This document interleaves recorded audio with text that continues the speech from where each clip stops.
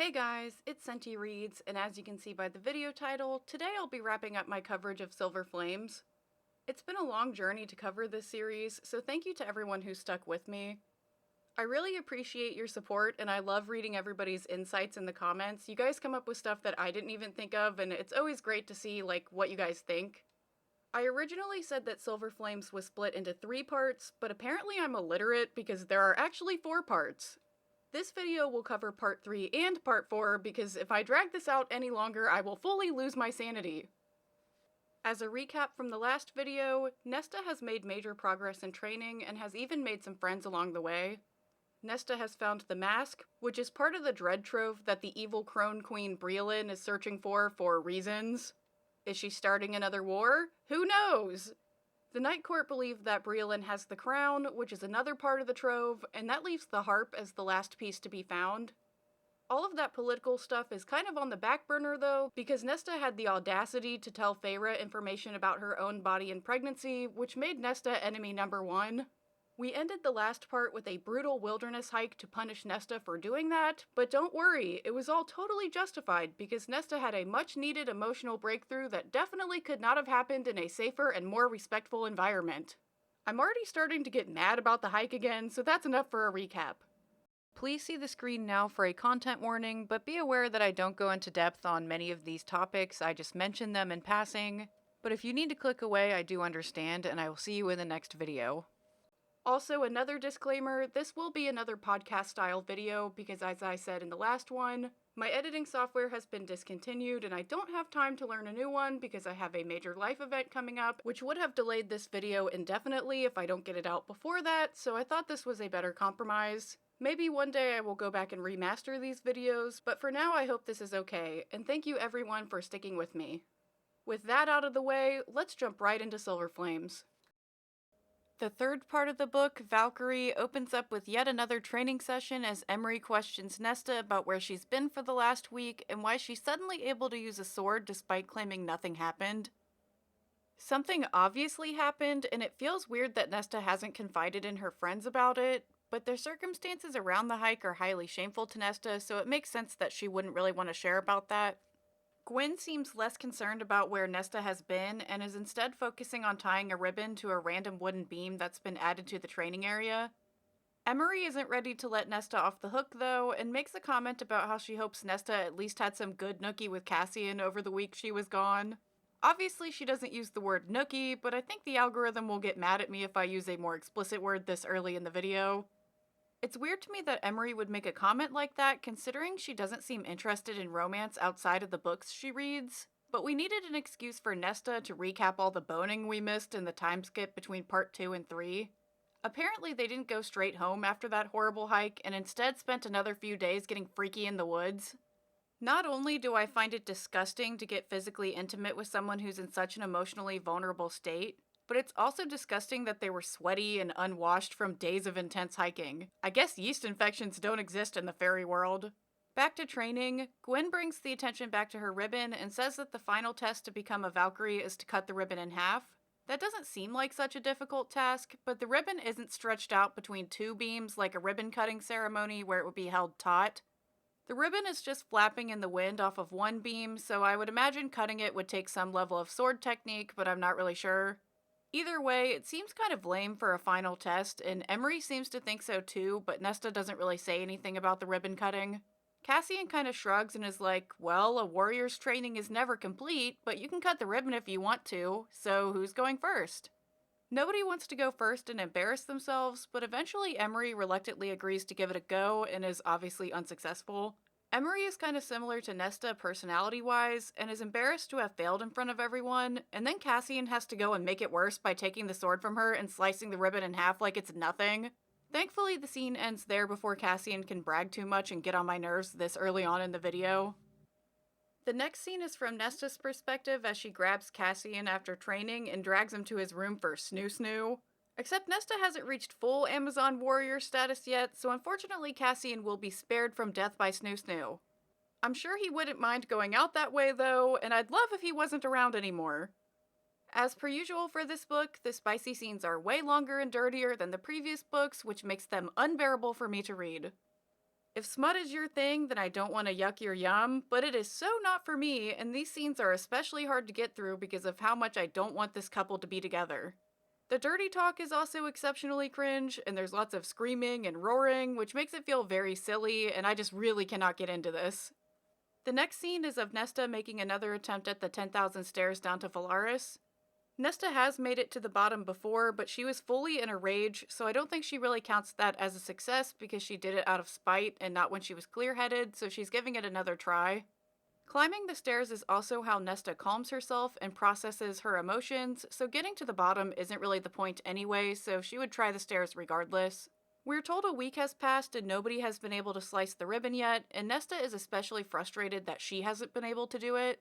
In between all of her sword training and stair climbing, she still finds time to get dirty with Cassian, but they never snuggle or actually sleep together afterwards, which bothers Nesta even though that's the arrangement she's been adamant about because she won't admit that she wants a real relationship.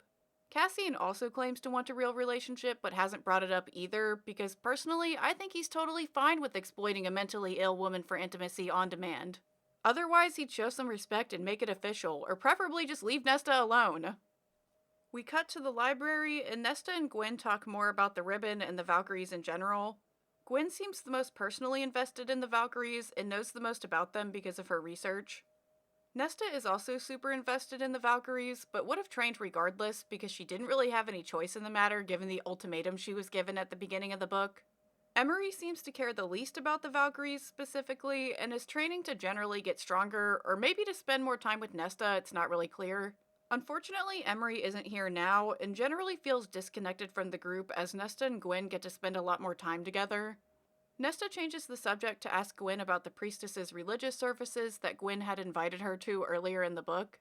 The services involve music, which is something Nesta is super into, and Nesta admits that she needs to have an outlet like that. I wish that Nesta had gotten involved with music sooner, but the fact that she's being vulnerable and basically asking for support is a huge step in the right direction for Nesta. Gwen is patient as Nesta opens up to her. Nesta finally said, letting herself voice the words, "After the war, I was in a bad place. I still am, I suppose, but for more than a year after the war..." She couldn't look Gwen in the eye. "I did a lot of things I regret. Hurt people I regret harming, and I hurt myself. I drank day and night and I..." She didn't want to say the word to Gwen. Fucked. So she said, "I took strangers to my bed. To punish myself. To drown myself." She shrugged a shoulder. "It's a long story, and not one worth telling, but through it all, I picked taverns and pleasure halls to frequent because of the music. I've always loved music." She braced herself for the damning judgment, but only sorrow filled Gwen's face.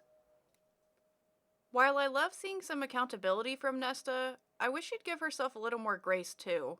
Nesta was just trying to survive the only way she knew how to, and nobody around her was making it any easier for her. That's not to say that Nesta doesn't have some apologies to make and things to reflect on, but if the worst thing she did was drink and sleep around, then she's doing a lot better than some of the other characters in this book who resort to violence to express or cope with their emotions. Like, Nesta wasn't out there beating people up on the street, she was just beating them up in the sack. Ooh, I can't believe I said that. Nesta continues on to admit that she's only training and working in the library because of the intervention. Nesta is finally able to understand that Feyre was only trying to help her, and Nesta is even grateful to her for it, but Nesta does admit that the only thing that she misses about her previous life is music, which is why she's reaching out to Gwen now. This would be a nice moment if you've forgotten that it wasn't Feyre who came up with the whole plan. It was actually Rhysand who came up with the intervention, and he sold Feyre on that under the guise of helping Nesta. But I think it's been made abundantly clear by now that Rhysand had ulterior motives in getting Nesta under his control so that they could use her powers for the political nonsense that's going on. So yeah, if you can forget all of that context, then this looks like a really nice moment, but remembering all of that just kind of pisses me off. Anyway, Gwen is super kind to Nesta and doesn't judge her.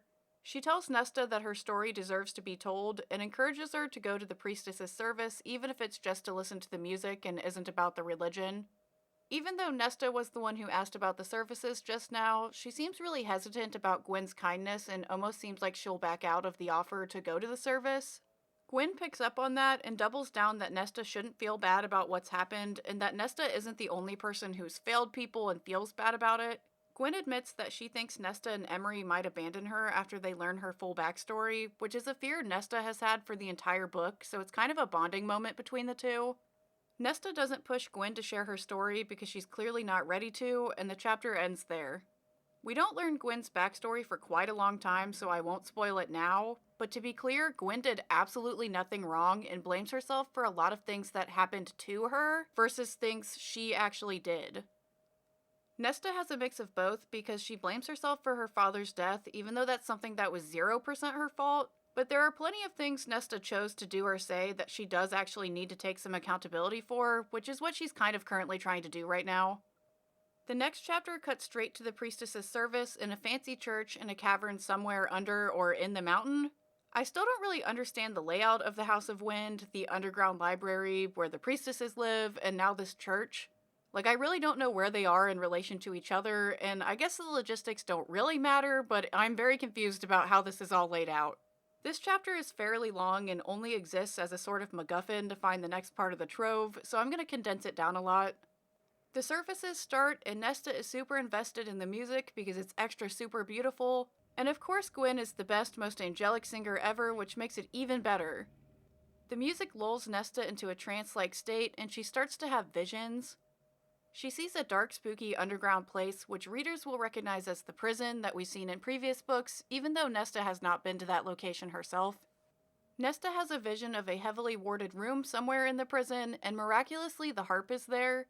Considering they already have the mask and believe Breelyn has the crown, the harp is the last part of the trove, so it's extra convenient that Nesta randomly got its location beamed into her head without intentionally scrying or really doing anything at all to have this vision. It just happened. The harp starts talking to Nesta because magical items in this series frequently talk, and it asks her to play it, which is obviously a bad idea, because most of the magical items in this series are also vaguely evil and try to trick you into interacting with them so that they can do evil things. Nesta doesn't play the harp and snaps out of her trance, and the scene ends there. The next scene cuts directly to Cassian in Rhysand's office telling him about Nesta's vision, so we didn't really see the scene of Nesta telling him what went down, we just cut straight to this. And Cassian admits to Rhysand that he thought Nesta was drunk when she burst in to tell him this story. And I think that's so dismissive and rude for Cassian to say. Nesta has made 0 attempts to sneak alcohol, even when she managed to escape into Valaris, so how would she even get drunk? Because the house isn't allowed to give her alcohol, where would this alcohol have came from? Rhysand seems skeptical of Nesta's vision, but it's not like they have any other leads or information. He says he's placed a ward over the prison so nobody can sneak in and let any of the monsters out like they did with the Bone Carver in the previous war, so it's going to take him some time to take that ward down so that Cassian and Nesta can check out the prison. I don't think anyone other than the Night Court is stupid or reckless enough to try something like that, like letting people out of the prison to fight in the war for them, but extra security at the prison is probably a good thing, so okay, good for the ward, I guess. The chapter ends as Rhysand gives Cassian the magic sword that Nesta accidentally forged because he wants to see what's going to happen when it's used. Cassian rightfully says that now is not the time to experiment, this is such high stakes going to the prison in the first place, let alone looking for the harp, they really don't need the sword complicating things. But Rhysand is very dismissive and he's like, whatever, well if it's going to be a problem, let's just hope that Nesta doesn't have to fight then. Seriously, Rhysand, you're really gonna put this mission in jeopardy? Getting the harp is really important. I would not want to bring the sword if the sword is gonna cause problems. This is stupid. The next chapter then immediately jumps to the prison, and I want to take a moment to highlight how weird the story structure is in this book. Some events are set up in advance, like that underwhelming mystery with the missing Autumn Court soldiers, and then other events are introduced and then solved immediately. I don't know if I phrased that very well, so I hope you understand what I'm getting at. We already knew that the gang would need to find the harp, but after they found the mask, they didn't really seem to have any solid plan or strategy in place for finding the harp, and they almost seemed to forget about the harp entirely in favor of other plot points like punishing Nesta with that awful hike. So the harp has really been on the back burner this whole time, and then Nesta randomly gets a vision of the harp without intentionally trying to find it, Cassian tells Rhysand about it, and now they are immediately at the prison to go get the harp. It didn't really feel like there was any actual setup or build-up to finding the harp, but SJM knew the characters needed it, so she just gave it to them, basically. Also, this prison chapter is really long and seems extra important and dramatic, but it really isn't, and this fully came out of nowhere to me. The events in this chapter really felt like they came out of nowhere with no build-up. I'm gonna be abridging this chapter a lot because I simply don't care about it, and it's truly not important even though it seems like it should be. The chapter opens with Nesta skeptically asking Cassian if Rhysand really gave them the magic sword out of his own free will, because that's how little she trusts Rhysand, and I don't blame her. Cassian says yes, Rhysand gave them the sword because they need protection and they also need to know what the sword does. Nesta immediately clocks the last part there and calls out that Rhysand only gave her the sword now because he doesn't care what happens to Nesta or anyone at the prison if using the sword goes badly, and Cassian doesn't even deny that that's the plan or that's like the case here. Wow, what a great way to start out this super important mission to get the harp. Like, we're already on a bad foot here. The two enter the prison and it's extra super scary and ancient and all that jazz. I still think it's weird that there's only the one prison, and it makes me wonder how each court handles their petty criminals. Like, if I mug someone, am I going to be sent to ancient evil super prison, or are there smaller jails in each court for things like that? Anyway, they walk through the prison, and Nesta thinks about how Amryn was once locked up there for like 1,000 years, which super sucks, and Nesta regrets how badly she treated Amryn. Yeah, no. No, just no. No matter what trauma someone went through, it doesn't give them free license to treat everyone else however they want. And Amryn was way worse to Nesta than Nesta ever was to her. Nesta wasn't the one who locked Amryn up in this prison for 1,000 years, so Nesta shouldn't have to deal with Amryn's attitude. They find the secret passage Nesta saw in her vision, and it leads towards where Lanthes is imprisoned. Lanthes was actually mentioned before back in the first part, but it felt like such a passing reference that it didn't feel like a setup for this moment at all. There were several other evil monsters mentioned in the same conversation that never come back again or appear in the page at all, so Lanthes really didn't feel important that first time he was mentioned. If you don't remember any of that or who Lanthes is, he's a mega super evil ancient death god who is considered immortal, even though, spoiler alert, you're about to find out that he's not.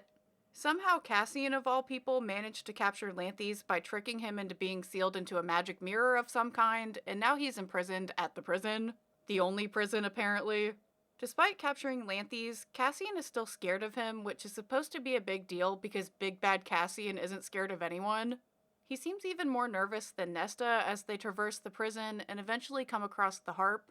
They're kind of standing out in a hallway and they can see into a room where the harp is on display in the center of the room, and it's obviously a trap, so Cassian is hesitant to go for it. Nesta says that she can probably get through the wards undetected because of her connection to the trove, but Cassian might trip the alarm if he tries, but he still doesn't want to let her go alone into this obvious trap. He squeezed her hand, calluses rubbing against her own. You lead, I'll follow. What if my presence would go unnoticed, but yours sets off a trap? We can't risk that. His throat bobbed. I can't risk you. The word slammed into her heart. You can. You have to. Before he could further object, she said, You were training me to be a warrior, yet you'd keep me from danger? How is that any better than a caged animal? I don't think anyone can really argue with Nesta's point that it doesn't make sense to train her if they're not going to actually let her use her training. I mostly pulled this passage, though, because I think it's ridiculous for Cassian to grandstand about how he can't risk Nesta when he put her in danger himself during the hike for really no reason whatsoever. He can claim it was to help Nesta, but it was for sure a punishment. Cassian is okay with Nesta being in dangerous situations that he caused, but not ones that Nesta chooses to face herself, which is just irritating. Surprisingly, though, Cassian concedes and agrees that they can try Nesta's plan, but says that they're gonna bail immediately if anything goes wrong. He gives Nesta the magic sword, and she walks into the room with the harp. We get some exposition that they don't know how the harp got into the prison, and that the prison and the island it's on are all super weird and mysterious, and there's rumors that there was once an 8th court that encompassed that area. I haven't read Crescent City yet, so I don't know all the details, but I think it was confirmed that there was an 8th court at one time called the Dusk Court. I can't remember what video in this series it was, but I had previously made a joke that if there's a Dawn Court, there should be a Twilight Court, and if I had to pick a court to live in, I would choose Twilight Court, because, like, that's just perfect. It's just really funny to me, the concept of a Twilight Court, even though they're calling it Dusk Court. Tangent aside, the Dusk Court isn't really important at all in this book, but it might be important in other books, so I thought I would mention it here. Nesta grabs the harp and has some weird vision that some fairies were trapped in some stone, perhaps the stone walls of the prison itself, but it doesn't really go anywhere and I don't really understand what this is trying to say. The vision shifts and Nesta sees that old bitch Briolin sitting on a throne with the crown from the Dread Trove. Briellen directly speaks to Nesta because I guess they're connected through the trove and like they're walkie-talkieing right now. Briellen knows that Nesta has the harp now, which isn't good info for her to have, and she goes on to say that her spies know who Nesta's friends are, which is a very weird threat to me. Briellen's motivations are kind of confusing to me, and it seems like she's acting out of hatred for Nesta specifically, when her beef should be with Hybern because they're the ones who came up with the whole cauldron fairy transformation thing in the first place. We know that Nesta took extra power from the cauldron, and she doesn't really know how she did that, but she still did it. And it's implied that that is why Briellen turned into a crone and not a hot fairy, because the cauldron had less power because Nesta took more power. But how is that any of Nesta's fault? Nesta didn't know what would happen, and she certainly didn't want to be thrown in the cauldron, so how is any of this Nesta's fault? This is Hybern's fault. I don't understand the specific hatred and targeting of Nesta. Anyway, Nesta tells Briellen to stay away from her friends or she'll, quote, hunt her down and gut her. And I think Nesta should just do that anyway before Briellen can finish whatever the fuck she's planning. Briellen is a problem. She needs to go. Nesta and Briellen's conversation is cut short as Cassian starts frantically screaming for Nesta. Nesta is kind of bound to the harp and can't let it go for whatever reason, which is something that kind of happens often, like Nesta getting stuck in trances or stuck in objects or whatever. But this is a problem because Briellen now knows exactly where Nesta is, and she can send some bad guys there to get her, so like Nesta really needs to get up off the ground right now. The harp starts talking to Nesta and gives vague instructions on how to use it and what strings to play, but Nesta can't really be sure if it's trying to trick her or not. Nesta tells the harp to release the wards, and it agrees and tells her to pluck the first string in order to do that. Nesta really doesn't have any other options right now, so she takes the risk and plucks the string, which does cause the wards to break, so Cassian is able to run over to her. He's a lot more frantic and freaked out than how he typically acts, which is kind of annoying to me, actually. I understand that Cassian cares about Nesta, or at least claims to care about her, but being frantic and panicking never helped anyone, and Cassian should have better control over himself with all his training and war experience. Like, he really should be calm in a crisis situation, and man, he is not. Nesta recaps her vision to Cassian, and then they get a move on to get the hell out of there. Nesta can't help but notice how much Cassian is doting on her, and how worried he seems. And she points out that the look he's giving her is even more intimate than how he looks at her when they get spicy. It is wild to me how flattered and bashful Nesta is at the simple act of Cassian caring about her safety, and it goes to show how much he's worn down her sense of self-worth by not caring about her safety before. Like with situations like the hike, or the time he taunted her for falling down the stairs instead of being genuinely concerned for her. It is the bare minimum that your partner is concerned about your safety, and that is not something that should be celebrated. It's inherent to being in a relationship with someone that you actually care about them. He pressed a kiss into the heart of her palm. I don't know why I doubted you. He pulled from her touch. Let's get the hell out of here. Dark promise laced the words, and she knew what they'd be doing as soon as they dumped the harp off to become Rhysand's problem. Her cheeks heated, something like pleasure going through her. That he would pick her, them, that he wanted the reassurance of her body that much. This actually angers me to the point of a full-on rage, so I'm going to try to articulate how utterly disgusting this is without fully losing my mind. To be so excited that someone wants to use your body to make themselves feel better or to regulate their own emotions or for reassurance, that's crazy. Cassian should pick Nesta because he loves her for her, not because he wants to use her body for reassurance. Like, what? The fact that Nesta is even excited by that shows how low her self-esteem is, and that's sad.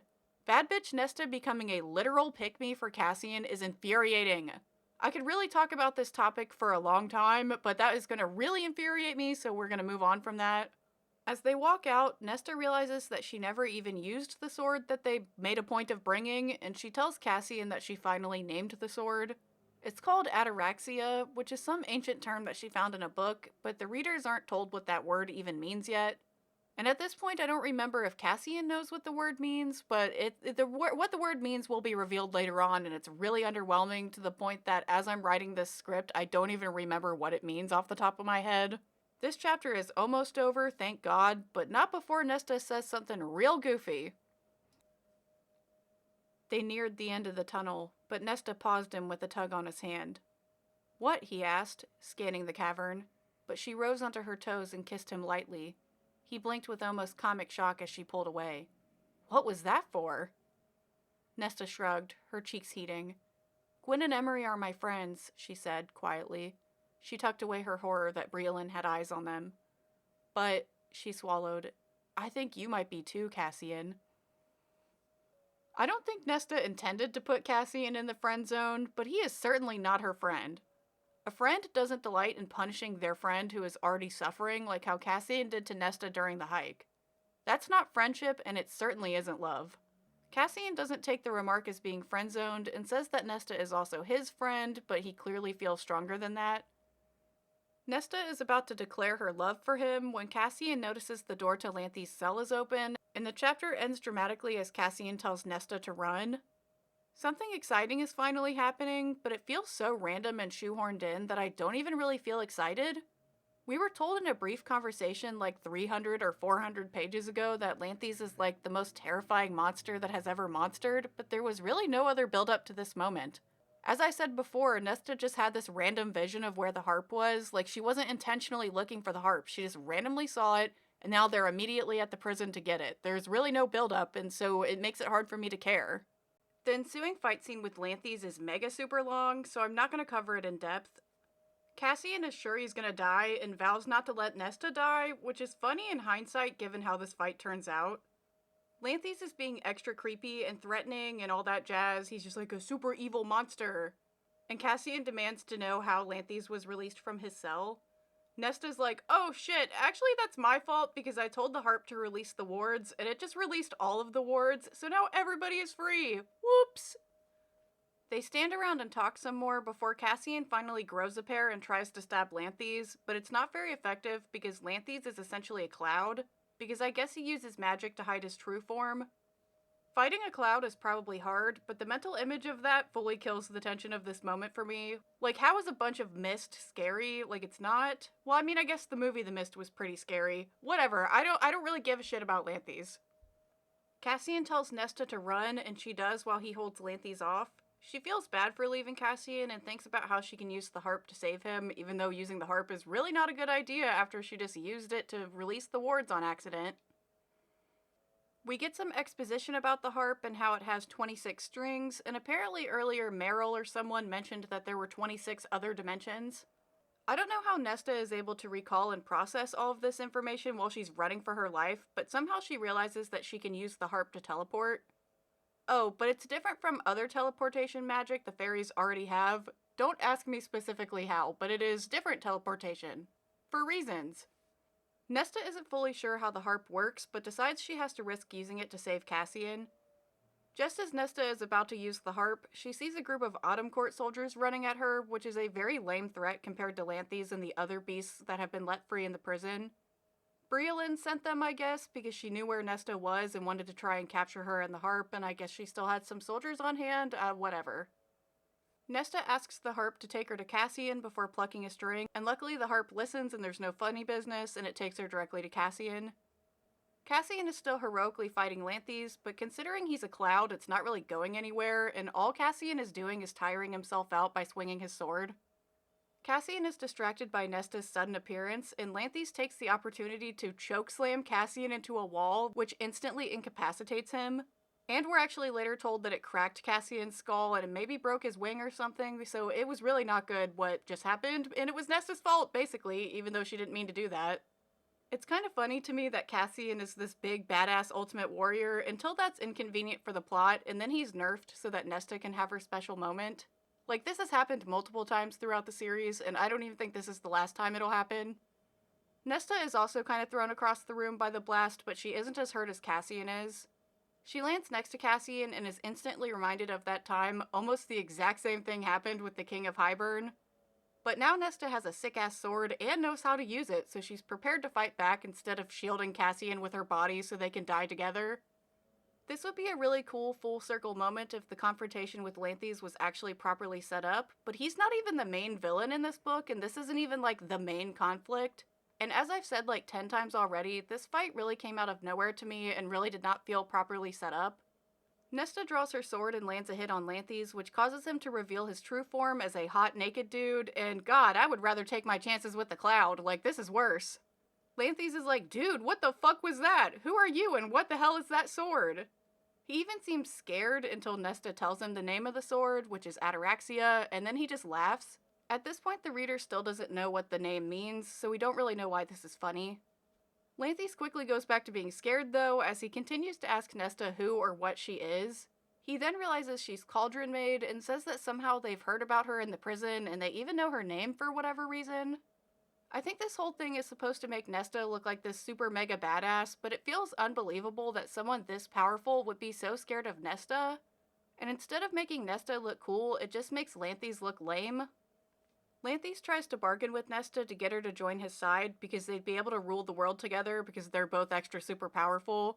He sends visions of them together ruling the world and being ultra super powerful, and through that it is hinted that there is a fourth item in the Dread Trove, but we don't really get any information on that. And I think this is another tie-in to Crescent City, but I have not read Crescent City, so I don't know for sure. But anyway, the visions shift to Nesta and Lanthys getting freaky, and that is where Nesta is like, oh hell no. Nesta is reasonably pissed off at Lanthys' objectification of her, and is like, yeah, no way dude, keep that evil PP to yourself, I'm already getting all the pipe I need. Lanthys continues to try and convince Nesta, but she's having none of that and starts powering up her blade like an anime character, which causes Lanthys to get extra lame and extra scared. He's so distracted by whatever Nesta is doing with the sword that he doesn't realize Cassian is fine now, and Cassian throws a dagger that lands in Lanthys' chest. Even though Nesta fully had the situation under control, apparently that's the opening she needed to get Lanthys off guard, even though he was already off guard, whatever. She kills Lanthys with the sword. Actually, she beheads him, which is apparently her signature move now, because it's like the third time she's done it at least. Like, she did it with the King of Highburn, and then doing it to the Kelpie kind of felt like a callback maybe, but now doing it again with Lanthys just feels really repetitive. Cassian is hurt pretty bad still, which isn't great because now the Autumn Court soldiers are starting to catch up to them. Except they stop dead in their tracks as the prison erupts with wails and screams from the other prisoners who are terrified of Nesta and her sword and what she just did to Lanthys. This feels like a very edgelord moment, and Nesta smiles like a twisted fucking psychopath, and then she uses the harp to teleport herself and Cassian to the river house, and the chapter ends as they land unceremoniously out on the lawn. Well, that was something.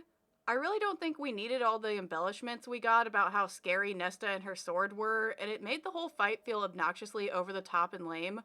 A whole prison of the most ancient, evil, terrifying monsters shitting their pants over Nesta is just a little too much for me. I don't really think she has earned that amount of street cred. Lanthys didn't seem that hard to beat either, which only adds to how lame this was. The fight with the Kelpie was substantially better in my opinion. It also didn't have enough build-up like I complained about for this fight with Lanthys, but at least it managed to feel genuinely tense, and Nesta actually ended up looking really cool despite pissing herself. Nesta really reclaimed her power in that fight, so this fight with Lanthys comes off as an unnecessary repeat of all of that. Nesta already made the Kelpies go extinct, so she didn't also need to kill an allegedly unkillable ancient death god for me to believe she's a badass. The more this book tries to convince me that Nesta is cool, the less cool she is, and this series as a whole has a problem with that. The characters should just be cool without the reader constantly being told how cool they are. Anyway, they're at the river house now with the harp, and I think it's the first time Nesta has seen Rhysand or Feyre since the big fight that led to the punishment hike. Nesta mentally apologizes to Feyre, and while I do think Nesta could have delivered the information better, Nesta shouldn't be sorry for telling Feyre. Someone was going to have to do it, and the inner circle should be grateful for Nesta for taking the fall for them. Feyre mentally accepts Nesta's apology, and Nesta is kind of shocked because she actually forgot that Feyre has the same mind powers as Rhysand. That's kind of whack though that Nesta apologized without even knowing Feyre could hear it, but to Nesta's credit she does apologize a second time now that she knows Feyre is listening.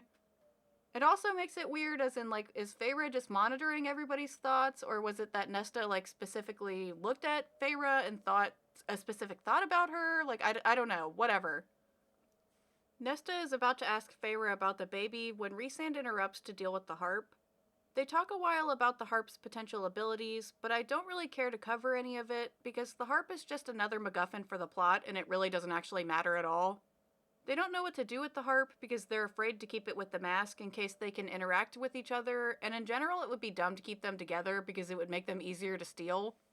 But before they figure out what to do with the harp, we get a bunch more exposition about stuff I fully do not care about.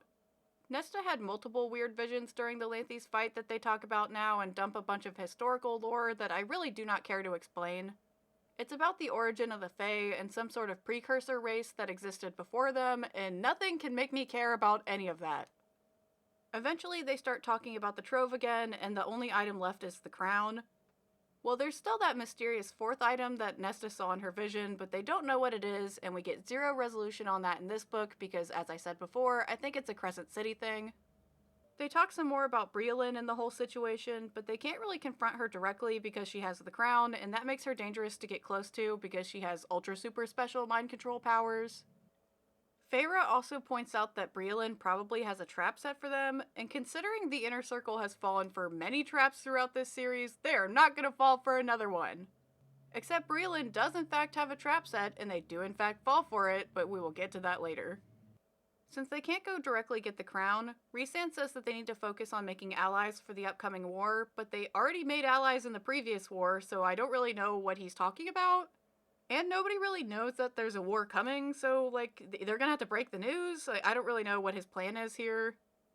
Rhysand goes on to say that they need to make a good impression on Aerys, which makes even less sense to me considering he's already their ally.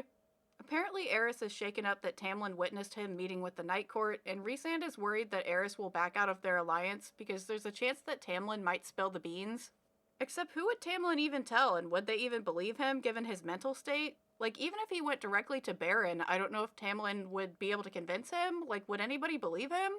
Rhysand says that they need to win Aerys back over to their side, even though they have zero proof that he's considering betraying them, and since winter solstice is coming up, that's when they'll do it. Except they can't just buy Aerys a Christmas present and call it a day, because that's not good enough. No, they need something better. They need a really good dancer to get the job done. Nesta asked, "You want me to dance with Aerys?" Her heart began to pound, not entirely with fear.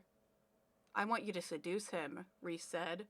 "Not into bed, but to make him realize what he might attain once he understands that we have no plans to break this alliance, to weigh the benefits more strongly than the risks." I think SJM kind of shot herself in the foot by setting Nesta up as this awesome dancer and talking about it so much, because now it feels like we need to get a scene of Nesta dancing or it'd be weird to put so much focus on it. Except there was really no good reason for Nesta to dance, so SJM set up this lame half-baked excuse with Aerys that he might leave the alliance and they have to win him back with the power of dance. There was no good reason for them to ever meet in the Spring Court, and I complained about how stupid that was at the time, and now I think the only reason they did meet in the Spring Court was so Tamlin could catch them, which would then set up this justification for this whole dance scene with Aerys, even though it really doesn't make any sense still. The Nesta dance scene with Aerys is a really iconic part of this book, to the point that I vaguely knew about it before I read this book, so seeing how lame and convoluted the setup for that scene is just really disappointing. I really thought this scene would be more important and be a focal point in this book, but it's really not. Cassian and Feyre are both seriously, Rhysand? That's the plan? And of course Rhysand is well, it's Nesta's choice, as if he wouldn't get pissed and punished her if she had said no.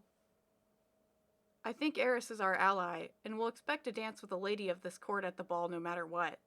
I won't let Feyre within 5 feet of him. More might kill him, and Amryn is more likely to scare him off than win him over. So you and Elaine are the only options." "Elaine doesn't go near him," Feyre said. "And you won't let me near him?" Rhys threw her a charming smile. "You know what I mean." Feyre rolled her eyes. "You're becoming insufferable." She turned to Nesta. "Aerys isn't... He's not good. He's not like Baron, but he..." Oh boy, here they go again with infantilizing Elaine. Feyre says that Elaine isn't allowed near Aerys, but in the very next breath is offended that Rhysand said that she, as in Feyre, isn't allowed near Aerys either. So Feyre is mad at Rhysand being overprotective of her, while she doesn't think twice about doing the same exact thing to Elaine. These people are all such hypocrites, it makes my head spin. Also, what proof do we have that Aerys is bad? He didn't actually do anything to Mor, as I've already discussed, and he clearly doesn't agree with his super evil father, or else he wouldn't have allied with the Night Court. We also know that Aerys helped Lucian escape the Autumn Court whenever all that went down. Other than being an asshole and saying rude things, we haven't actually seen Aerys do anything bad, at least to the best of my recollection. Nesta isn't afraid of Aerys, and really isn't afraid of anything at all after killing Lanthes, who was allegedly unkillable, so she's like, fine, I'll get my boogie on if it'll help us politically. Cassian is basically frothing at the mouth, furious that the dance would even be suggested, and Nesta admits to herself that she also partially agreed to spite Cassian for being so territorial. Sometimes Cassian recognizes Nesta's autonomy, and sometimes he doesn't, which is very frustrating. Why does Cassian feel entitled to decide what Nesta is allowed to do when he doesn't even have the balls to have a conversation with her to lock down their relationship? That's lame behavior. Cassian continues to argue that Aerys is already their ally, and the dance idea is silly, and while I fully agree with Cassian on both of those points, Nesta already agreed to it, and it's just a dance, so like, what's the big deal? Feyre justifies the dumb dance plan by saying they need to show Aerys they trust and respect him, and letting him dance with someone important in the Night Court would somehow prove that. Also, it just so happens that Nesta is the best dancer to have ever danced, so she's clearly the best person for the job. Cassian is straight up growling, and he says that he doesn't like the plan, and Feyre completely dismisses him and is like, fine, you don't have to like the plan, but I'm the High Lady, and that's what we're doing. I've complained about this before, but sometimes Rhysand and Feyre let the inner circle vote on decisions or plans, and sometimes they don't, which sets up a confusing dynamic between everyone. At least this time it's over something silly like a dance and not something actually important. Nesta says that she'll meet with Mor to learn the traditional fairy dances, and the scene ends there as she randomly gives her magic sword Ataraxia back to Rhysand. He's confused that Nesta doesn't just keep it, as if that wouldn't be a major security risk given how important the magic sword is and how potentially dangerous it could be, and Nesta simply responds she's not interested in more death and doesn't want to hold on to the sword. The next scene cuts to Nesta doing a mind-stilling exercise to ground herself after the craziness that just went down with Lanthes and the harp. She's had trouble mind-stilling before, but this time she nails it, which is great. I think Nesta's character arc is the strongest part of this book, and I hate that she has so many assholes around her throwing wrenches in her healing journey. Like, truly it is so annoying. We then get one more scene in this chapter as Cassian and Nesta somewhat randomly go back to the cottage that the Archerons lived in when they lost their wealth. I think it can be good to revisit these types of places to reflect and get closure, but this scene feels like it was really just shoved into a random chapter without any setup. It makes what is supposed to be a really important character moment for Nesta feel like a tacked-on afterthought. Nesta isn't really sure why she felt the need to go to the cottage or why she decided to bring Cassian, but it's what she felt she needed to do, so she did it, which is good for her. Nesta is anxious and not really talking much as they approach the cottage, and it's in even worse shape now that it's been abandoned. She feels embarrassed for Cassian to see that she once lived that way, but he politely says that he's lived in even worse places. This is a rare W for Cassian. Nobody should be shamed for dealing with poverty, especially when it is fully not their fault. Nesta is starting to shut down, so Cassian tries to keep her in the moment by asking her about things around the house. Eventually they see Papa Archeron's lame wood carvings on the fireplace, and Cassian comments that he had some skill. But Nesta is quick to say, not enough. Damn straight. Papa Archeron didn't even really sell his little carvings, even though that was supposed to be the point of making them in the first place. Like, he was supposed to be using this as like a side income, and he just didn't. Nesta is fully about to crash out now that she's thinking about her useless father, and Cassian politely keeps his mouth shut while Nesta does some breathing exercises to calm herself down. Cassian is on his best behavior in this scene, and I wish he acted like this more often. I like him way more when he's not running his mouth. Nesta picks up a wooden rose and says that Papa Archeron made it for Elaine. Did he ever make any for you? He knew better than to do that. She inhaled a shuddering breath, held it, released it, let her mind calm. I think he would have, if I'd given him the smallest bit of encouragement, but I never did. I was too angry. You'd had your life overturned. You were allowed to be angry. That's not what you told me the first time we met. She pivoted to find him arching a brow. You told me I was a piece of shit for letting my younger sister go into the woods to hunt while I did nothing. I didn't say it like that. As someone who also has a totally useless father, I would crash the fuck out if he made me a stupid little craft instead of doing literally anything else to help the family. Nesta fully has the right to be angry about the situation, but to me that doesn't justify her treatment of Feyre. Feyre was going through the exact same thing and found the strength to try and provide for her family, and it sucks that all of them, including Elaine, straight up took advantage of her without even trying to contribute anything themselves. And yes, I understand the Archeron sisters were all minors, but Feyre is the youngest of the three, so if she could pull her shit together, then her older sisters could have tried a whole lot harder than they did. It's kind of funny to me that Cassian tries to comfort Nesta, and she calls him out for being so judgmental about the situation before. I think Cassian might have literally called Nesta a piece of shit, but I can't remember that conversation exactly. To be clear, I do think Nesta was a piece of shit for acting the way she did to Feyre, but none of that was ever any of Cassian's business to comment on.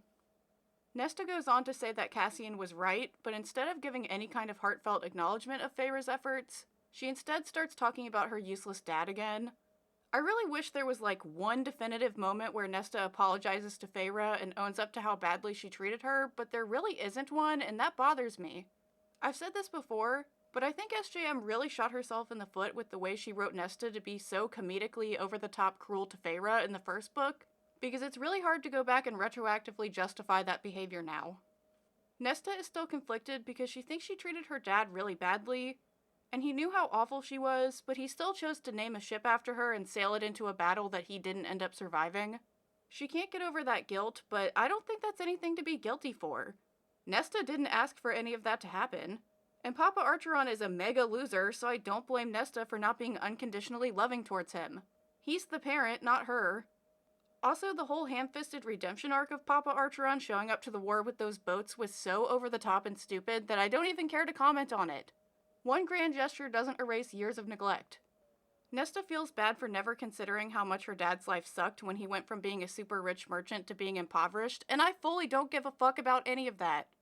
Papa Archeron made a stupid business decision and then sat there like a bump on a log while his whole family paid the price for it.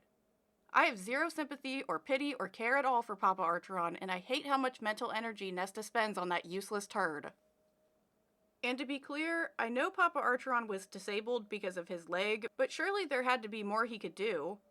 I'm not calling him useless because he's disabled. I'm calling him useless because he blew up his family's life and then left them to pick up the pieces while he made dumb little wood carvings. Nesta goes on to say she knows she failed Feyre, which is what I actually want her to acknowledge, and Cassian encourages Nesta to tell that directly to Feyre when she's ready. Too bad that doesn't really happen, at least not in a way that's very satisfying. Nesta says she's seen enough and the place doesn't have any power over her anymore, and then the chapter ends there as they leave. The next chapter opens with a month time skip, and I guess Briolyn has just been chilling and twiddling her thumbs so Nesta has more time to train. It's winter now, so it's all cold and snowy, but Nesta and the priestesses are still hard at work training because they're all super tough now. Nesta had to switch into another size of leathers, and when she looked in the mirror each morning to braid her hair, the face that stared back had lost its gauntness, the shadows beneath the eyes. Even with Cassian fucking her on every surface of the house, sometimes until the early hours of the morning, the exhaustion, the purple bruises under her eyes had vanished. I love that Nesta is getting swole, but I wish Cassian wasn't involved, and I especially wish he wasn't boning her. I've complained about this so many times now, but Cassian is so wrong for pursuing Nesta while she's on her healing journey, even if she's receptive to it. Cassian should be mature and wait until Nesta is healthy to start any kind of relationship, sexual, romantic, anything. Nesta thinks about how their relationship is only physical and tries to convince herself that she's okay with that, even though she clearly isn't okay with it, despite being the one who suggested it in the first place. It annoys me that Nesta is giving mixed signals, but I don't really blame her for it considering everything else that's going on with her.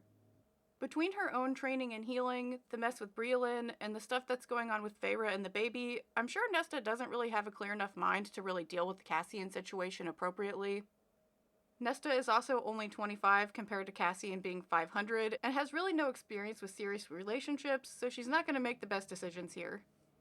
We're told that Nesta has been practicing her dancing with Mor, but they still aren't really friendly with each other.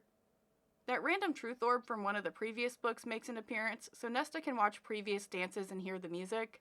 The orb seems more like a memory orb than a truth orb, and it seems kind of unnecessary since Mor is already teaching Nesta to dance, and it's just weird that it's coming back again. What was it, the second book where Feyre and Rhysand had to be all sneaky in the Court of Nightmares to get this truth orb? They couldn't directly ask for it, they had to secretly steal it or something? But now they can just freely use it to teach Nesta how to dance? What? That doesn't make any sense. Anyway, we're told that the solstice ball is now only 3 days away, so Nesta and Mor talk about what they're gonna wear. Nesta is concerned because both Moore and Feyre dress in pretty revealing clothes when they go to the Court of Nightmares, and that's not really Nesta's vibe. She's cool being sexy in the bedroom, but she doesn't like to dress sexy in public, which is valid. I mean, it's also valid if you want to dress sexy in public, but you shouldn't be made to if you don't want to. Moore is actually kind of nice to Nesta and says she'll help her find something else to wear that's more modest. It's one of the only friendly interactions they've ever had, which is kind of a big deal considering how needlessly mean Moore has been to Nesta. I still don't excuse or forgive Moore for saying they should have just sent Nesta to the Court of Nightmares. That is such a heinous thing to say. Anyway, they finish up their dance lessons and Nesta and Moore walk to the underground priestess library together. Because Nesta has work and Moore needs to research something for her foreign emissary work that she randomly does now.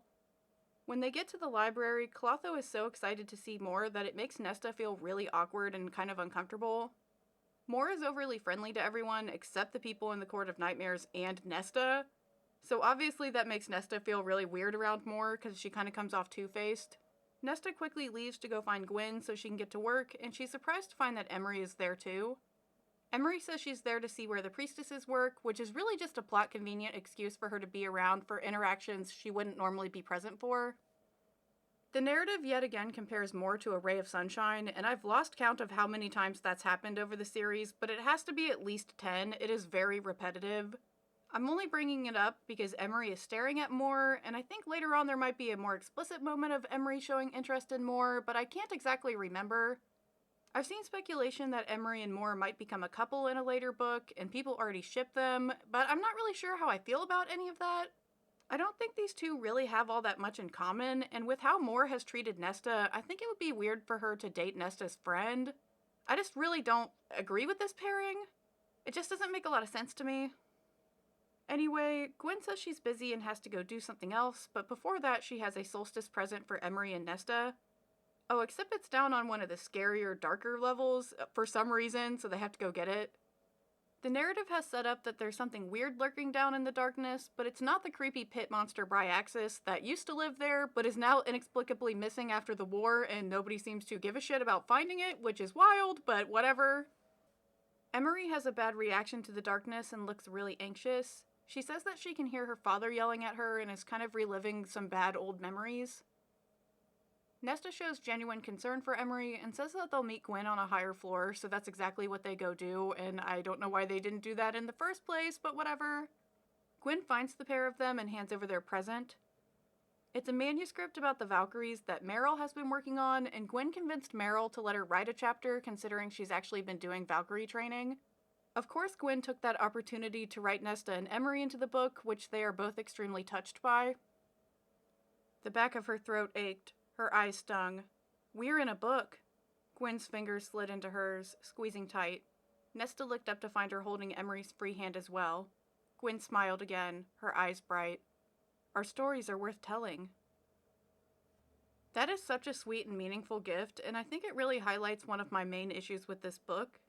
I love seeing Nesta make friends with genuinely kind people who have no ulterior motives and just want to be her friend. So it sucks that Gwen and Emery are hardly in this book until the very end, and so much focus has been placed on Nesta's relationship with Cassian. Nesta and Cassian don't have a healthy relationship to say the least, and he's done her dirty so many times by being more loyal to Rhysand. As I just complained about, Cassian also gets down and dirty with Nesta way too much, which I find to be inappropriate. I know this is a romance series, so Nesta had to get paired up with someone, but I hate that it's Cassian, and I hate that more interesting and wholesome relationships are put on the back burner for it. Nesta and Cassian had much better chemistry in earlier books in this series, and I don't know where that went. It's like he's a completely different person. Anyway, the scene ends there, and Nesta is still thinking about Gwen's present as she heads up to the house. Cassian isn't there, and has left a note that he has overnight business at the Illyrian camp because the bloodright is coming up in the spring, which is still a very long time away, so I don't know what he has to do about it now. But I guess he has time to help with the bloodright, even though it's way far into the future, despite having no time to actually enforce the rules in Illyria that protect the women there. It's interesting to see what the priority is here. Nesta wasn't expecting to be alone and is kind of on edge, so the magic house kindly gives her a hot chocolate. It soothes Nesta enough that she makes a really brave move, and she asks the house to light a fire for her. Considering how triggering crackling fires are to Nesta, it speaks volumes that she would willingly sit near one. and it shows how committed she is to working out her issues. Nesta doesn't have an easy time being near the fire, but she breathes through it as she thinks about how she doesn't want fear to rule her life anymore. It's essentially an exposure therapy exercise, and Nesta is extremely proud of herself for sitting there until the fire burns out, and damn, I'm proud of her too! It's amazing what Nesta can accomplish when she doesn't have hypocritical assholes breathing down her neck and judging her every move. The house also seems proud of Nesta and opens a door to lead her somewhere. It directs Nesta down to the spooky dark area in the library, and we finally get an explanation about what that whole thing was about. The creepy darkness is the house's heart, and it wasn't trying to scare anyone. It was just trying to show that it related to them because everyone has darkness somewhere inside of them. Nesta is super touched by the house sharing this with her, and the chapter ends as she blows out her lantern to fully embrace the darkness. This is kind of a cute moment because, as I've said before, the house is my favorite character, but this reveal feels a little anticlimactic to me. The narrative really seemed like it was setting up something dangerous and important for it to turn out really to be neither. This book is so crammed with subplots and other tangents that to me this ended up feeling like more filler. It's kind of a nothing burger, which I think was not the intention because this is clearly supposed to be a very touching and heartwarming moment, but it's just filler. The next chapter is from Cassian's perspective as he thinks about how much he normally looks forward to Fairy Christmas because of how fun and whimsical it is, but this year just sucks. And a big reason is because Nesta is gonna dance with Aerys. Like right now. The party is about to start right now, and Cassian is being a big whiny baby about it. He's jealous about Nesta interacting with Aerys, but apparently it wasn't a big enough deal to cause Cassian to have a conversation with Nesta to lock her down for himself, so Cassian's attitude is especially irritating to me. He feels entitled to a woman that he doesn't even feel comfortable having a conversation with to become exclusive. Beyond the Aerys stuff, Cassian doesn't like the Court of Nightmares in general for obvious reasons, and yet again I'm going to point out how confusing it is to me that the Court of Nightmare even exists. They're such an evil group of losers that it's baffling to me that Rhysand hasn't misted them out of existence yet.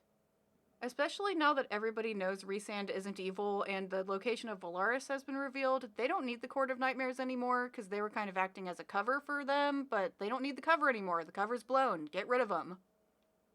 He lightened some of his knight triumphant demeanor with the people of the hewn city lately, but not by much. Cassian didn't envy Rhys's juggling act. They couldn't isolate Keir, not if they were to need his Darkbringers again. Hence the nicer tone. But they couldn't let him forget the ass-kicking he'd receive if he stepped out of line. Hence the only slightly nicer tone. Bro, miss me with that cringe knight triumphant nonsense.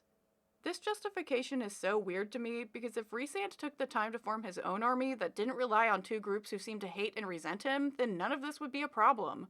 Rhysand wouldn't have to play nice with evil assholes to use their army if he just had his own fucking army. Is there really nobody else in the Night Court that Rhysand can recruit? Is the court an uninhabited wasteland outside of Valaris, Illyria, and the Court of Nightmares? Logistically, this is also dumb. Tangent aside, Rhysand and Feyre make their grand entrance, and it's extra super dramatic because Feyre's sexy sheer dress shows off her baby bump. I'm sure Feyre consented to wearing the outfit, and moms can be sexy too, but I feel icky that her pregnancy reveal is so sexualized. I just don't like it. The vibe is weird to me. Rhysand and Feyre dramatically take their throne, and then Nesta and Elaine make their dramatic entrance. Everything is extra super dramatic and over the top like it always is when they visit the Court of Nightmares, which is supposed to be badass, but I find it very cringy. Just seeing how much they're trying to flex on the Court of Nightmares is kind of embarrassing. Nesta and Elaine are both dressed in black, but we're told that Nesta looks mega super hot in black, while Elaine looks ridiculous. That's the actual word the narrative uses, ridiculous.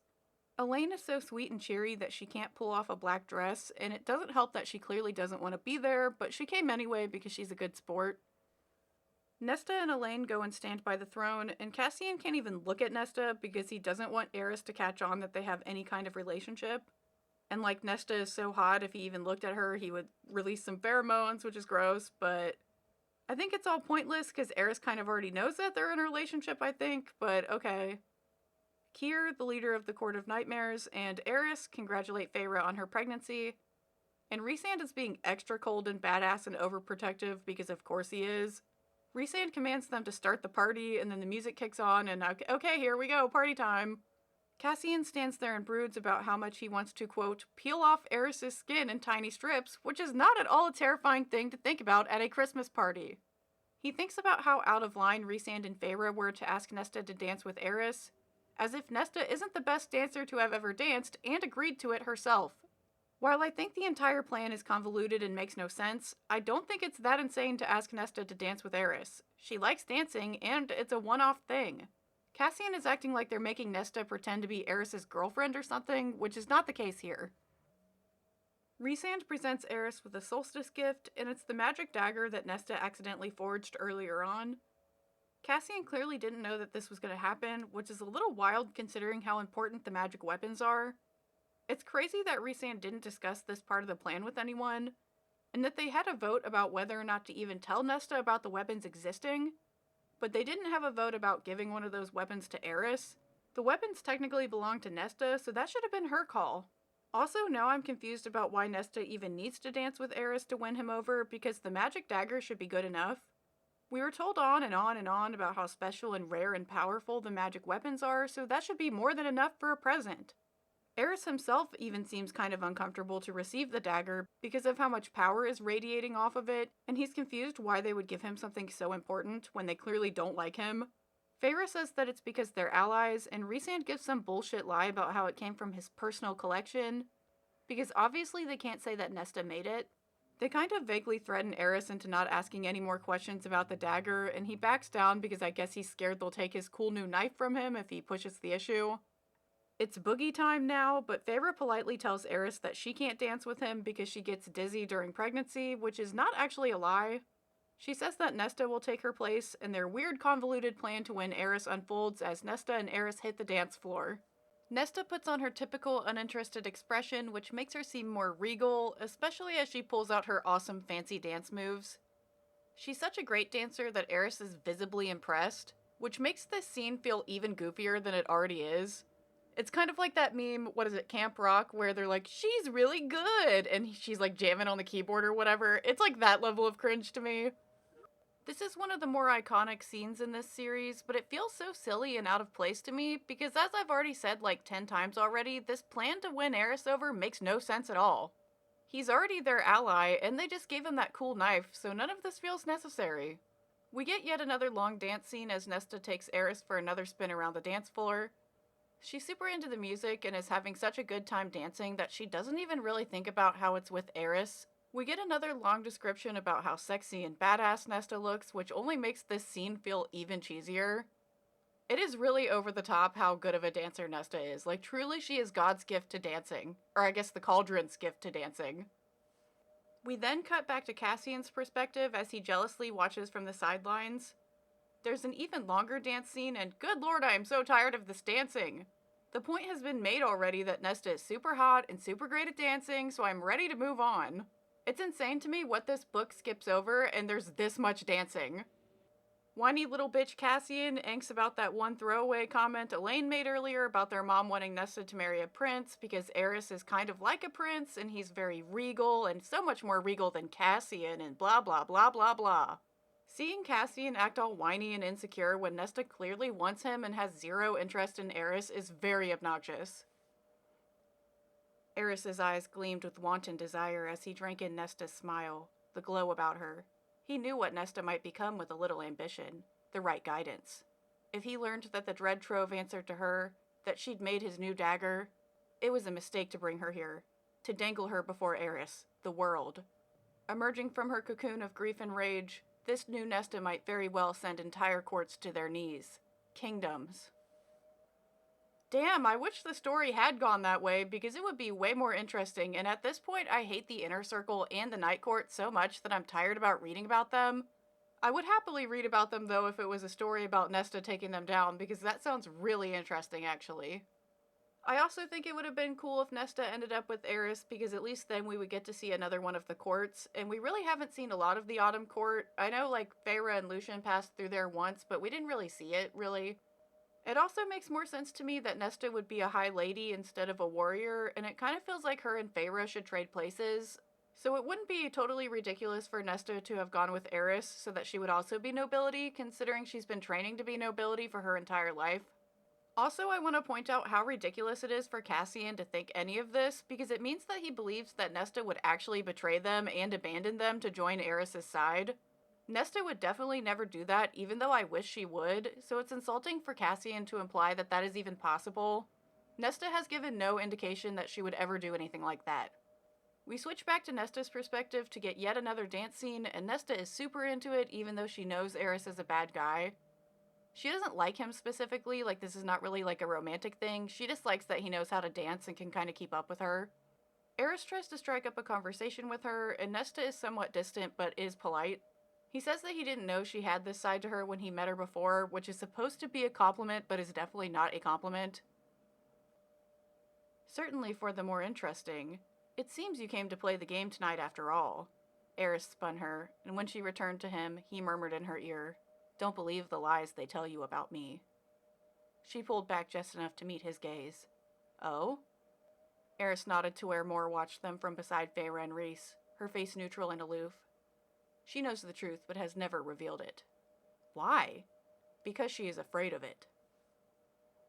Yet again, I will point out how irritated I am that the narrative repeatedly drops these clues about how Aerys isn't a bad guy and we don't know the full story, but then we never learn the story. This never goes anywhere. If this doesn't get resolved in the next book, then I'm going to go ballistic.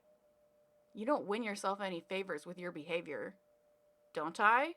Do I not ally myself with this court under constant threat of being discovered and killed by my father? Do I not offer aid whenever Rhysand wishes? He spun her again. They believe a version of events that is easier to swallow. I always thought Rhysand wiser than that, but he tends to be blind where those he loves are concerned. See? It really doesn't make sense for Aerys to actually be evil, so this plotline better not get dropped. It's almost setting up Moore to be some kind of secret villain, which could be interesting given how much everyone seems to love her and constantly compare her to Sunshine. Actually, now that I'm saying that, that twist seems kind of obvious, but I think it would at least be interesting. Nesta kind of changes the subject and vaguely flirts with Aerys, but it's all for show, like she does not actually have any interest in him. He asks if she's interested in him, and she plays it off by saying it's just hard to find a good dance partner these days. I think Nesta has more chemistry with Aerys than Cassian, even though it is kind of fake, and I think they would make a way more interesting couple, so personally that would be my ship. I'd choose Nerys over Nessian any day. What's the ship with Asriel? Nazriel? That sounds not correct, but screw Asriel, I'm totally over him. Let's go Team Aerys. They flirt some more as they dance, and Aerys tells Nesta she's wasted at the night court, and I can't help but agree. She has so much potential and can be so cool and strong without these assholes constantly setting her back. Cassian has finally had enough, so he utterly destroys the plan by butting in and telling Aerys that it's his turn to dance now. Of course he has to do it right when Nesta almost literally has Aerys wrapped around her finger, like she could have asked anything from him in that moment and he would have did it. It is unbelievably frustrating that Cassian clearly doesn't trust Nesta not to be randomly charmed and won over by Aerys, as if Nesta isn't also in on the plan and agreed to it. Nesta openly hates Aerys and would never fall for him, and the fact that Cassian is so worried about that being a possibility just makes him look like such a whiny little baby. I hate Cassian so much it's unreal. Aerys immediately starts insulting Cassian, which enrages Nesta because Nesta hates Aerys. She has said this many times. But somehow she keeps her cool and says that nobody likes a selfish dance partner and it's time for her to dance with someone else. Aerys is so charmed with Nesta that he accepts that answer, even though he would love to keep dancing with her, and then he walks off so Nesta and Cassian can have their turn. Nesta is kind of irritated that Cassian ruined the plan, and she's like, "Are you happy now?" And surprisingly, he's like, "No." She realizes how nervous he is about dancing despite being a super badass mega warrior, and she's like, "Aw, he's so cute," and she isn't really mad at him anymore. This is so annoying. I just want to quit right now. I don't want to read anymore. Cassian, he's so insecure. It is so not cute. It is so annoying. He was so mad about this plan, and then he ruined the plan. So, like, he invalidated the whole thing happening. He could have at least played out so it wasn't a waste. Nesta helps Cassian out by leading the dance in a way that makes it look like he's the one that's leading, and it's infuriating how much she's catering to him and his feelings right now when he's acting totally ridiculous and ruining the plan. He is using this mentally ill woman who is still on her healing journey to regulate his own emotions. He's 500! He should have figured it the fuck out already! Eventually, Cassian and Nesta stop dancing, and he passes her off to Asriel because he's not jealous of Asriel, even though I kind of think he should be. But anyway, Cassian walks over to the snack table where Moore is, and something seems to be bothering her, but he can't ask directly given where they are, that it's not really a private conversation. She kind of calls him out for ruining the dance with Aerys, and they look over to see Rhysand talking to Aerys, like trying to do damage control for what Cassian just did. Rhysand weirdly notices Mor and Cassian staring, so he mentally lets them into his mind so they can watch the conversation unfold, which is weird because they're so close that they should just be able to hear it. And also, Rhysand could have just caught them up later instead of, like, letting them watch in real time. Like, this is very weird, but whatever, that's what's happening. Aerys is straight up like, I want Nesta, which somehow completely shocks Feyre and Rhysand, as if that wasn't kind of part of the plan. And they knew Nesta's dancing skills had earned her proposals before, so, like, what were they expecting? Lust glazed Aerys' eyes. Covetous, calculating lust. Cassian swallowed his growl. I mean that whatever you want, I'll give it to you in exchange for her, as my bride. He jerked his chin to the box with the dagger at Rhys's feet. I'd rather have her than that.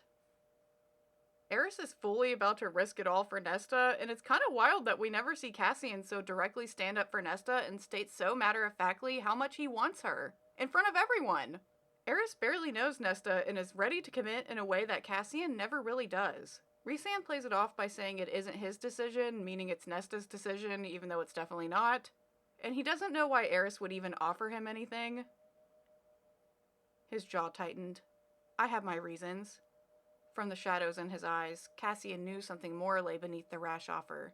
Something that even as his spies hadn't picked up on at the Autumn Court. All it would take was one push of Rhys's power into his mind and they'd know, but it went against everything they stood for. At least amongst their allies. Rhys demanded their trust. He had to give it in return. Cassian couldn't fault his brother for that. No, come on, that's the stupidest shit I've ever heard. Fuck respect if a war is potentially on the line here.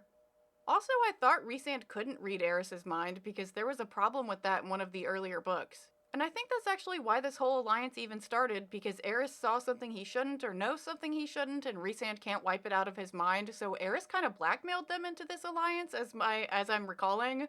So is that not kind of a plot hole now that Rhysand is like, I could read Aerys' mind, but I'm choosing not to, when he couldn't, and that's why they're even interacting now? Like, am I dumb? Anyway, Aerys can't help himself and says that he also wants to get back at Cassian for ruining his engagement to Mor, so this would be repayment. That pisses everyone off, but they keep trying to play it cool because they have an image to maintain. Rhysand is like, so you'd give me your armies and your firstborn son for Nesta? And Aerys is like, well, no, you can't have my firstborn son, but the armies, that's all yours, pal. You can have them all. I will give them all to you. Just give me Nesta. Nobody is taking Aerys' offer seriously, even though they were the ones who manufactured this situation, and I just really can't understand how they did not see this as a potential outcome. But they all want to murder Aerys for even suggesting this. Like, they were the ones who set this up. Why are they so mad at Aerys for falling for the trap they set for him? Like, oh my god, holy blame shifting, Batman. Like, seriously? This is like the meme with the guy riding a bike and he, like, sticks a stick in the tire or something and knocks over his own bike and he's like, oh, fuck. Like, you bitch, you knocked yourself off the bike!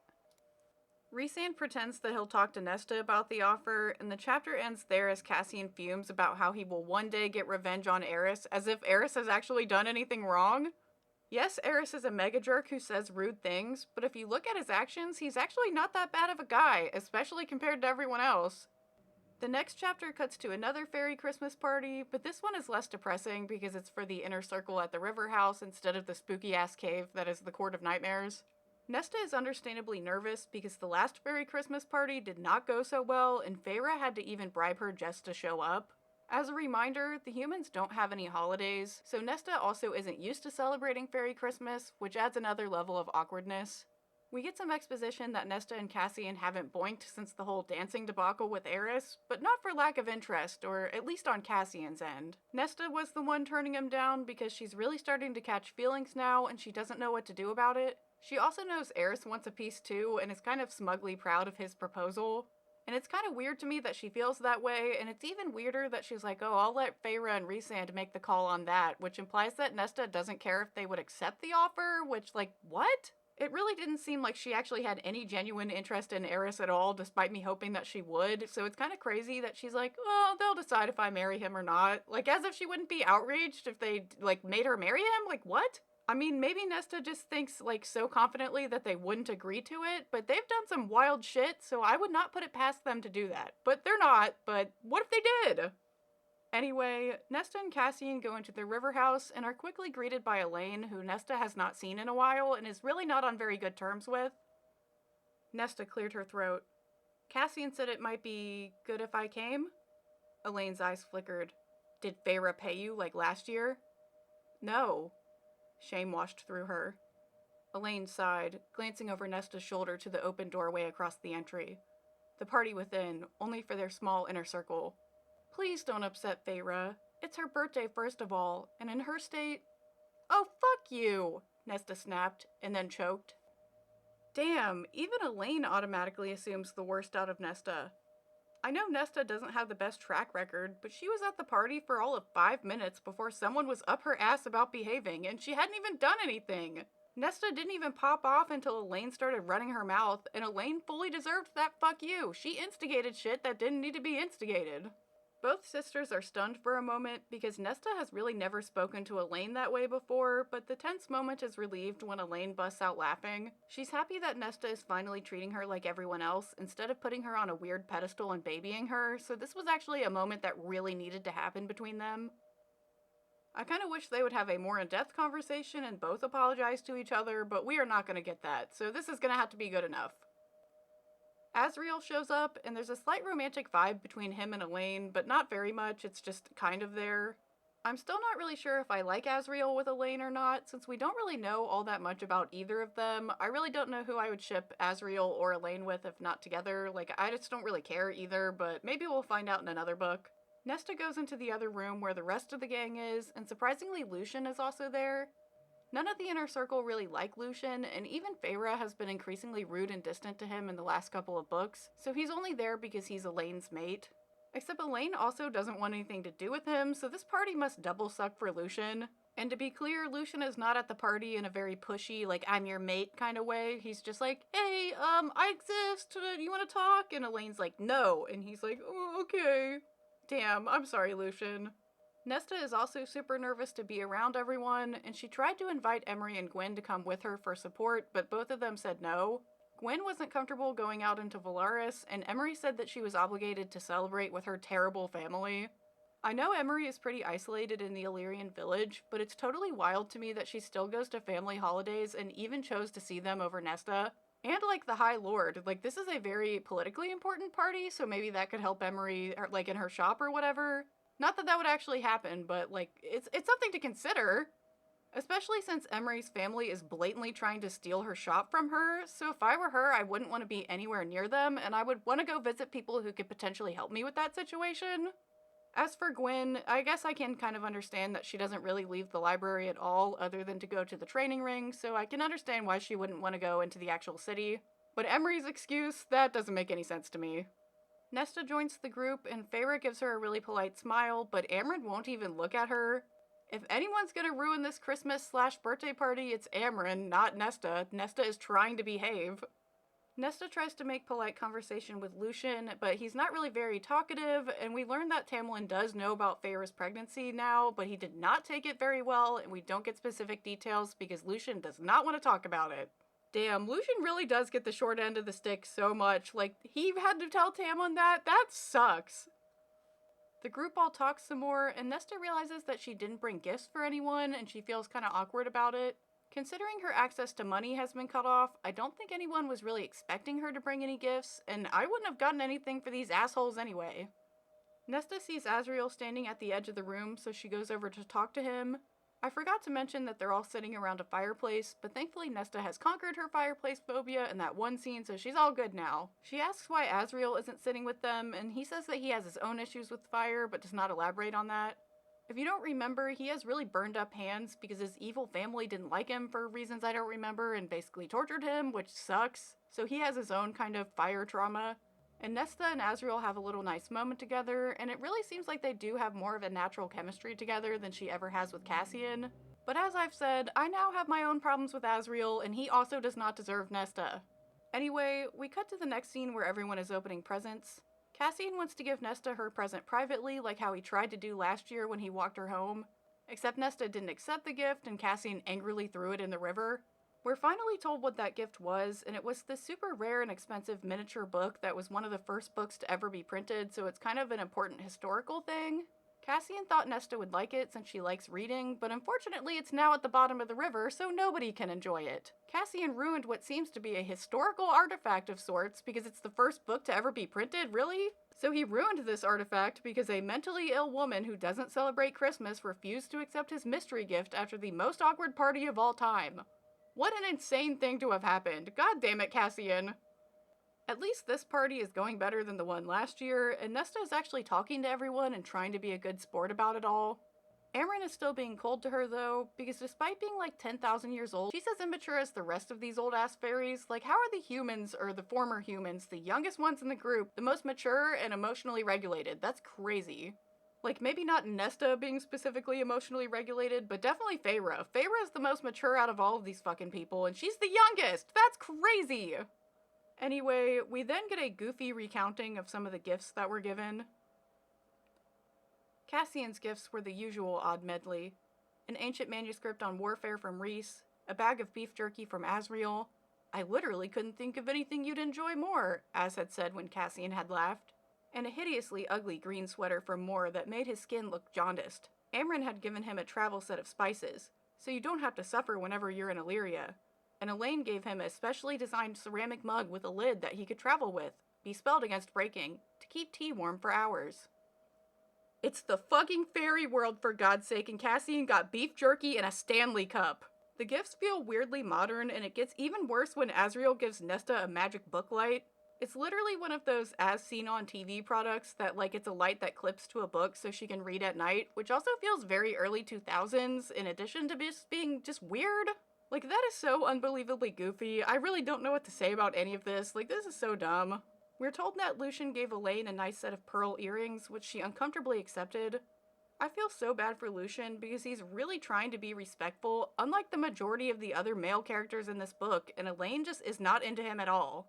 To be clear, I don't think the mating bond entitles Lucien to Elaine, and he is very aware of that himself, but I just feel really bad for him for not getting a more compatible mate. If anybody deserves a girlfriend, it's Lucien. Like, come on, throw my man a bone. Feyre and Elaine give Nesta a joint present, which is a credit to her favorite bookstore that's worth like 300 books. Considering Nesta was already living off Feyre's money, this doesn't really feel like a super thoughtful gift and feels like the equivalent of a gift card. But at least now Nesta can treat herself to a shopping spree without feeling guilty about it. And it's not like Nesta was entitled to Feyre's money anyway, so like this is actually a legitimate gift even though I'm kind of clowning on it. But like despite all of that, I do appreciate this as a nice gesture so that Nesta would feel included with the group if she's like not the only one that's not opening something, so this is a good gift even though I'm clowning on it. Some more gifts are exchanged and then the scene ends. The next scene cuts to the end of the party and everyone except for Nesta and Feyre are pretty drunk. It's wild to me that there was alcohol at this party at all, considering Nesta is a recovering alcoholic and Feyre can't drink due to her pregnancy. I know it's custom for them to get hammered on wine, but they really couldn't have one dry fairy Christmas out of respect. They've had like 500 Christmases, so it's not like they'd really miss out by not drinking for one. It just feels disrespectful, I don't know. Everyone is too drunk to leave, but luckily they all have their own rooms at this big fancy house. This is actually why they even bought this house in the first place, because the perfectly good townhouse was too small to host Christmas. Yes, Feyre and Rhysand bought an entire mansion because their townhouse was crowded on the one holiday they celebrated there. That's not wasteful at all. Nesta goes up to her room, and it isn't long before Cassian shows up. He kind of lamely calls her out for not saying goodnight, and Nesta's like, I was just tired. Cassian says she's been tired for a few nights now, as if people aren't typically tired at night, and he's like, what's wrong with you? Like, what's actually wrong? Side note, but we were told Cassian was too drunk to fly them back to the House of Wind, but he doesn't seem drunk at all during this conversation and is talking the same way he always does. Don't get me wrong, I'm glad Cassian isn't acting all belligerent, but it feels weird to be told he's so drunk he can't even fly, but other than that he's acting the exact same way he does when he's sober. Well, not the exact way. Cassian is acting even lamer than usual, and instead of just giving Nesta her gift like a normal person, he indirectly brings it up by asking Nesta why she didn't ask about her gift. Dude, just give her the fucking gift. This is only the second time Nesta has even ever celebrated Christmas before, so of course she's not as into it as they are, and she's not like, where's my gift? Like, she's not used to getting gifts. Cassian, just say what you mean. Don't be dumb. Nesta says that she didn't expect to get a gift, which seems to offend Cassian, but thankfully that doesn't start an argument and he finally just gives her the present. Nesta doesn't open it right away and instead gives an awkward apology for how badly she behaved last year on Christmas. Cassian forgives her and she opens the gift to reveal a little orb thing. Cassian says that it's called a symphonia and it plays music when Nesta taps on it. I'd say it's a magic iPod, but it's a little different than that because Cassian couldn't just load up some MP3s and call it a day. I guess the orb is also a recording device because he had to go manually record the music himself and he went around to the taverns Nesta used to go to so that he could get her favorite tunes. As much as I totally hate Cassian, this is actually a pretty thoughtful gift that seems like it took genuine effort to put together. Unfortunately, that doesn't erase the awful way Cassian speaks to Nesta and treats her, so I can't give him a pass for this. I still haven't forgotten that Cassian told Nesta that everyone hated her. Behaving on a holiday and giving good gifts does not erase being abusive for the rest of the year. Nesta, he breathed. She shut her eyes against the realization rising within her like a tidal wave. It would sweep away everything in its path once she admitted it, consume her entirely. The thought was enough for her to straighten and wipe away her tears. I can't accept this. It was made for you, he smiled softly. She couldn't bear that smile, his kindness and joy as she corrected. I will not accept it. She placed the orb back in its box and handed it to him. Return it. His eyes shuddered. It's a gift, not a fucking wedding ring. She stiffened. No, I'll look to Aerys for that. Oh god, not this shit again. I feel like the dance thing was only set up to give Cassian something to be jealous about and put even more distance between him getting together with Nesta, but this whole thing feels so immature and stupid. The dance with Aerys wasn't supposed to be anything more than that, like they weren't intending on having a proposal and everything. And Nesta and Cassian both have to know that Rhysand and especially Feyre would never agree to this proposal, so they're angsting over nothing.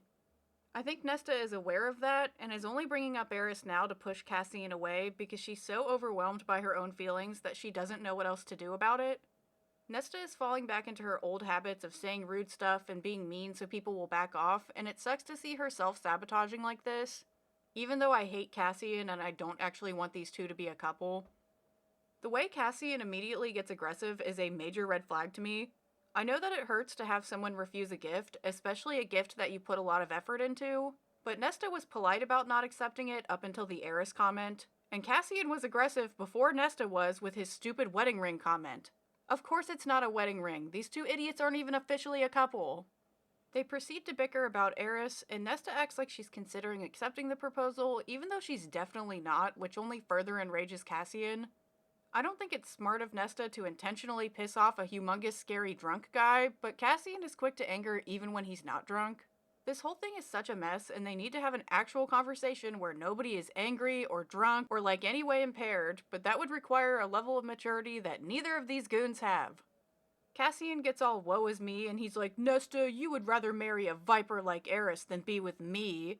And Nesta's like, dude, we aren't together, we're just sleeping together.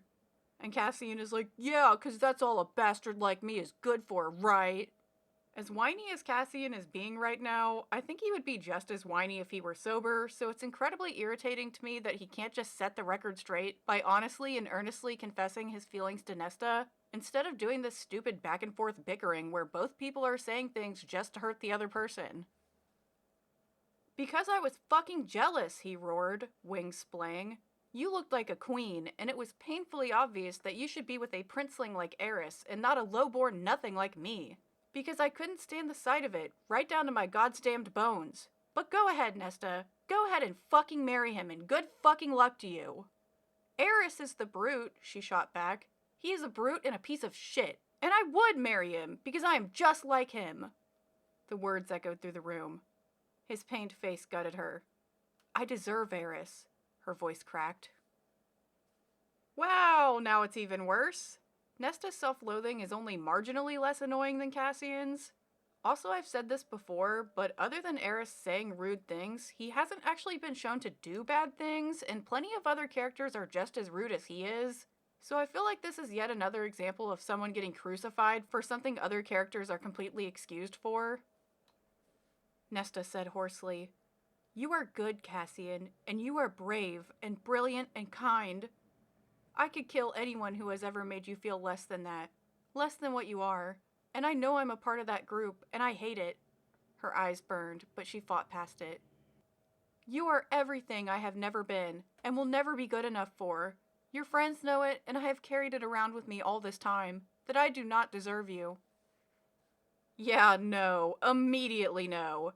Bestie, this is the same man who treated you like an animal when you were on the verge of ending your own life. He threw a canteen at you, delighted in watching you carry a bag that was way too heavy, and implied he wouldn't save you if you fell off the mountain. Both Nesta and the narrative may have justified what went down on that hike, but I will never excuse Cassian's behavior. He is certainly not kind.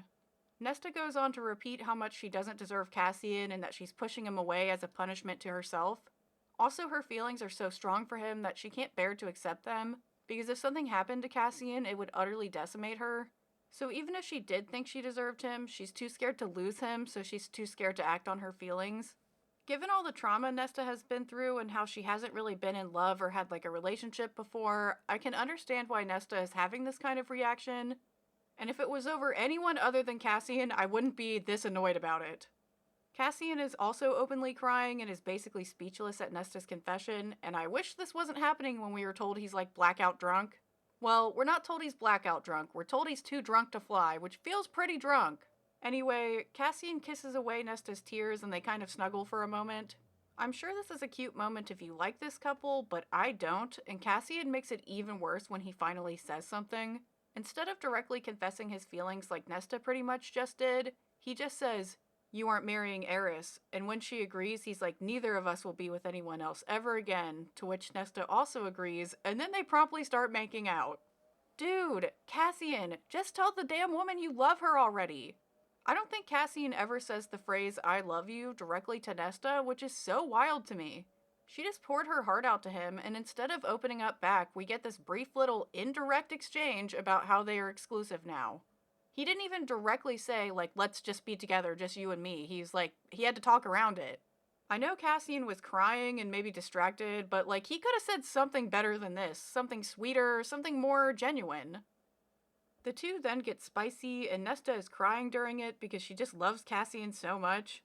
Again, Cassian doesn't take this opportunity to say something sweet to Nesta, and instead says, quote, "Say it." I didn't know what the fuck he meant by that, but evidently Nesta does, because she responds with, quote, "You're mine and I'm yours," which super turns Cassian on. This whole situation really rubs me the wrong way. It kind of feels like Cassian is on a weird power trip because Nesta confessed her feelings first and he's not fully reciprocating with his own confession. He's making her repeat her feelings back to him instead of saying anything substantial back about his own feelings towards her, which feels very weird to me in this super vulnerable moment. I wish he would just directly say, like, "I love you, Nesta, like, I want to be with you," instead of whatever this is. Nesta is having a fantastic time, though, good for her, and it's extra super magical as they climax together, good for them. Cassian roars as per usual, and good lord, I hope the dozen other people who are also staying the night at the river house are heavy sleepers, because Nesta and Cassian boink another few times for good measure before finally passing out. Nesta wakes up the following morning feeling all warm and cuddly because Cassian actually stayed in her bed this time, which is something that he's never done before. They have some morning hanky-panky to really seal the deal before Cassian realizes he's got somewhere else to be. If you don't remember from ACOSF, the Bat Boys have a yearly tradition to go to that random cabin Rhysand owns on some random mountain to have a snowball fight on the day after Fairy Christmas. They take it super seriously, and it's something I'd kind of find silly and charming if I liked these characters, but I don't, so this just is immature and extra filler content.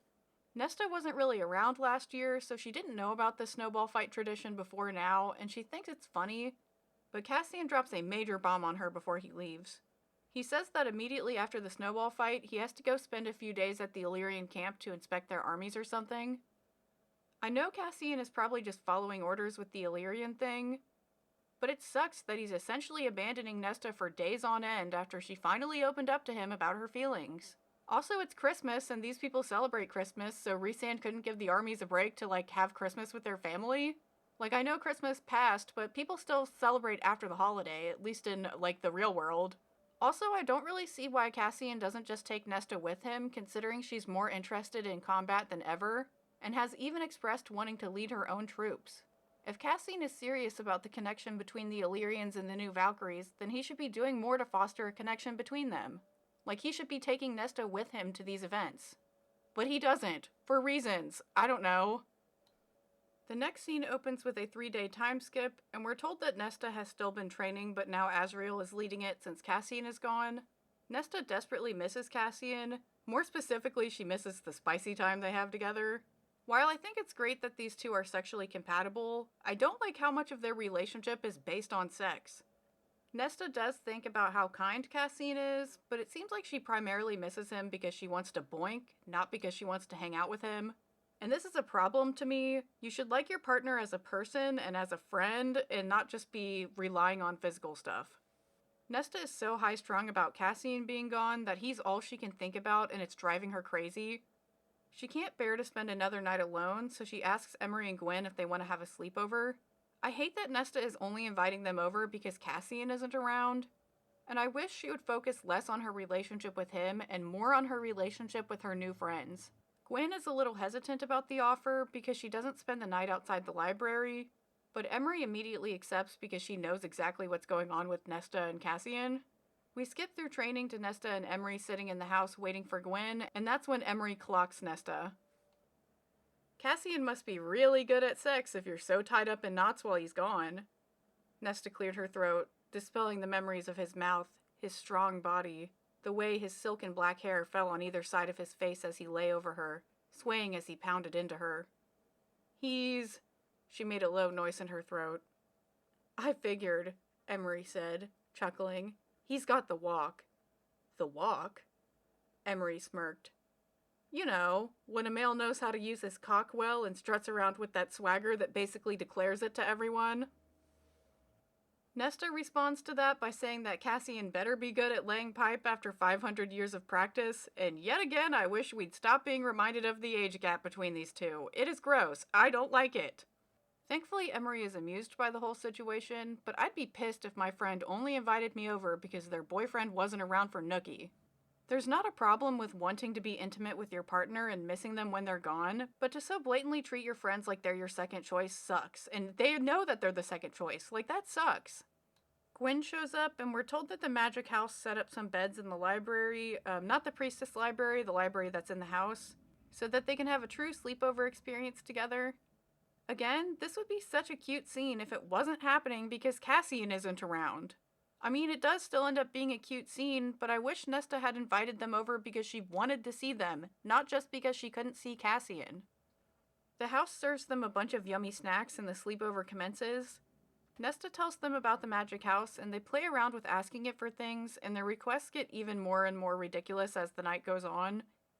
The house seems happy to play along and is like almost also another participant in the sleepover. So don't worry, the house is not being exploited right now. It is gladly doing all these little whims and wishes. The house not only produces physical items like food or books at request, but it can also do feats of magic like making fireworks or even summoning or creating a miniature Pegasus. When I first read this, I thought the house was actually creating life, which would be so wild if it could create real living creatures. But we're told later on that the Pegasus was a form of illusion magic. It's not actually a real living creature, it just looks like one. Eventually they run out of ideas for the house, and Gwen says that she brought an activity for them to do and whips out some craft supplies so they can make friendship bracelets together. I love how authentic this sleepover feels, and it's gonna make me complain yet again about how there is not enough Emery and Gwen in this book. It is so delightful to see Nesta hang out with people who want nothing from her but her companionship, and I just wish they were around more often. Gwen says that she used to make jewelry with her twin sister, and the mood grows a little somber as Gwen opens up more about her sister. Her name was Katrin, and they were fraternal twins who had a lot of differences, but they loved each other regardless. I'm an identical twin, and I can't imagine losing my sister, so honestly this part has me in my feelings a little bit. It also has Nesta in her feelings as she thinks about Feyre. Gwen says that she wishes she could have one more moment with Katrin to say goodbye and that none of their petty fights or arguments ever really mattered in the end. That really makes Nesta reflect on her relationship with Feyre, as she realizes that conflicts between sisters are actually super common and that her relationship isn't uniquely fucked up like she thought it always was. Like, everybody kind of has these problems from time to time with their family. They get back to making their friendship bracelets, and even though Nesta isn't very good at it, she keeps going anyway, which is great. I think you can see an actual genuine change in Nesta as her character arc progresses, which is one of the few compliments I will give this book. They get halfway through the bracelets when Gwen says that it's time to make a wish to imbue into the charm, but Nesta jumps in to say that she wants to do it. Her friends regarded her curiously, and Nesta swallowed. "Let me make a wish for all of us," she explained, gathering the 3 charms. A small gift, for the friends who had become like sisters. A chosen family, like the one Feyre had found for herself. Nesta squeezed the charms in her palm, closing her eyes and said, "I wish for us to have the courage to go out into the world when we are ready, but to always be able to find our way back to each other, no matter what." This moment is exactly why it was insane for the Inner Circle to consider withholding information from Nesta about her ability to create magic items. What's even more wild, though, is despite Nesta's rage at that information being kept from her, she's seemingly forgotten about it, because she was not intentionally trying to put magic into these bracelets. The chapter ends with Nesta thinking she sees the charms glowing, but she kind of brushes it off and is later surprised when the bracelets end up being magic, which shows that this was not intentional. I don't know if Nesta just doesn't understand how the magic works, or if she literally forgot she could do it, but the whole thing feels weird after the big fight she had about this information. This moment is still cute though, and I like that Nesta is starting to find her own group outside of the Inner Circle. She's starting to realize that forming new relationships doesn't mean you're betraying or replacing the relationships you already had, which is something that she's been weird about with Feyre. The next chapter opens by saying Cassian has been gone for 5 days now. When he comes back, he's surprised to see how much closer Nesta is with Emery and Gwen, and this whole situation is so irritating to me. The way the narrative sets up this situation almost implies that Cassian was directly impeding Nesta's friendship, because the moment he's gone, all of a sudden they're super close now. Cassian shows up to the training ring right as Gwen is preparing to cut the ribbon. If you've forgotten, the final test to becoming a Valkyrie is to slice the ribbon with your sword, which is apparently hard to do. Emery tells Gwen to do it for the mini Pegasus, and Nesta laughs. Cassian describes Nesta's laugh as a lightning strike because he's never heard Nesta laugh so genuinely, which is kind of a red flag to me.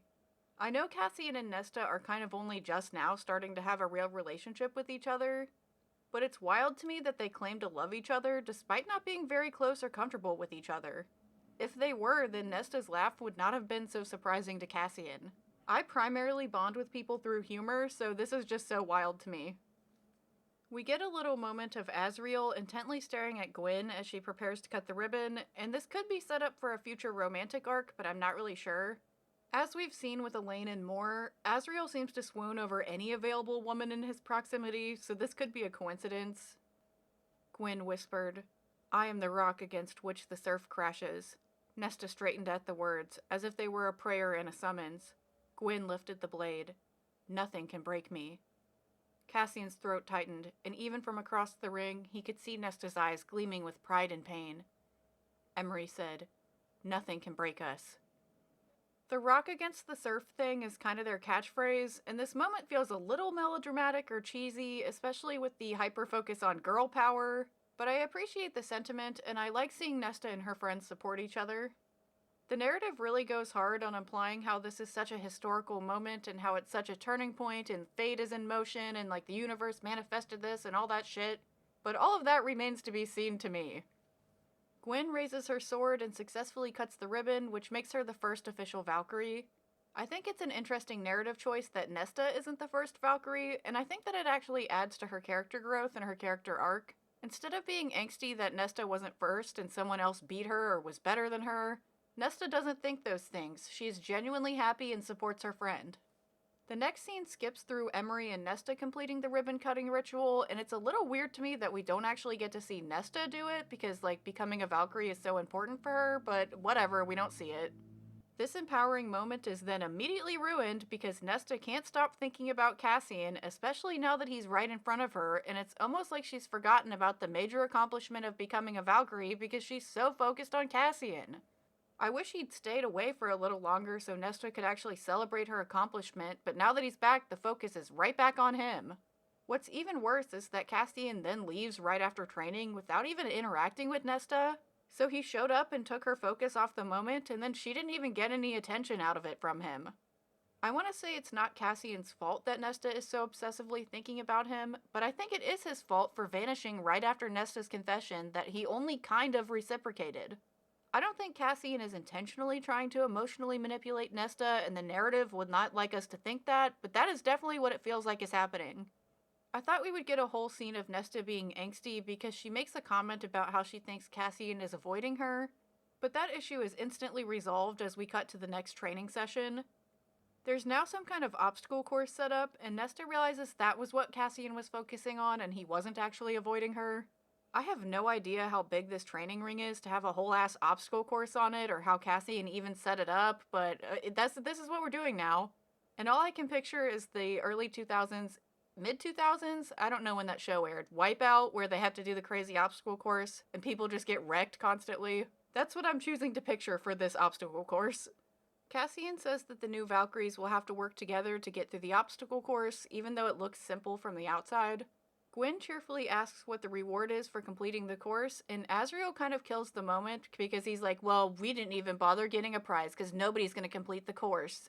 I don't know if he seriously thinks that or if he's only saying it for motivation, but either way it makes him look bad, and I like Azriel less and less as this series progresses. I was kind of on Team Azriel at first because he was the least annoying of the three Bat Boys, but no, he equally sucks. The obstacle course ends up being way harder than Nesta and the gang expected, and they don't get through it during that session. They aren't demoralized by the experience though, and instead are fired up to try again. Especially because Cassian and Azriel have been smugly smirking at them as they watch from the sidelines. Considering Emery has a black eye and one of the other priestesses got a head wound that, quote, matted her hair with blood, it feels really sinister to me that these two men are off on the side smiling and smirking smugly as the women struggle and get injured. Like, I understand the obstacle course is difficult, but it is injuring these women and they're like grinning about it. That's fucking weird. It reminds me of how Cassian was so delighted to make Nesta carry the heavy pack on the hike, and how Azriel was also involved by intentionally giving them the overly heavy bag to begin with. So maybe these two don't respect women as much as they claim to. The next scene opens by saying the obstacle course is made even harder because Azriel and Cassian change it every night so they can't get used to the course. I don't know how they're doing that or how they even have time to do all of that with all the political stuff going on, and the bloodright is coming up and Cassian apparently has to spend a lot of time on that, so like, how do they have time for this obstacle course? As for the political stuff, it feels like Brielyn just sits around and twiddles her thumbs until it's convenient for the plot for her to do something, and it makes the pacing and the structure of this book feel very strange. Like, they put so much importance on what's going on with Brielyn only to forget about her for seemingly hundreds of pages at a time, so it's like, is it actually important? It doesn't feel important. There's a lot of exposition about the obstacle course and the other training that they do outside of that, but I'm pretty much skipping all of it in my coverage here because it ultimately doesn't matter. This whole obstacle course thing feels like filler and is mostly montaged through without us really seeing any of this action on page.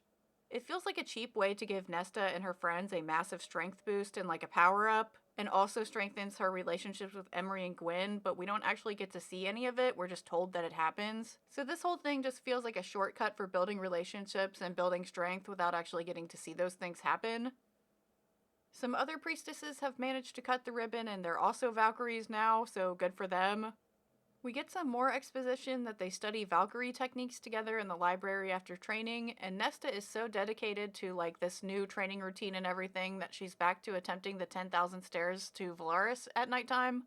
She hasn't made it to the bottom again since her fight with Amryn, but she keeps trying anyway. We're told that it takes Nesta, Emery, and Gwyn 2 entire months to successfully complete the obstacle course, and we don't even get to see a scene of them actually completing the course.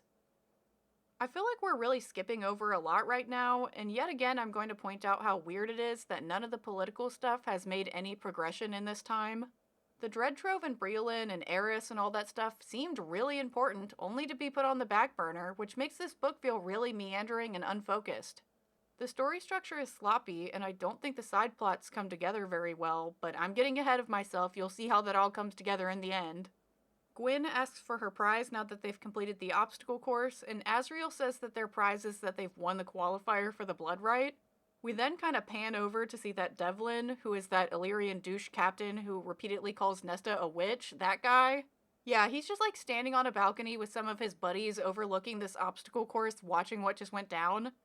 We were told that Cassian thought that Nesta and her group would complete the obstacle course that day, so he invited Devlin and arranged for the rest of the priestesses who would usually be at training to be somewhere else for the day so that they wouldn't have to deal with the Illyrians or be in their presence. While I can appreciate that Cassian did that, it feels very weird and kind of manipulative that he didn't warn Nesta and them that there would be people watching them. Like, that feels weird to me that he didn't tell them what was going on.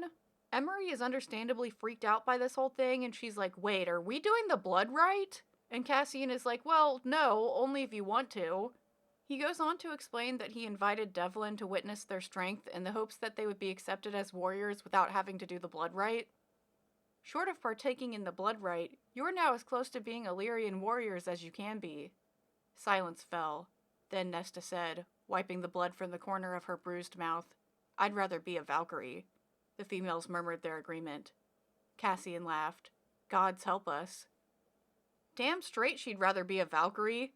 The Illyrians are supposed to be these big tough warrior bros, but the narrative has repeatedly painted them out to be moronic, hateful cowards, so I wouldn't want to be one of them either. The chapter ends there, and I don't know if I'm the only one who found this scene to be utterly baffling. It's insane that we didn't get to see them actually complete the course after 2 months of training, and if it was high enough stakes that Nesta's enemy Devlin was watching and judging her, then shouldn't we have seen this scene go down? Calling the obstacle course a qualifier makes this feel like some kind of early 2000s sports movie, and Devlin is like on the other team, like the enemy team. And the way that he like sneers and is so like mad about watching them succeed like kind of adds to that feeling. It just makes this moment feel very cheesy, and I don't know if I'm the only one who's getting that kind of vibe, but it's giving rival sports teams, not like life and death warrior shit. It's also weird to me that Cassian is sometimes extremely territorial and overprotective of Nesta, and sometimes he doesn't give a fuck about her. There was a scene earlier of Cassian explaining the bloodright and how it was a barrier to Illyrian women becoming warriors, because of the messed up things men would do to them given the opportunity to be alone in the woods with them. So many women don't take the risk to participate in the bloodright, which is why there are not women warriors, among other reasons. Now Cassian seems totally fine if Nesta and the group want to participate in the rite, which would mean risking their lives, and he's like, oh, it's your choice if you want to do that. But I feel like if Nesta earnestly said, yeah, I want to do the bloodright, then Cassian would talk her out of it because she's risking her life to do it. Like, this situation feels weird. I'm not saying that I want Cassian to be overprotective and refuse to let Nesta participate in the rite if she wanted to, because that would also piss me off, but this whole scene was just so weird that I had to mention it. This obstacle course thing felt like a really stupid diversion from the plot, and as I said before, it just feels like a filler episode to power up Nesta and her friends for the finale of the book, and it's just weird. It gives filler episode vibes. Keep in mind, we are over 80% of the way through this book, and we still haven't dealt with Briolin or Aerys. Feyre's medical issues with the pregnancy haven't been sorted out. Cassian and Nesta are only just now kind of officially a couple. And now it's obvious that Nesta is going to participate in the bloodright. This is about to be the messiest and most rushed ending yet in the series. The next chapter opens with Nesta saying she has one more test left to complete, but it's self-imposed because she's referring to the staircase. She did previously make it to the bottom, but only because she was in a blacked out rage, so Nesta wants a do-over. It also gives Nesta a chance to process her thoughts about the Valkyries and Cassian. We get some exposition that the two now sleep in each other's beds after spicy time instead of immediately leaving, and Nesta has since learned the difference between, quote, lovemaking and fucking. Ugh. I'm glad Cassian is finally showing Nesta some tenderness, but I still hate this couple, and I especially hate Cassian. Nesta continues to reflect as she descends the stairs and thinks about how clear-headed she's been recently now that her life has a purpose and that she has goals to work for. She's even been going to the priestess's services in her free time to experience the music, which has been very healing for her. As repetitive as these stair scenes can get, I appreciate seeing the change in Nesta's thoughts as her arc progresses. She's no longer thinking about how much she hates herself or how bad her life has been, and instead has a positive outlook for the future. This series has mostly static characters who don't really seem to grow or change, so it's nice that we get an actual character arc for Nesta. Eventually, Nesta reaches the bottom of the stairs and heads out into Valaris. It's apparently Starfall that night, which is a holiday we learned about back in ACOSF, and it's the one where there are stars, but they're actually spirits or something, and they cross the sky, and it's like a really beautiful, like, meteor shower kind of event. Oh, and some of these stars/spirits randomly fall out of the sky and people throw them at each other like glowing ectoplasm-filled water balloons, which feels really disrespectful to do to a spirit, but whatever, that's what they do. Nesta thinks about how she could go to a tavern and drink herself silly, but the thought isn't very appealing to her anymore. She thinks that she would rather be at the Starfall party with Cassian, so she turns to climb back up the stairs with a smile on her face. By the time Nesta reaches the top again, Cassian is standing there waiting for her. She's so tired from climbing the stairs that he has to carry her to the party, and it's a good thing that he likes her now, because in the past, Cassian probably would have humiliated Nesta by forcing her to crawl to the party. Nesta is amazed by how beautiful Starfall is, and doesn't even care that everyone is in fancy ball gowns while she's in her stinky gym clothes, which is definitely something that would have made her insecure before. The world was beautiful, and she was so grateful to be in it. To be alive, to be here, to see this. She stuck out a hand over the railing, grazing a star as it shot past, and her fingers came away glowing with blue and green dust. She laughed, a sound of pure joy, and she cried more, because that joy was a miracle. "That's a sound I never thought to hear from you, girl," Amren said beside her. I don't think Amren is trying to be rude with that comment, but I wish she hadn't intruded on Nesta's moment. These two really haven't gotten along for this entire book, and the way they're about to make up is so infuriating. Nesta fell to one knee and bowed her head. "I am sorry." Amren made a sound of surprise, and Nesta knew others were watching, but she didn't care. She kept her head lowered and let the words flow from her heart. "You gave me kindness and respect in your time, and I treated them like garbage. You told me the truth, and I did not want to hear it. I was jealous and scared, and too proud to admit it, but losing your friendship is a loss I can't endure." Where's the kindness and respect exactly? Amren isn't always outright cruel to Nesta, but she hasn't been kind to Nesta in a very long time, and certainly does not respect Nesta. There are things that Nesta should probably apologize for to Amren, but Amren also needs to apologize to Nesta, and dodges doing so directly, which is very annoying. It feels like Nesta is taking a lot of accountability, but nobody else really is, and it's not fair that Nesta's the only one who has to do that. Instead, Amren changes the conversation to talk about the magic house, and reveals that Nesta, quote, made the house because Nesta wanted a friend so badly. They're using the word maid in the same context as when they refer to Nesta as Cauldron Maid, like that kind of maid. The same way Nesta's magic swords have been made by Nesta. Nesta is kind of shocked by this revelation because she was told that the magic swords she made were evil and dangerous, but the magic house is friendly. Well, friendly except for the darkness in the library where the house's heart is that it showed her before. It hasn't made an appearance in weeks, but it's still there. I think it's just being managed. Maybe the house's knowledge that I'm aware of it and don't judge it makes it easier to keep in check. Amren put a hand above Nesta's heart. That's the key, isn't it? To know the darkness will always remain, but how you choose to face it, handle it, that's the important part. To not let it consume. To focus upon the good, the things that fill you with wonder. She gestured to the stars zooming past. The struggle with the darkness is worth it, just to see such things. Okay, that's great and all, but what I really want Amren is to say, "I'm sorry." A pretty little pep talk isn't an apology, and I feel like Amren is dodging accountability for her wrongdoings. She doesn't need to kneel at Nesta's feet and grovel, but any acknowledgement that she was also mean would be nice. The chapter ends as Amren welcomes Nesta back into the Night Court, which is as close to an apology as we're ever going to get. The next chapter opens by saying it's spring now, and we get a lame explanation that Briolin didn't make any moves because most armies don't attack during winter for obvious logistical reasons. I guess that kind of makes sense that you wouldn't want to fight in the snow if you didn't have to, but it really does feel like Briolin is just sitting around and waiting for Nesta to get strong, which doesn't make sense if Briolin wants Nesta dead. Like, why would you let her get more powerful? There is actually a reason Briolin is waiting around, and her plan is incredibly stupid and convoluted, but I'm getting ahead of myself. You'll see that for yourself when it finally all comes together in the end. We get a random tangent that one day there was a red shooting star, which is a bad omen that even freaked out Rhysand, and Nesta assumed that's because Feyre is due to give birth in just 2 months, and they still don't know how to save her and the baby, so that's what she thought Rhysand was freaked out about. I think this red star or comet or whatever it is a tie-in to the Crescent City series, but I haven't read that yet, so I'm not really sure. And I'm trying to avoid as many spoilers as I can for that series, so I'm not going to look it up. We get more exposition as Nesta talks about how she's still been training, and now they're actually doing, like, army formations and stuff. Nesta isn't sure if she and the Valkyries will ever actually go to war, and Nesta is kind of worried that she won't be able to handle watching her comrades die if they ever actually do see real combat. She kind of brushes it off, though, because that's something that would come down in the future. She doesn't need to worry about that now. And instead, she thinks about how the Illyrian bloodright is going to be happening in just a few days.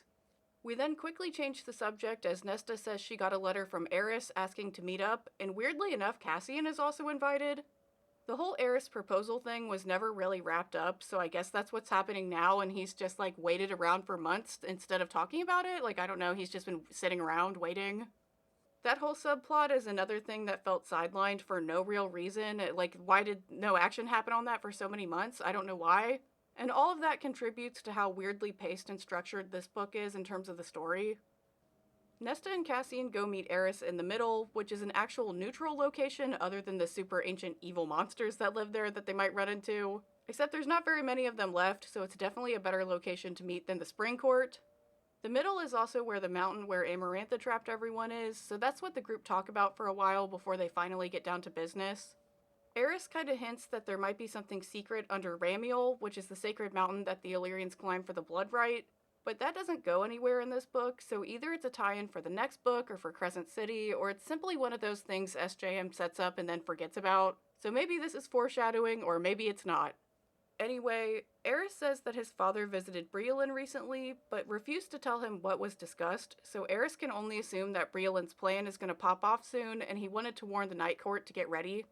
Aerys says everyone is waiting for Nesta to find the harp, which is the last part of the Dread Trove, and Nesta's facial expression immediately gives away that she's already found it, they already have it. Aerys is obviously taken aback by that, and accuses the Night Court of delaying taking action against Briolin because they're trying to learn the secrets of the Dread Trove. It actually seems like Briolin is the one delaying everything, but I can see why Aerys would be so concerned about why they didn't reveal this information to him, so they argue about it. Aerys sparked a laugh. Nesta could see that he didn't believe them, that he was so used to the twisted politics and scheming of his court that even when the simple, easy truth was offered, he could not see it. I find myself not entirely comfortable with your court possessing 2 items in the trove. His gaze shifted to Nesta. Especially when you have so many other weapons in your arsenal. Bro, the twisted politics and scheming of his court? What about all the twisted politics and scheming in the Night Court? Rhysand has outright manipulated Aerys multiple times, notably with the whole dancing thing that just went down, so I can see why Aerys doesn't trust the Night Court. Never mind the fact that Rhysand pretended to be evil for hundreds of years, which is the definition of scheming.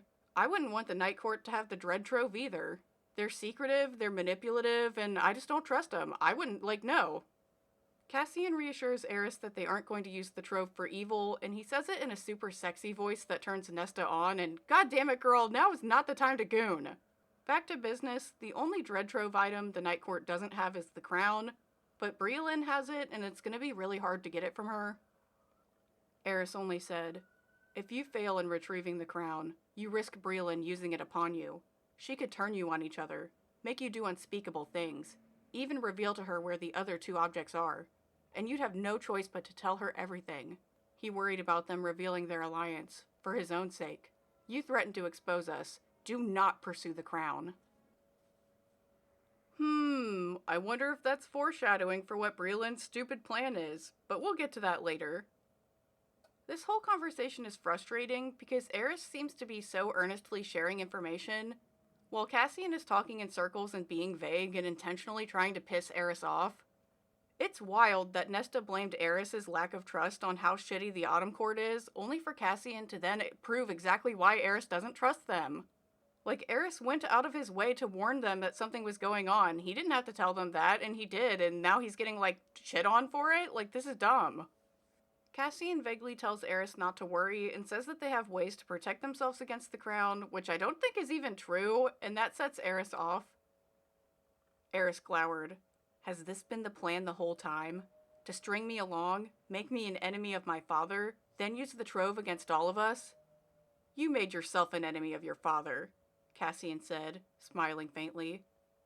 "When he finds out, I wonder if he'll let your hounds rip you to shreds or if he'll do it himself." Aerys paled slightly. "Don't you mean if he finds out?" It's crazy that the Night Court has been implying Aerys could be a double agent this whole time, when it makes way more sense that the Night Court would be the ones to betray Aerys and not the other way around. I fully see why Aerys would accuse them of all of this, even though nothing like this ends up playing out in the book. I know Aerys isn't a fantastic person, but there really is not a reason to be threatening him like this right now. He went out of his way to warn the Night Court that Briolyn is on the move again, and he's really their only source of information about what she's doing, so they shouldn't risk turning him against them. Aerys then awkwardly mentions the proposal, and Nesta says once the Night Court has the crown, they're not going to even need Aerys anymore, which is kind of her way of saying no. I'm not exactly following that logic, because I'm pretty sure this alliance was established before the Dread Trove was even brought up, so I'm confused. And again, I really don't think that they should piss Aerys off, considering he's their only source of information. Aerys doesn't take the rejection well and tells Nesta that he doesn't appreciate being toyed with because his proposal was sincere, and he says that staying in the Night Court will destroy Nesta. I think Aerys really should be mad at Rhysand for orchestrating the whole dance thing in the first place and not Nesta, because she was kind of just dragged into it. But Aerys doesn't know that this was all Rhysand's idea and it was all a manipulation tactic the whole time, even though I think that he should have figured that out, but whatever. Cassian threatens Aerys back that if he fucks with them, then he's gonna be destroyed too. That pretty much ends the conversation, and the scene ends there. This mostly wraps up the Aerys plotline for this book, which feels really unsatisfying. The Night Court pretty much toyed with Aerys for the whole book, while accusing him of doing the same thing to them, despite having no proof that he was ever, playing them or manipulating them. I'm pretty sure that all the information Aerys gave them turned out to be true, so the Night Court looks like major assholes for treating Aerys the way they did. It also feels weird to have introduced a romantic plot with Aerys and Nesta, only for it to immediately fizzle out. It's just more filler for this already unnecessarily long book.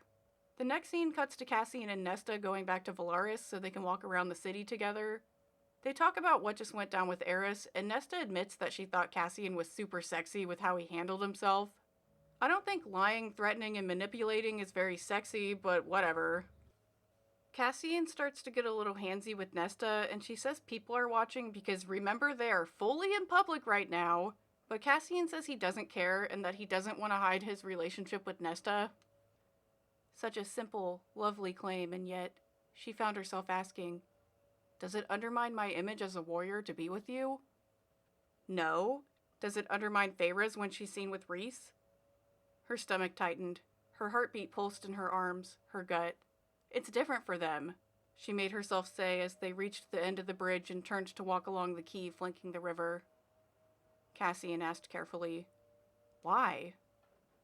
Nesta kept her focus on the glittering river, vibrant with the hues of sunset. Because they're mates. Oh boy, here we go. We're about to get a really unnecessary argument. I think Nesta is self-sabotaging again, but I really don't understand why. This kind of feels like out of nowhere. Well, I do understand why, but I will explain at the end of the argument. Cassian's face was a void, completely empty as he said, "And we're not?" Nesta said nothing. He huffed a laugh. "Because they're mates and you don't want us to be?" "That word means nothing to me, Cassian," she said, voice thick as she tried to keep the people who strode past from overhearing. "It means something to all of you, but for most of my life, husband and wife was as good as it got. Mate is just a word." "That's bullshit."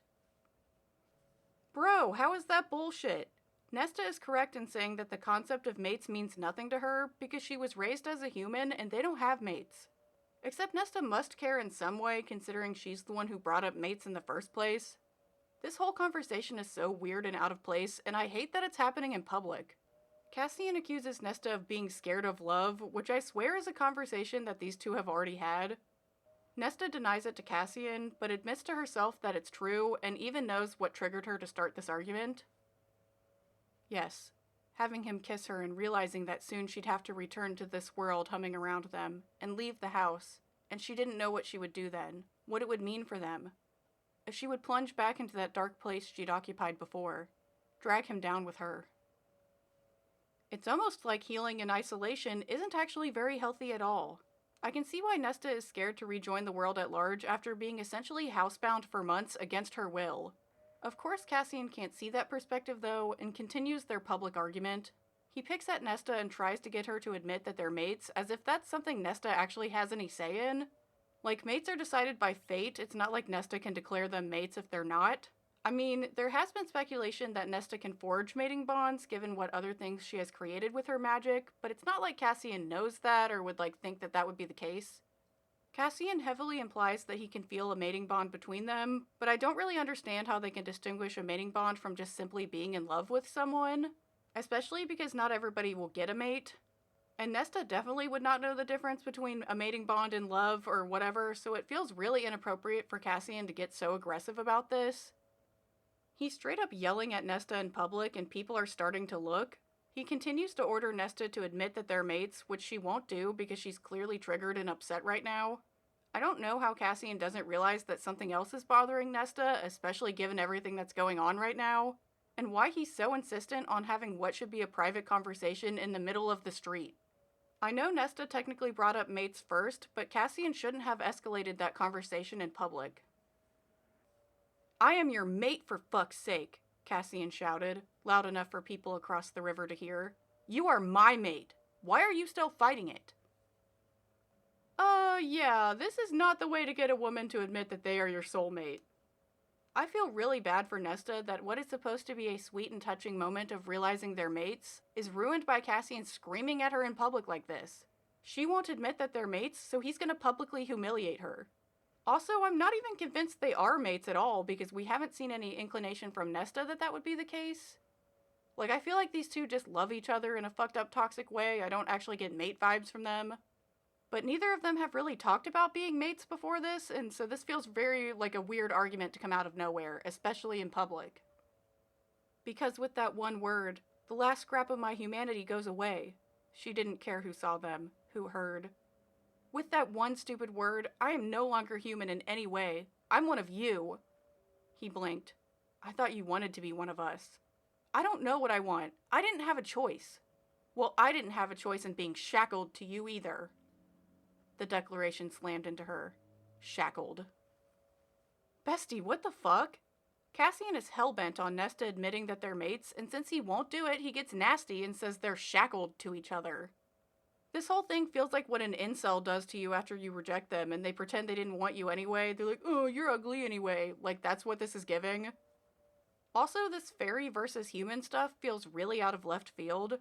Nesta has had a hard time adjusting to living in Prythian, but that felt like more of a result of all of her unresolved trauma and not specifically because she's a fairy now. Elaine is really the one who really seems to actually care about not being a human anymore, not Nesta. I haven't really gotten that vibe from her.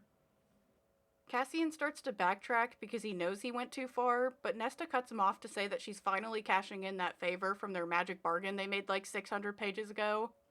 She says she wants Cassian to leave her alone until she talks to him or until a week has passed, whichever one comes first. Nesta knows that she needs time to process this whole mate thing and doesn't want to hurt Cassian by speaking impulsively out of anger, which is something that she's had major issues with before, and what Cassian currently has issues with by saying that he is shackled to her. I want to give Nesta credit for stepping back, but she did kind of instigate this whole argument in the first place by bringing up mates, so this conflict feels very weird.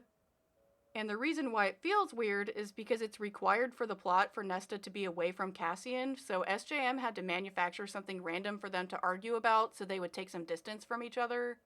I won't spoil why they have to be apart, but you'll find out very soon, for plot reasons, why that had to be the case. It's also common in romance novels to have a breakup or a big fight in the third act to create some extra drama for the finale, but this feels really out of place here. Nesta and Cassian have been arguing and denying their feelings for each other for this entire book, so now that they're finally officially together, it's really frustrating for that behavior to continue and even escalate. The fact that Cassian is willing to yell in Nesta's face in public about such a private topic is absolutely wild, and I hate that these two end up staying together after all of this. The next scene cuts to Moore dropping Nesta off at Emery's shop, and this is very reminiscent of when Moore took Feyre to the cabin after Feyre had an argument with Rhysand about being mates.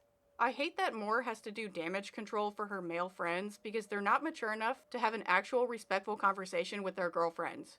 It's even stated in the narrative that Cassian asked Moore to go help Nesta, and it's wild that Cassian is involving his ex-fling that he still has feelings for, in my opinion, and smoothing things over with his current boo. Nesta barely makes it into Emery's shop before collapsing to the floor in a sobbing mess, and eventually Gwen shows up too. Emery was the one to say to Gwyn, "I can't believe you left the library." Gwyn stroked Nesta's head. "Some things are more important than fear." She cleared her throat.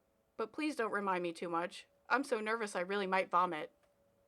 It would make more sense to me if Emery was brought to the library versus Gwyn being brought to the Illyrian village, especially given how horrible the Illyrian men are and how Emery has already traveled to Valaris many times. If they don't want to run into Cassian, then maybe they could sleep in the priestess's dorms or the library, or Cassian can go to the river house. Hell, it would have been a better idea if Moore would have taken everybody to that random cabin she brought Feyre to that one time, and then they'd be totally on their own and have privacy and not have to deal with the Illyrian men. As you'll soon find out, the plot requires that Nesta and her friends are at the Illyrian village that night, so that's why they're there despite it not making much sense and there being better alternatives. This scene is fairly short and to the point, as we're told Nesta hung out with her friends all night, talking about, quote, everything and nothing. By the time Nesta goes to bed, she decides she'll talk to Cassian tomorrow and apologize to him, and explain to him why she reacted the way she did. She's at peace now with being unsure about her future because she knows Cassian and her friends will always be there to help her out. As long as this book already is, I wish SJM hadn't skipped over whatever conversation Nesta had with her friends that changed her mind so much. Nesta went from an inconsolable, sobbing mess to feeling empowered to being honest with Cassian and accepting their relationship, and we don't get to see any of what led to that change. That makes the argument with Cassian feel even cheaper because it's basically solved immediately, and the next scene proves that the fight only existed to separate Nesta from Cassian so that the plot could progress. Nesta goes to sleep, and we get a very short scene where a male presence enters the cabin. Gwyn screams, but before Nesta can react, she is knocked unconscious, and the chapter ends there. Before we learn what happened to Nesta and her friends, we get an obnoxious chapter from Cassian's perspective. He thinks about the bargain he made with Nesta and how her terms are really easy to break or kind of work around because she didn't word them very specifically. He gives Nesta one night to herself before deciding to go find her and finish their conversation, even though she said not to speak to her for a week or until she chose to speak to him, and he's like, nope, I'm gonna do things my way. I guess Cassian found a way around that rule, even though it's not really specifically stated what the loophole is that he found. Cassian is afraid Nesta will reject the mating bond, and he knows that he needs to apologize as fast as he can, so he wants to get straight to it, even if it means trampling Nesta's boundaries, and not listening to the rules of the bargain. Wow, what a great partner! If this was a test, Cassian failed. Rhysand teleports Cassian to the Illyrian village because Rhysand also isn't great with boundaries, but they quickly realize that nobody is at Emery's shop. The place is in disarray, and it's clear that there was some kind of altercation there.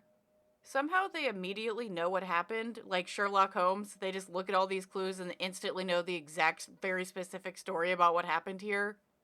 And we're told that Nesta and her friends have been kidnapped and will be forced to participate in the bloodright as a message to put women in their place by thinking they can be warriors. They're like gonna make an example out of them and show like why you shouldn't do that. The bloodright started the previous night at midnight, so the ladies are already in the thick of it. The chapter and part 3 of this book ends there. It was hinted at that Nesta would participate in the bloodright, but the way that it happened feels very rushed and clunky, like it really came out of nowhere even though they were hinting that it would happen. I know that sounds like a contradiction, but it's just very weird how this whole thing came about. We still haven't wrapped up the stuff with Briolyn or the Feyre pregnancy plotline, and my Kindle says we're at 85%, so buckle up because we're in for a wild ending. Part 4, Ataraxia, begins with Nesta waking up in the forest. She's disoriented and still in her nightgown, which already puts her at a disadvantage. Not only does this nightgown offer no protection as armor, but the weather is also not very good, so she's also very cold, so this is already not a good start. At least Nesta woke up first, and she looks around to see at least 200 Illyrian warriors laying unconscious around her. They're all in their fighting leathers, but as a reminder, their wings are bound, nobody can use magic, and there aren't weapons. Or at least there shouldn't be, hint hint.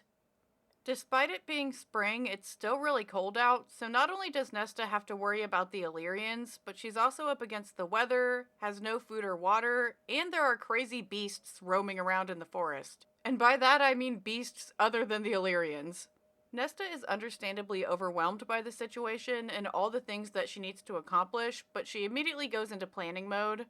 Nesta's strategizing is interrupted when one of the warriors starts to wake up, and she looks over and notices a knife embedded in a nearby tree trunk. There shouldn't be weapons in the bloodright, so this is a sign that something sketchy is already going on, as if Nesta and her friends being kidnapped and forced to participate in the rite against their will wasn't already sketchy enough. Like, clearly something is going on here. Nesta debates between running for the knife or running off into the woods, and the scene ends vaguely as she starts running, but we aren't told what choice she's made. We then interrupt the action to go back to Cassian's perspective, because God forbid we actually make any damn progress on the plot despite this book being nearly over. Cassian is completely panicking over the situation and wants to go rescue Nesta, but apparently that's not an option. Rhys didn't move an inch. You know the laws, Cass. Fuck the laws. What laws? Feyre demanded.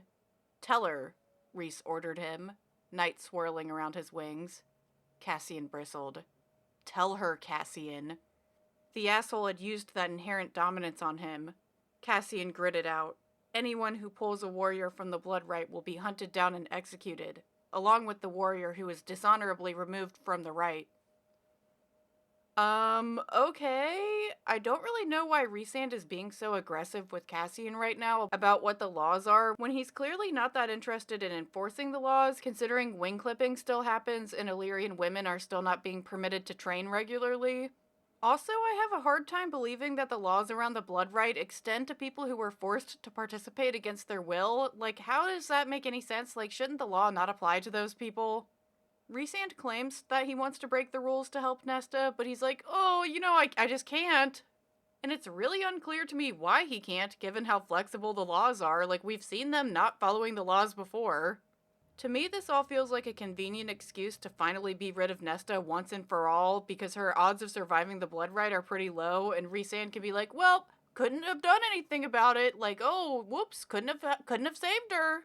Like, duh, clearly he can save her and he's choosing not to, and I think he wants her to die. The narrative isn't really saying this, but this is my theory.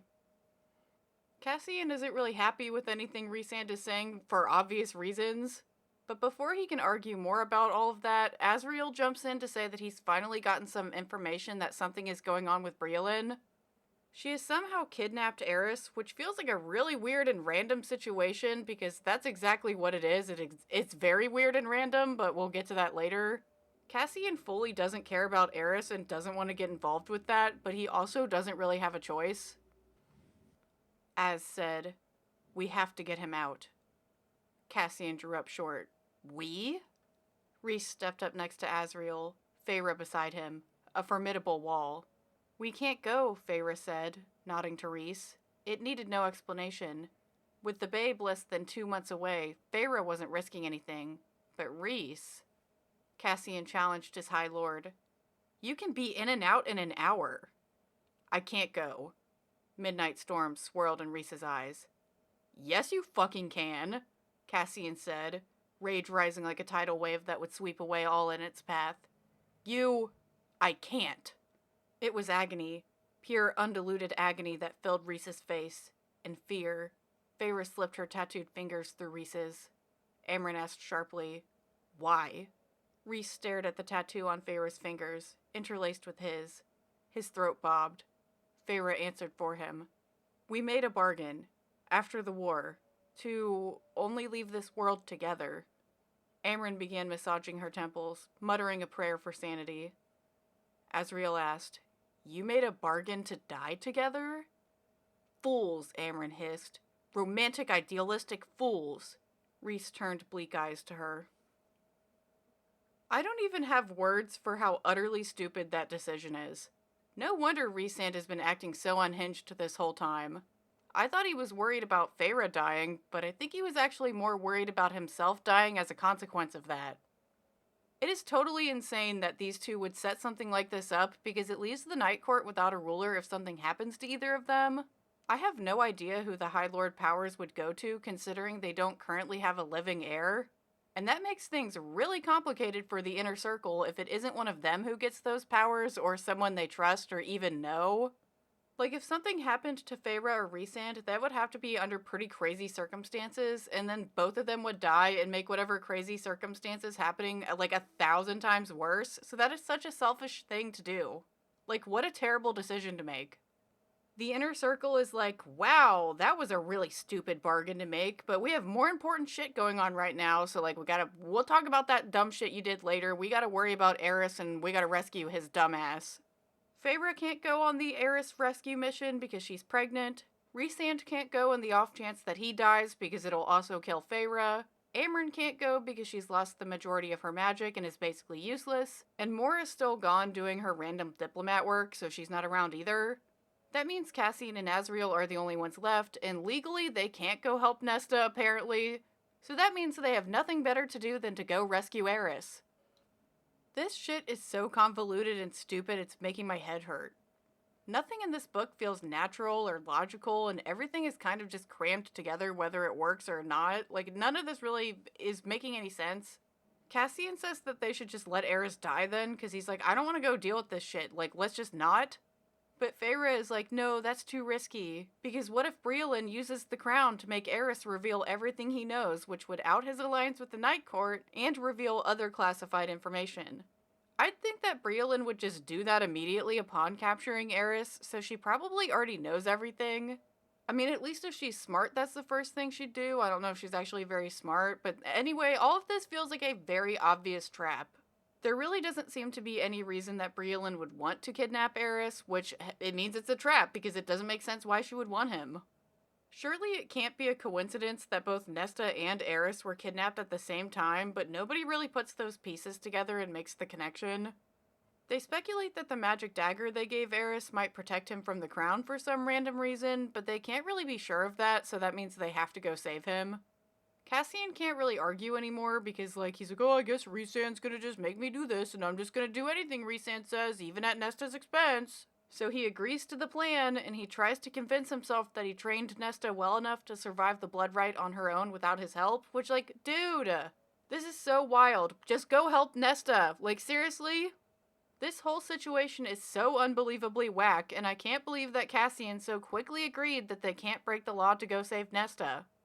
Actually, I can, though, because Cassian chooses Rhysand every time, and Rhysand's like, well, we can't save Nesta, it's against the law, and Cassian's like, well, okay then. End of story, that's just what we're doing now. Like, seriously? This is dumb. We cut back to Nesta at the bloodright and learn that she chose to run for the dagger instead of running away because she's a brave, bad bitch who can handle things on her own. I mean, it's not like she really has any other choice. She doesn't know that Cassian can't come save her and isn't coming to save her, but even though she doesn't know any of that, I'm glad that she's not sitting around waiting for him and is taking matters into her own hands. The Illyrian who just woke up also runs for the knife, but is clumsy and he trips over the other sleeping warriors who are kind of blocking the path to the tree. Nesta's fancy footwork training has prepared her for this, so she's a lot more nimble in stepping over the obstacles in front of her. Nesta reaches the tree, and she kind of just barely touches the knife's handle before the Illyrian catches up to her and kind of tackles her to the ground. He's so aggressive with his tackle that the two of them tumble down a nearby hill. When they finally stop, Nesta realizes that she did in fact manage to grab the knife, and that it has somehow found its way into the Illyrian's throat. How convenient! Nesta does some breathing exercises to calm herself down before grabbing the knife out of the Illyrian's neck. For good measure, she also takes the Illyrian's clothes, because even though they are way too big for her, it's better than just the nightgown she has on. The chapter ends there as she sets off to find her friends. Thank God the next chapter doesn't switch back to Cassian, or I might fully lose it. Instead, we stick with Nesta as she traverses the woods in search of her friends. She's anxious about their safety, but won't let her thoughts go there, and instead focuses on what she can do to find them instead of, like, catastrophizing. This is huge progress for Nesta to be able to keep herself from panicking now that her worst fears have been realized, which is that one of her loved ones will be hurt. And I actually am kind of glad that Cassian isn't rushing in to save Nesta, even though he totally should. This situation is very stupid in that specific regard, but at least we get a chance to see Nesta shine without Cassian, like, getting in the way of that. Nesta randomly remembers that Cassian can't come save her because of the laws, which I think is actually unnecessary because she was already committed to saving her friends herself. It's not like realizing Cassian can't come save her made her any more motivated, so like she just didn't even really need to mention that. But more importantly, Nesta remembers that apparently in that same conversation, Cassian vaguely told her where people are dropped, like there's 3 specific locations they are going to be dropped, so that gives her an idea of where she can go to look for Emery and Gwen. We get some exposition that healing magic is also being limited, and Nesta is still busted up from falling down the hill when she should have already started healing. That means that injuries are extra super dangerous, and they can die from wounds they otherwise would have healed from and definitely survived. By now, you should already know that none of that really matters and that Nesta and her besties are going to be just fine, but the narrative, of course, is going to pretend they're in danger anyway. Nesta can hear other people in the woods around her, which means that the others have started waking up, which isn't great. Before she can come up with a plan, she realizes that the friendship bracelet she made at the sleepover earlier is glowing, which is awfully convenient. It's also convenient that she happened to be wearing it. They didn't take, whoever kidnapped her didn't take it from her, and it somehow didn't fall off while she was being kidnapped. Nesta remembers that the wish she made on that charm for the bracelet was that they would always find their way back to each other, which essentially means that she just made homing beacons for her besties. But how could the charms work here? The right banned magic, both from a wielder and from any objects. Unless the power surrounding the right didn't stifle made items, Fae spells had to be carefully worded. Perhaps whoever had woven this spell for the Illyrians had never considered the possibility of a made item winding up in the right. Her own power lay dormant, though. She strained inward, reaching for it, but only emptiness met her. Her throat tightened. She was herself a made thing, and yet she was a person, too. The magic recognized her as a person and not a thing. I think that's kind of stupid and convoluted, but okay then. I'm sure there was some other way for Nesta and her friends to find each other without these bracelets, but this is what we're going with, I guess. The bracelets are definitely cheating, but Nesta didn't agree to participate anyway, and the right is already being tampered with since there are weapons, so whatever, they have homing beacon bracelets, deal with it. It just kind of bothers me because I think it would have been cooler if they all met up without this additional help, because they don't really need it. Nesta feels more at peace now that she knows her friends are alive, or at least she's assuming they're alive based on how the bracelet reacted. But anyway, she sets off once more to go find them.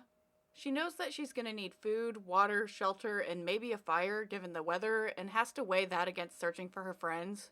So all of these things are kind of swirling in her head as she decides what to do, as someone fucking starts shooting arrows at her, and despite all of these various things distracting her, Nesta of course dodges the arrow.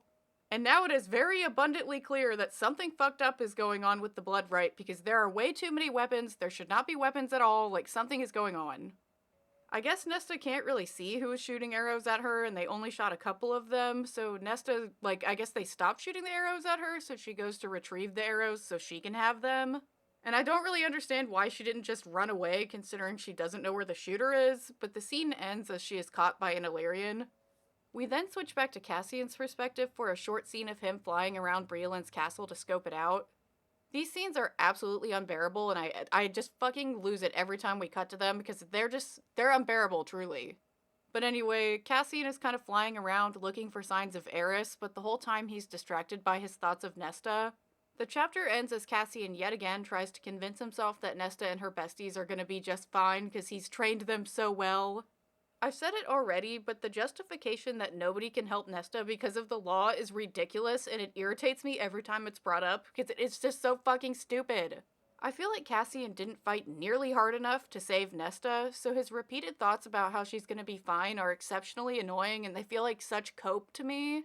Even though, the readers know that Nesta's gonna be fine because SJM doesn't have the balls to kill main characters in ACOTAR. But, Cassian doesn't know he's in a book, he doesn't know Nesta's actually safe, and he didn't fight very hard for her, so seeing him worry about her like this is just fucking irritating. That's enough of Cassian, though, and the next chapter opens with the Illyrian holding Nesta at bow point and demanding that she hands over whatever weapons she has. We're told that he is smaller than the one that Nesta already murked, which feels like foreshadowing that she's about to mess this guy up too, because it will be an easier fight. Nesta is definitely not about to listen to a man, especially an Illyrian, well, at least an Illyrian man that isn't Cassian. So she obviously doesn't hand her weapons over, and she doesn't even really seem all that scared that this man is, threatening her. Instead, Nesta asks the Illyrian if she's seen any other women, and the look on his face confirms that he definitely has. Nesta calmly asks if he killed that woman, and he says no, and that he left that, quote, crippled bitch to the others, which is clearly referring to Emery. And no, I am not going to bitch about the use of the word crippled bitch, because it is a villain who said it. This dude made a huge mistake, just like the guy who killed John Wick's dog did. Like, this is the same level of mistake. Nesta isn't about to let some random loser hurt her girl Emery, and she's not gonna waste time dealing with this guy while Emery is in trouble. Nesta kind of lowers her head and pretends to give up and, like, be more submissive, which makes the Illyrian lower his guard enough to get totally wrecked. I don't know how he didn't see this coming. This feels like the oldest trick in the book to kind of, like, play dead. But he's caught off guard, and Nesta throws her knife into his groin and then bum rushes him to get the bow from him. The whole time, Nesta is thinking about how nobody's gonna keep her from her friends and she's gonna do whatever it takes to get to them.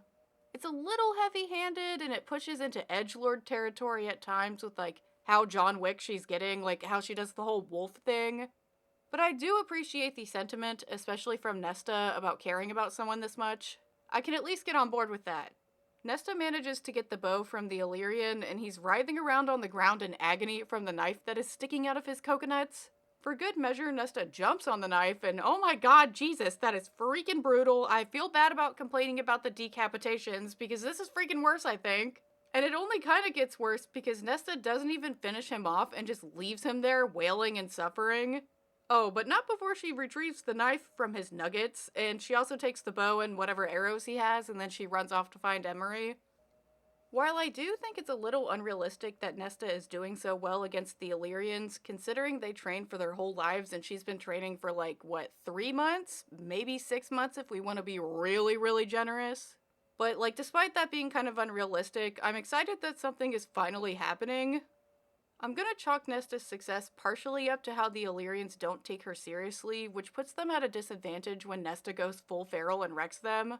And also, I think part of her success is that there are weapons, because if she had to fight these guys hand to hand, like, there's no chance. Nesta keeps searching around and eventually finds a river, and there's a group of Illyrians hanging around the river, but she doesn't see Emery with them.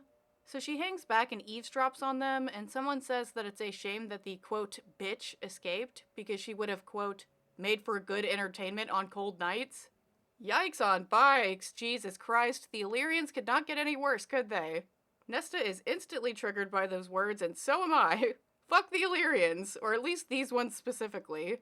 This is literally the man versus bear argument, and why so many women would rather come across a bear in the woods than some random man.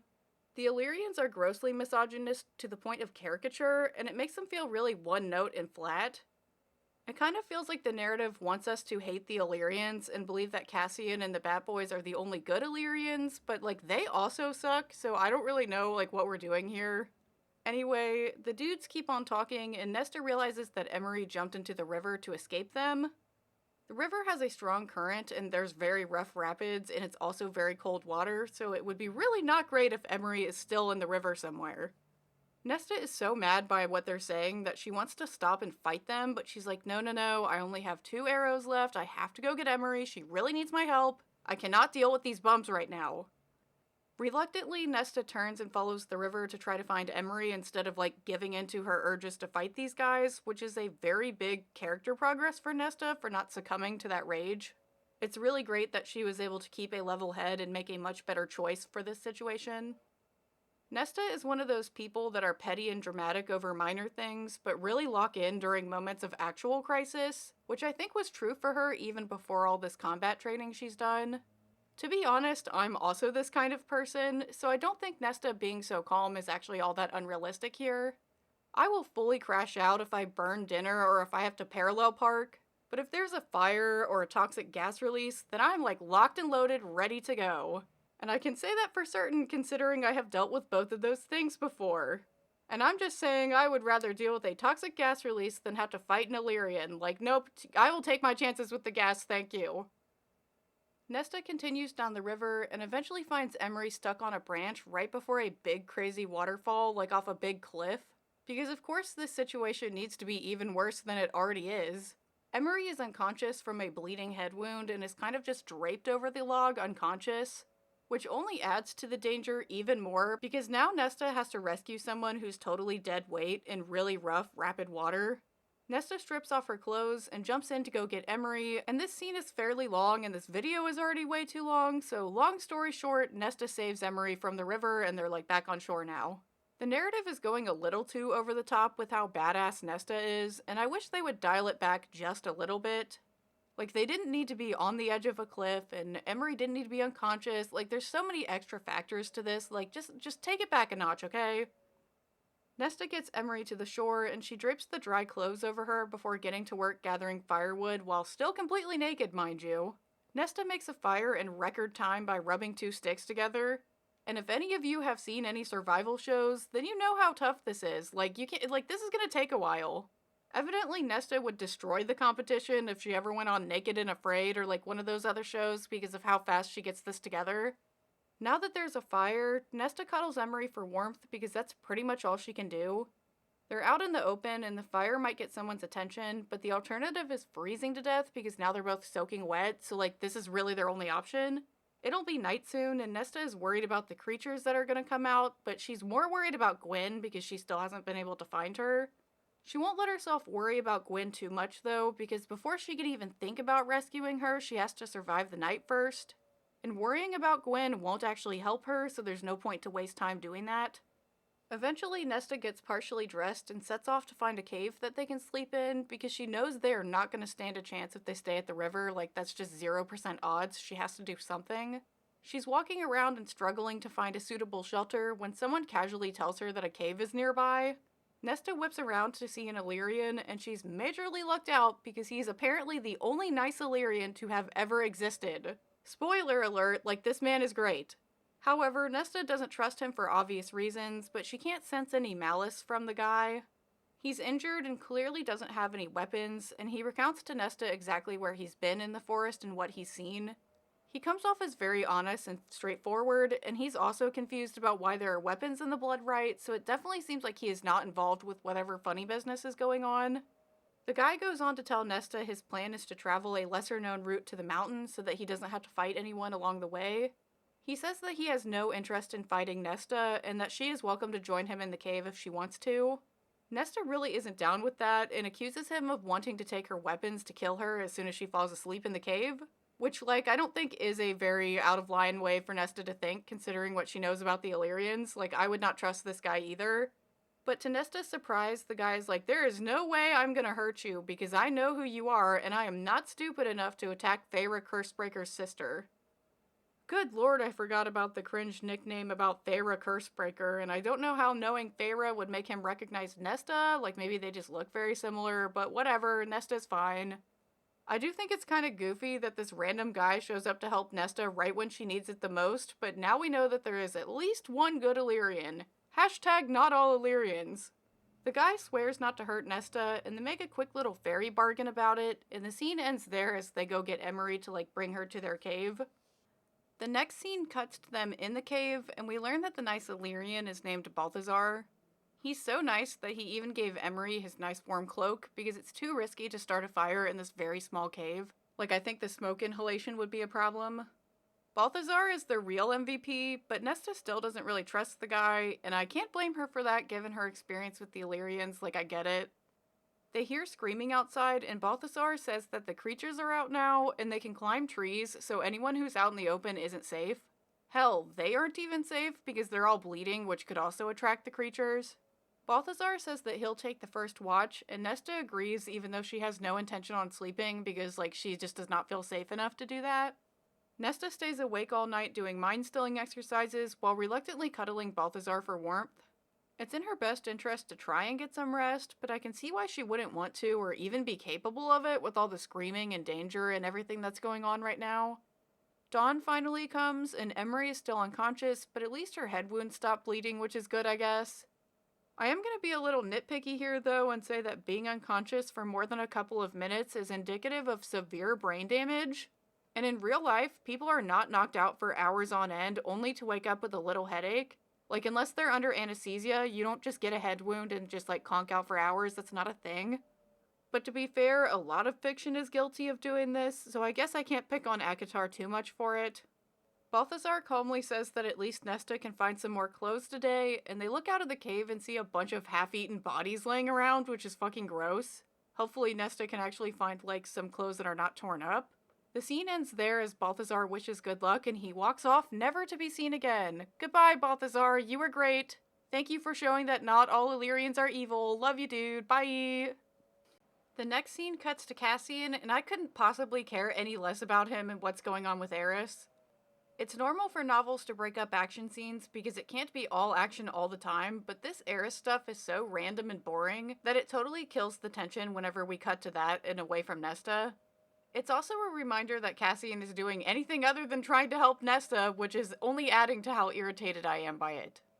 There's been no sight of Aerys, but some random human left the castle, so Azriel talked to him, and that guy said that there's definitely a red-headed fairy dude in the castle. And it kind of feels weird that any of this happened. Like, who is this guy? And they're lucky he just talked. Like, it's weird. This whole situation just feels incredibly odd, and it's definitely a trap, and it makes it even more annoying that Cassian and Azriel are wasting time on it and don't see how obvious this trap is. The scene ends as Cassian convinces himself that Nesta is still alive because he would know through the mating bond if she wasn't. I know that mating bonds have been common in this series pretty much since the beginning, but the bond between Cassian and Nesta feels like it came out of nowhere despite their sexual tension. There are characters who can smell or somehow detect mating bonds in other ways, and they've never mentioned anything about Cassian and Nesta being mates. So it feels like all of a sudden we're like, oh, they're a couple, they must be mates. Like, they can't just be a couple who loves each other regardless, they have to be mates, and so we're just doing that now. Anyway, we cut back to Nesta and get a moment that I don't think is supposed to be funny, but is very funny. Nesta had lived through the night, thanks to dumb luck and an Illyrian more interested in politics than killing.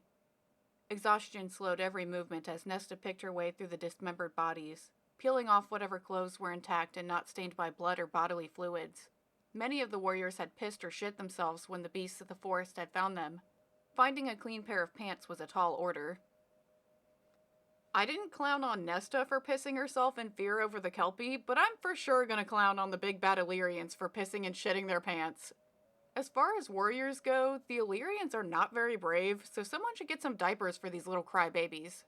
Nesta manages to find some clean clothes that are not soiled with man-baby shit, and even find some canteens of water and a partially eaten rabbit, which must have been someone's dinner that was rudely interrupted.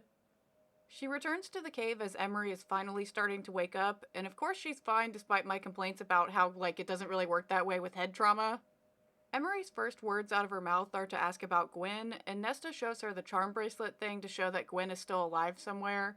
Again, I don't really know how the charm is indicating that, but it is.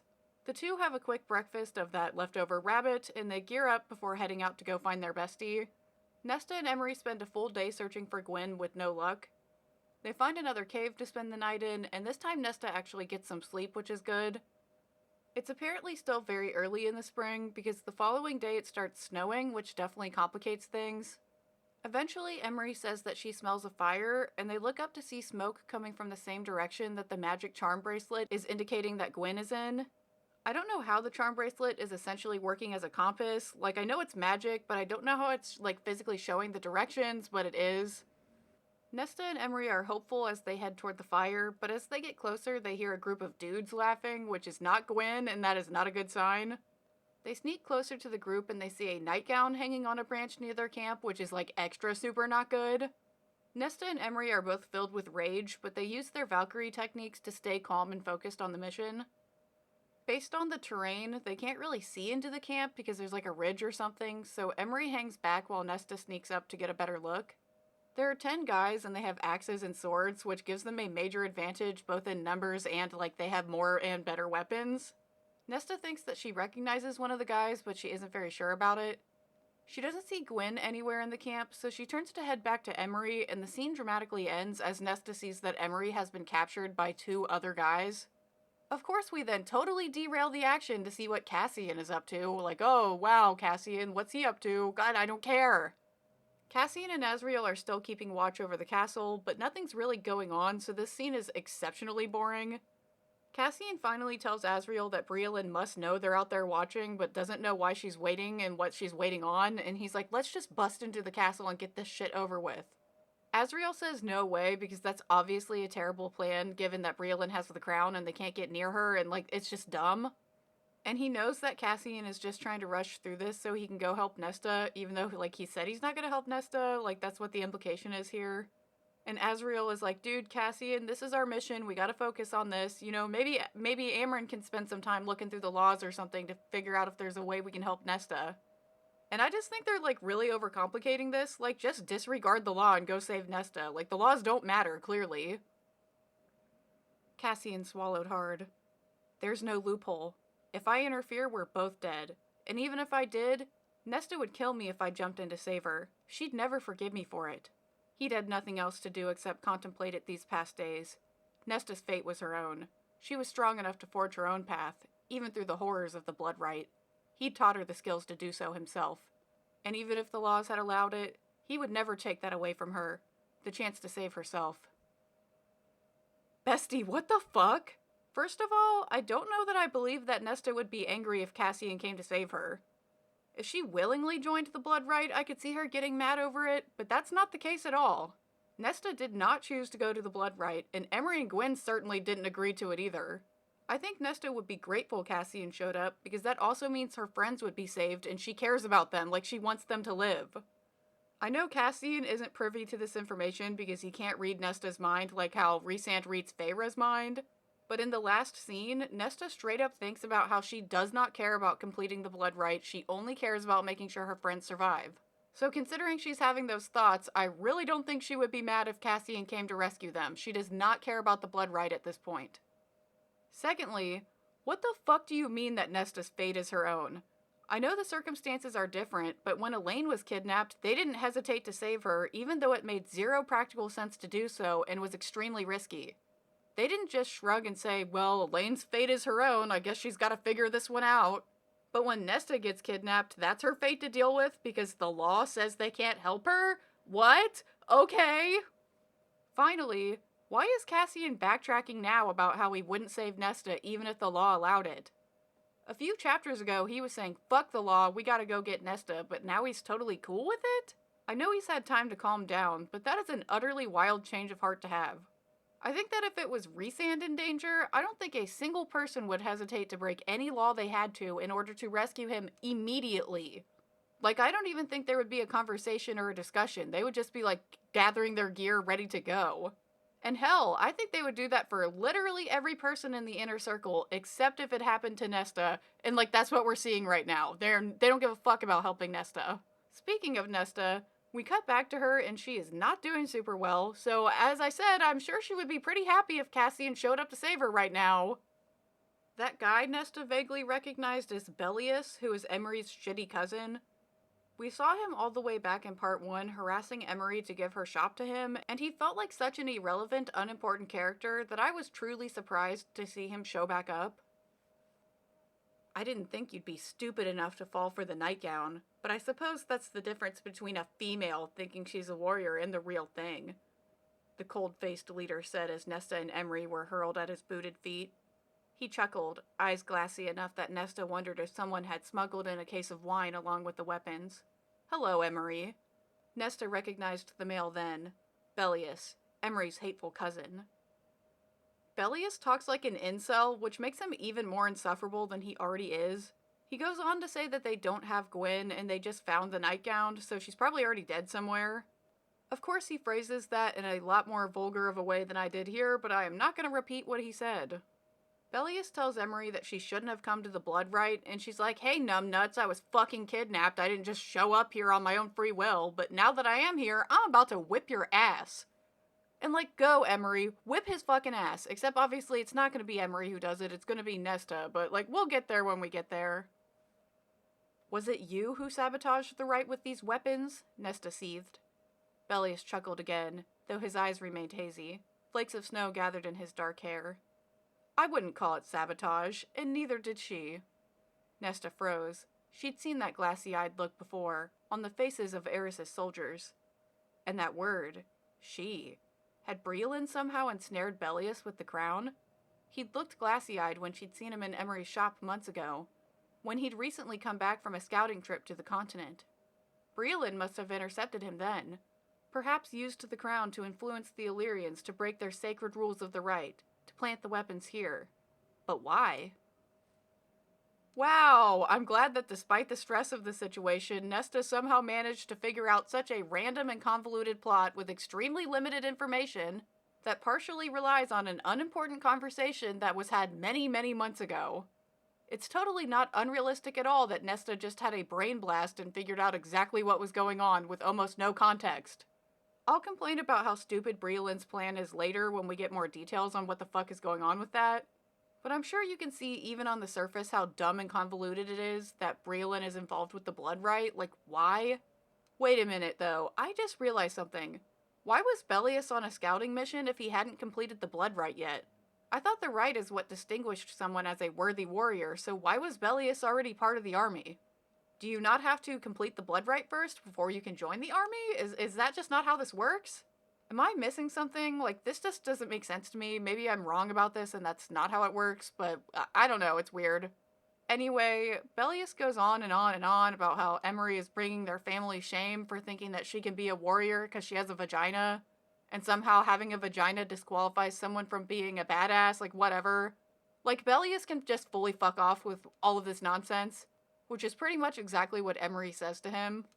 Bellius is unfazed by Emery's insults and kind of just looks over at his bros and is like, I get dibs on Nesta. But of course he said it in a lot more of a vulgar way that I'm not going to repeat. Nesta has no idea what to do because they're pretty boned right now, but luckily she doesn't have to do anything because the guy standing next to Bellius suddenly pops like a meat balloon and his guts go everywhere, just like out of nowhere. Some kind of horrible cat snake monster thing has shown up to save the day, and Nesta and Emery take their chance to run while the Illyrians fend off the creature. They hear Gwen calling to them from the other side of the ridge and they run over to her. She's bloody and dirty, but she did find some clothes to wear, like Nesta and Emery did with the fallen soldiers, and she seems okay despite everything that's going on right now. I wasn't expecting Gwen to be the one to save Nesta, but I'm glad that's how things played out, because otherwise it would feel like Nesta is carrying the whole friend group. I mean, Nesta definitely is carrying the whole friend group, but at least Gwen gets a moment to shine. Gwen tells them to follow her, and obviously they do, because there isn't really time for a touching reunion right now.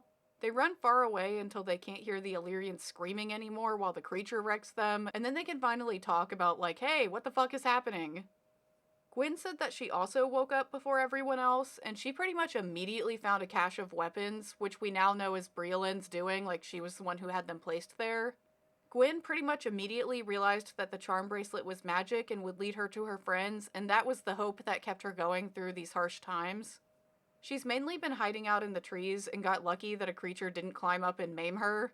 Eventually, Gwen saw her own nightgown hanging from a tree and realized that it must have been a trap to catch Nesta, and she knew immediately she had to do something about it. She knew where the creature slept during the day, and she woke one up to lure it into the camp, which is just what went down. It's actually a total coincidence that Nesta and Emery were there when that happened, because Gwen intended to take the guys out before they became a problem, but it happened to all work out anyway. The whole using a scary creature to take out your enemies thing is a strategy straight from Feyre's playbook, and she's pulled this technique multiple times throughout the series, so I would have liked to see Gwen do something different. It's not like it's a bad idea, but it is repetitive. They aren't sure if Bellius and his crew will survive the encounter with the creature, and if they do, that puts an extra target on their back because they just majorly pissed them off, so they gotta get a move on. There are 4 days left in the bloodright, which isn't an insignificant amount of time to survive under such harsh conditions. Gwen almost seems a little surprised that Nesta and Emery came looking for her, and the chapter ends on a sweet note as the three hold hands, and Emery is like, of course we came looking for you, that's what sisters do. I was about to clown on Nesta and say that she should take notes, but she did actually try to rescue Feyre when Tamlin kidnapped her all the way back in the first book. I mean, Nesta wasn't successful at that, but at least she tried, and I think that moment is often overlooked, and I frequently overlook it, and she should get some credit for that. The next chapter opens with a brief time skip, as we're told the group couldn't find another cave to camp out in, so they had to sleep in the trees.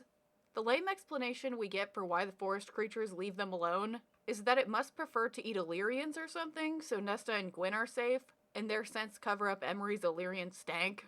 Good thing the forest creatures are picky eaters, I guess, and they only want them stanky Illyrians. The three settle in their tree for the night and talk about the bloodright and what's been going on. Emery knows the most about the bloodright because many of her family members went through it and told stories about it because that's like something the Illyrians commonly brag about. If you've forgotten some of the finer details, the way to win the bloodright is to climb the sacred mountain Ramiel, and you get a different rank based on how far you can get up the mountain. And it is exceedingly rare for anyone to actually reach the top of the mountain and to touch the magic stone that's up there.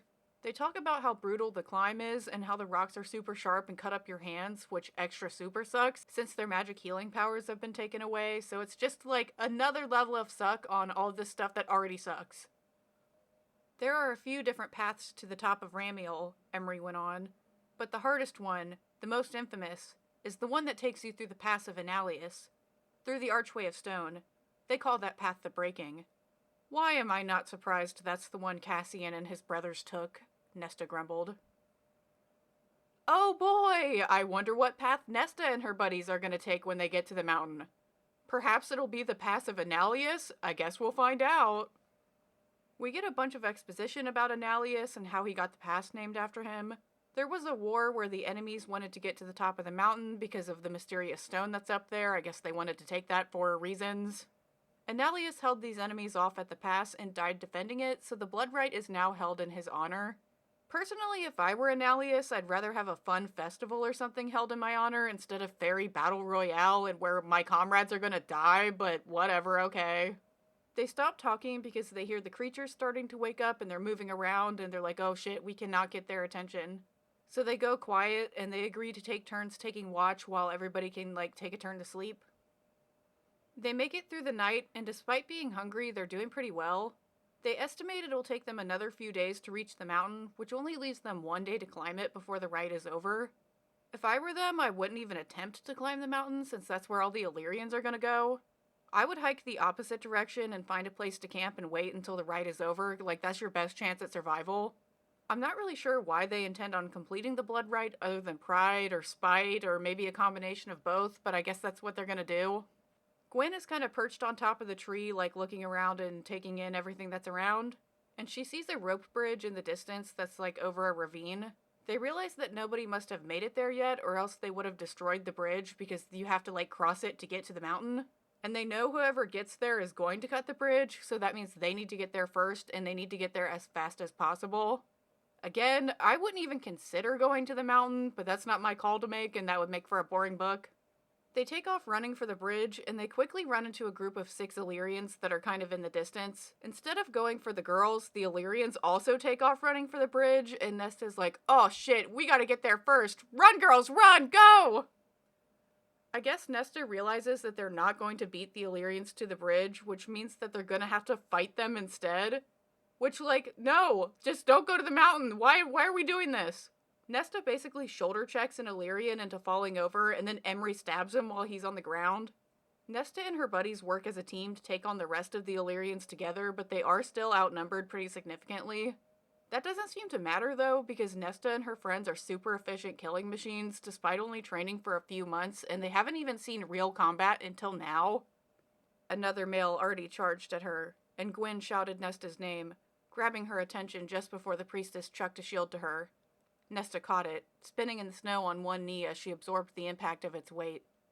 Expelling her breath in a mighty exhale, she lifted the shield high as the male brought down a sword meant for her head. Nesta met the blow, thrusting the shield upward and knocking the male off balance. She slammed her knife into his boot. I appreciate badass ladies who are good at fighting, but it feels unrealistic that Nesta would be this good at fighting so soon. Like, she's just gone full John Wick, and like, I don't think she has the training for that. I think the reason that Nesta and her friends are doing so well against the Illyrians is because they work together as a team and the Illyrians tend to be every man for themselves. However, I still don't really buy that Nesta and her buddies would be doing this well. Like, they're able to kill all of these Illyrians and not get any injuries themselves, and like, I don't buy it. Like, I really do want to feel the hype of this moment as Nesta goes full John Wick, but as I said, it doesn't feel earned, and it comes off as a wish fulfillment or like a power fantasy. Also, I think fight scenes are way cooler when the hero struggles and you kind of think they might lose, which is why I think that the Kelpie scene is a lot more effective and why I think that's actually a cooler and better scene. Nesta was terrified fighting the Kelpie and genuinely thought she would die, so it was way more rewarding to see her win the fight. Like here, they're almost toying with the Illyrians because they're like so delighted in killing them. Like it just, they're not scared. They're just like, let's kill these Illyrians. And like, yeah, kill the Illyrians, but it's not cool. Nesta turns to fight the next guy when she realizes that there are no more guys left because they killed them all. The scene ends there as Nesta is covered in blood and she's like grinning at this victory, and it feels very edgelordy for her to be doing this, which is the opposite of cool. We then cut back to Cassian, who is furious that they've sat around for days doing absolutely nothing, but Azrael is chill and he's like, no, we have to wait. That's like part of spying. You just have to wait around. For once, I am on Cassian's side, and I agree that whatever they're doing right now is incredibly fucking stupid and they're waiting around doing nothing for no fucking reason. I don't think that storming the castle is a great idea, but this whole thing feels like a trap or just a diversion to get their attention. Like, they were worried about Aerys being, like, brainwashed into spilling their secrets, and at this point, he has definitely spilled everything he could possibly spill. Like, what are we doing here? Cassian is still worried about Nesta, and Azrael says that Cassian would know if she died, which he's, like, referring to the mating bond between them. Cassian is not comforted by that, and he's like, well, she could still be suffering even if she's not dead. But of course he has no intentions of trying to save her, so all of these scenes of him worrying about her is just like, it's unbearable, because he's like thinking about all these things, but he's not gonna do anything about it, so like, shut up. There's finally some action at the castle as a group leaves, and Cassian and Azrael fly up into the sky to tail after them. Cassian is surprised that there isn't a prison wagon to transport Aerys, and Azrael vaguely is like, they don't need one. No, they hadn't needed a prison wagon, because riding atop a white horse at the front of the party, side by side with a hunched small figure, was Aerys. Stupid asshole, Cassian snarled. She snared him with the crown. No, Az said quietly. Look at his left. He's still got the dagger at his side. If he was in her thrall, he'd have already handed it over. So possessing another made object does protect him against the crown? Which meant, traitor, Cassian spat. I don't know why I'm surprised. His hands curled into fists. Let's get him, drag his ass home, and tear him apart. He'd been drawn away from Nesta for this? For Aerys's games? I still don't really know why they assume the magic dagger would protect someone from the crown, and none of this makes sense. As I've repeatedly said, the Night Court had no reason to believe Aerys would betray them, and he was way more honest with them about sharing information than the Night Court ever was with him. Aerys gains nothing by betraying the Night Court because he'd have to reveal his alliance with them, which is something that he clearly doesn't want to do and would not be beneficial for him. Cassian is so blinded by his hatred of Aerys that he can't see that this is an obvious trap, and it makes him look really stupid. Azrael says that they'll keep following them for now instead of intervening, and the scene ends there. We cut back to Nesta as she and her friends continue their run to the bridge, but they are stopped yet again by another group of Illyrians. Aerys says that they can outrun them and get to the bridge first, but then the Illyrians start shooting arrows at them, which is not good. They're so close to the bridge that they just keep running, but it makes way more sense to me to stop and fight this group of Illyrians like they did with the last one. Dodging arrows is risky, especially on a narrow bridge, and it kind of feels like shooting fish in a barrel to me, like that's a bad idea. Thankfully, the Illyrians aren't very good with bows, because Nesta and her friends reach the bridge and make it across. Well, almost. Despite the barrage of arrow fire, the Illyrians only manage to land one shot, and Gwen goes down with an arrow in her thigh. She's still on the other side of the bridge, and the Illyrians are closing in on her. I don't know how Nesta and Emery ran so much faster that they cleared the entire bridge before Gwen even reached it, but they did, and that's a problem now. Cut it, Gwen roared. Get up, Nesta ground out. Get up! The priestess tried. She made it to her feet, but she'd never crossed the bridge in time. So Nesta took the Illyrian bow off her shoulder, took the coil of rope off too, and handed it blindly to Emery. Tie one end to that tree and then around yourself. Nesta didn't wait to see if she was obeyed before she knotted the other end to the arrow, fitted the arrow into the bow. We didn't learn archery, Emery breathed. But Nesta knocked the arrow in place, took aim, right at Gwen, who eyed the rope tied to the arrow, the other end around the tree, and Emery, and understood. My sister taught me. Nesta's arms trembled as she drew back the string. A long time ago. Again, this is a moment that's clearly meant to be cool, but it just falls short to me. It might have been mentioned before that Feyre taught Nesta archery, but I can't remember that happening, and I find it hard to believe that Nesta would have remembered any of that training. And I find it even harder to believe that Nesta would even agree to the training in the first place, given how useless and cruel she was to Feyre in the first book. I don't think Nesta would have really taken that training seriously enough to effectively use a bow now, presumably many years later, and be accurate with it, but okay. Nesta shoots the arrow, which miraculously lands right at Gwen's feet. Gwen grabs the arrow and the attached rope to tie it to herself as she hobbles to the bridge. I don't know how long this rope is or how long the bridge is, but the rope must be pretty damn long to clear the entire bridge, with enough to spare for Gwen to tie it around herself. Once Gwen finally reaches the bridge, she yet again screams for them to cut it, which Nesta has no choice but to do because some of the Illyrians have now reached the bridge as well.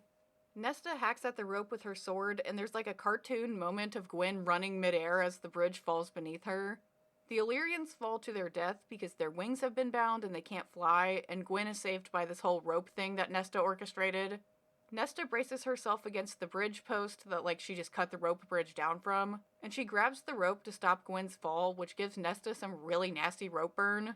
They're lucky the rope didn't snap during this ordeal, but they aren't exactly in the clear yet. Gwen smacks against the cliffside pretty hard, and Nesta and Emery then haul her up to them. She's not in great shape due to the arrow in her leg and then smacking into a cliff, but at least she made it across the bridge alive. And the Illyrians who are on the other side of the ravine are not happy about that. "Fucking bitches," one of the males roared. "Oh, shut up," Emery bellowed across the ravine, helping Nesta lead Gwen to the snowy trees, their breaths puffing out before them. "Find something new to call us." I'm all for the empowerment of women, but this moment feels a little girl bossy, and it makes what's supposed to be a sick burn come off as very cringy. The whole overcoming sexism thing is a little too on the nose for me, which makes it hard for me to take these moments seriously. They patch up Gwen the best they can and continue their trek to the mountain, even though it's more clear than ever that they should just hide out somewhere. Gwen isn't going to be able to climb well with her leg injury, so it's putting the whole group in danger to try to go to the mountain anyway. They hike all day, and by the time night falls, Gwen can barely walk, which is not a good sign that she's going to be able to climb. Nesta and Emery basically have to carry Gwen up into the tree that they're going to sleep in, and if Gwen can't climb the tree, then she definitely cannot climb the mountain. We get a little time skip as we're told they hike for another full day, and then they finally make it to the foot of the mountain as night falls. "Cassian told me only 12 have made it this far," Nesta murmured to her friends. "We've already earned the title of Aristian just by being here." Emery stirred. "We could stay up here today, wait it out overnight, and be done at dawn. To hell with any titles." It was the wise thing to do. The safe thing to do. I'm still confused by the statistics around the bloodright and how few people have been successful at it. Only 12 people made it to the mountain in the hundreds of years the bloodright has been happening? How many hundreds or thousands of Illyrians have participated in the bloodright? The success rate feels way too unrealistically low considering how huge the Illyrian army is. Because as I said earlier, I thought that they have to complete the bloodright to be considered a warrior. Maybe they don't have to actually win the bloodright, maybe they just have to survive it for it to count?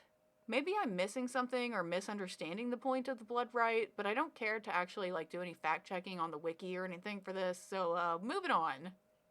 Anyway, I think they should listen to Emery's proposal and stay in the trees, but that would be boring for this book, and more importantly, it would be smart, so of course they're not going to do that.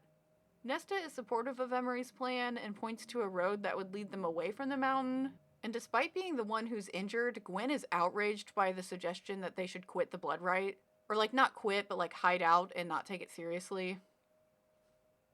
"So rather than try and fail," Gwen demanded, "you would take the safe road?" "We would live," Emery said carefully. "I'd love nothing more than to wipe the smirks off the lips of the males in my village, but not at this cost. Not if it costs us you, Gwen. We need you to live." Gwen studied Ramiel's craggy, unforgiving slope.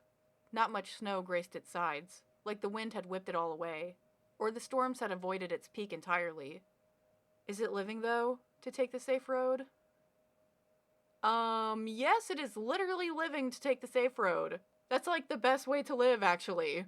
They could probably attempt the bloodright again next year, unless there's some rule against it, like being able to participate multiple times. But also, they definitely wouldn't succeed in a fair bloodright that there are not any weapons in, so maybe this really is their only chance to try. Regardless, the glory of winning doesn't outweigh the risk of Gwyn dying, so I don't think it's very smart for them to continue. Emery points out that Gwyn is being hypocritical because she's been living in the safety and isolation of the Priestess Library, which is taking the safe road. But Gwyn says that she's tired of living that way. Gwyn wants to win the bloodright and stick it to the Illyrians by showing them that there's a new gang in town and they're going to shake things up and change things from how they've been done before. That's a fine message and all, but considering Gwyn's going to need to be carried, I think she's being a little selfish right now. She's putting everyone at risk for this overly idealistic view. And it's not like one of the other girls is injured and she's going to have to carry them. Like, no, she requires their support and she's still pushing that they continue. I just think that's selfish. Emery still wants to quit, and she says that they call the path the breaking for a reason, like the path up the mountain they're about to go take. And Nesta points out that they haven't eaten in days, so they are extra weak to take on this climb. But Gwyn isn't deterred. She's like, I'm not scared of the breaking because I've been broken before. And then launches into her deeply traumatic tale of what went down at the temple a few years ago that led her into becoming a priestess.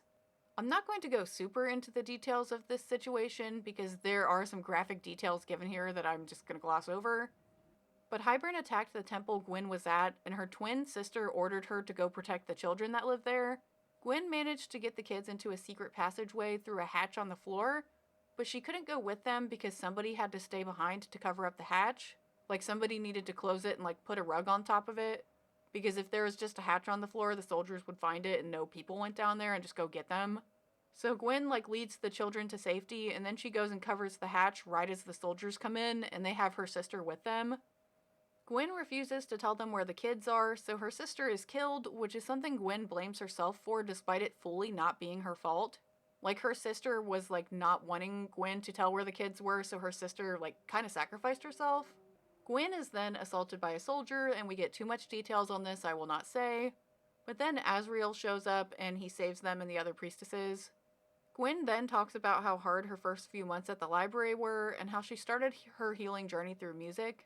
Then Nesta showed up one day, and Gwyn knew that her twin would have signed up for training immediately, so Gwyn decided to do it in her honor. Except it did take Gwyn, like, a long time to sign up, so, like, I don't know. Emery tells Gwyn that she's not alone, and then takes her turn to trauma dump. She says that her father beat her so brutally that he once broke her back, which is like, oh my god. Now Nesta kind of looks extra dumb for complaining about her grandma smacking her with a ruler when Emery is, like, getting her back broken. Like, Jesus. What's even worse is that Emery's father beat her mother to death and then made Emery dig the grave. Like, Jesus. He then lied to everybody in their village and said that she died from a miscarriage, and so he remained beloved by the other Illyrians because they didn't know what he did. But honestly, I think he could have told them the truth and he still wouldn't have faced any consequences and everybody would have liked him just the same, given how the Illyrians treat women. But we had to make this situation even more fucked up for no reason, so he's, like, pretending to be a good guy while being a bad guy, which is, like, psychologically messing Emery up too. Emery goes on to say that she agreed to training because she knew it would have made her father angry, and so she could protect herself if anyone ever tried to lay their hands on her again. Despite suggesting that they should give up on the bloodright, Emery changes her mind and she's like, no, we will continue on in honor of my mother. Except I'm going to be kind of a Debbie Downer here and point out that Emery's backstory is a big plot hole. Earlier in this very same book, when Emery told Nesta, like, her story, she said that her mother died giving birth to her. But now she says that her mother died protecting her from her father. And we're told that Emery had to dig her own mother's grave, so she was not an infant at the time of that happening, because babies can't hold shovels, so, like, I don't know which story is true, I guess this one? I think SJM fully forgot about what she already set up, and somehow an editor didn't catch it, which means I don't think there are editors, because, like, that's a pretty big thing to miss. This whole thing makes Emery's brutal story that we just heard feel very gratuitous and unnecessary because it feels like SJM made it up on the spot, considering she forgot what she already wrote. Like, it's just weird. Nesta gives her own backstory that we are all already well aware of, and I know trauma is not a competition, but it seems to me like Gwyn and Emery went through substantially worse experiences than Nesta. I mean, at least in their childhood, like, going through the cauldron and all that was horrible for Nesta, but, like, most of it was not that bad compared to Emery and Gwyn. Emery and Gwyn are not all high and mighty about it, though. Like, Cassian kind of comes off when he talks to Nesta about what he's been through. Like, Cassian feels like he's trying to invalidate Nesta, and that doesn't feel like what Emery and Gwyn are doing. They all hold hands and reassure each other that they are more than their past and what's been done to them, and none of them deserved what happened to them.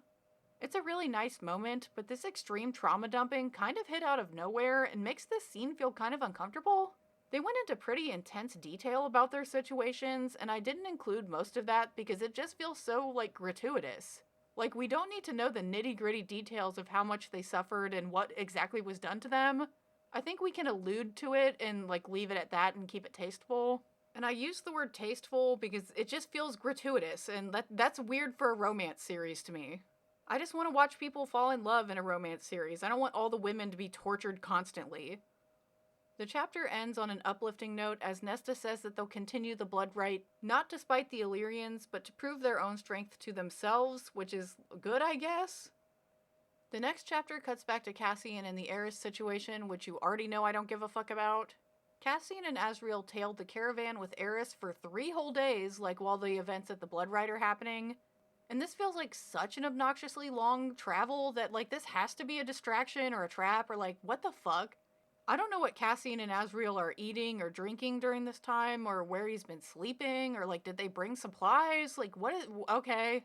Eventually, the caravan makes it to some kind of weird forest with a lake, and Azriel comments that it feels ancient, like the Middle Territory in Prythian does, which is weird considering we're in the human realm still, I think.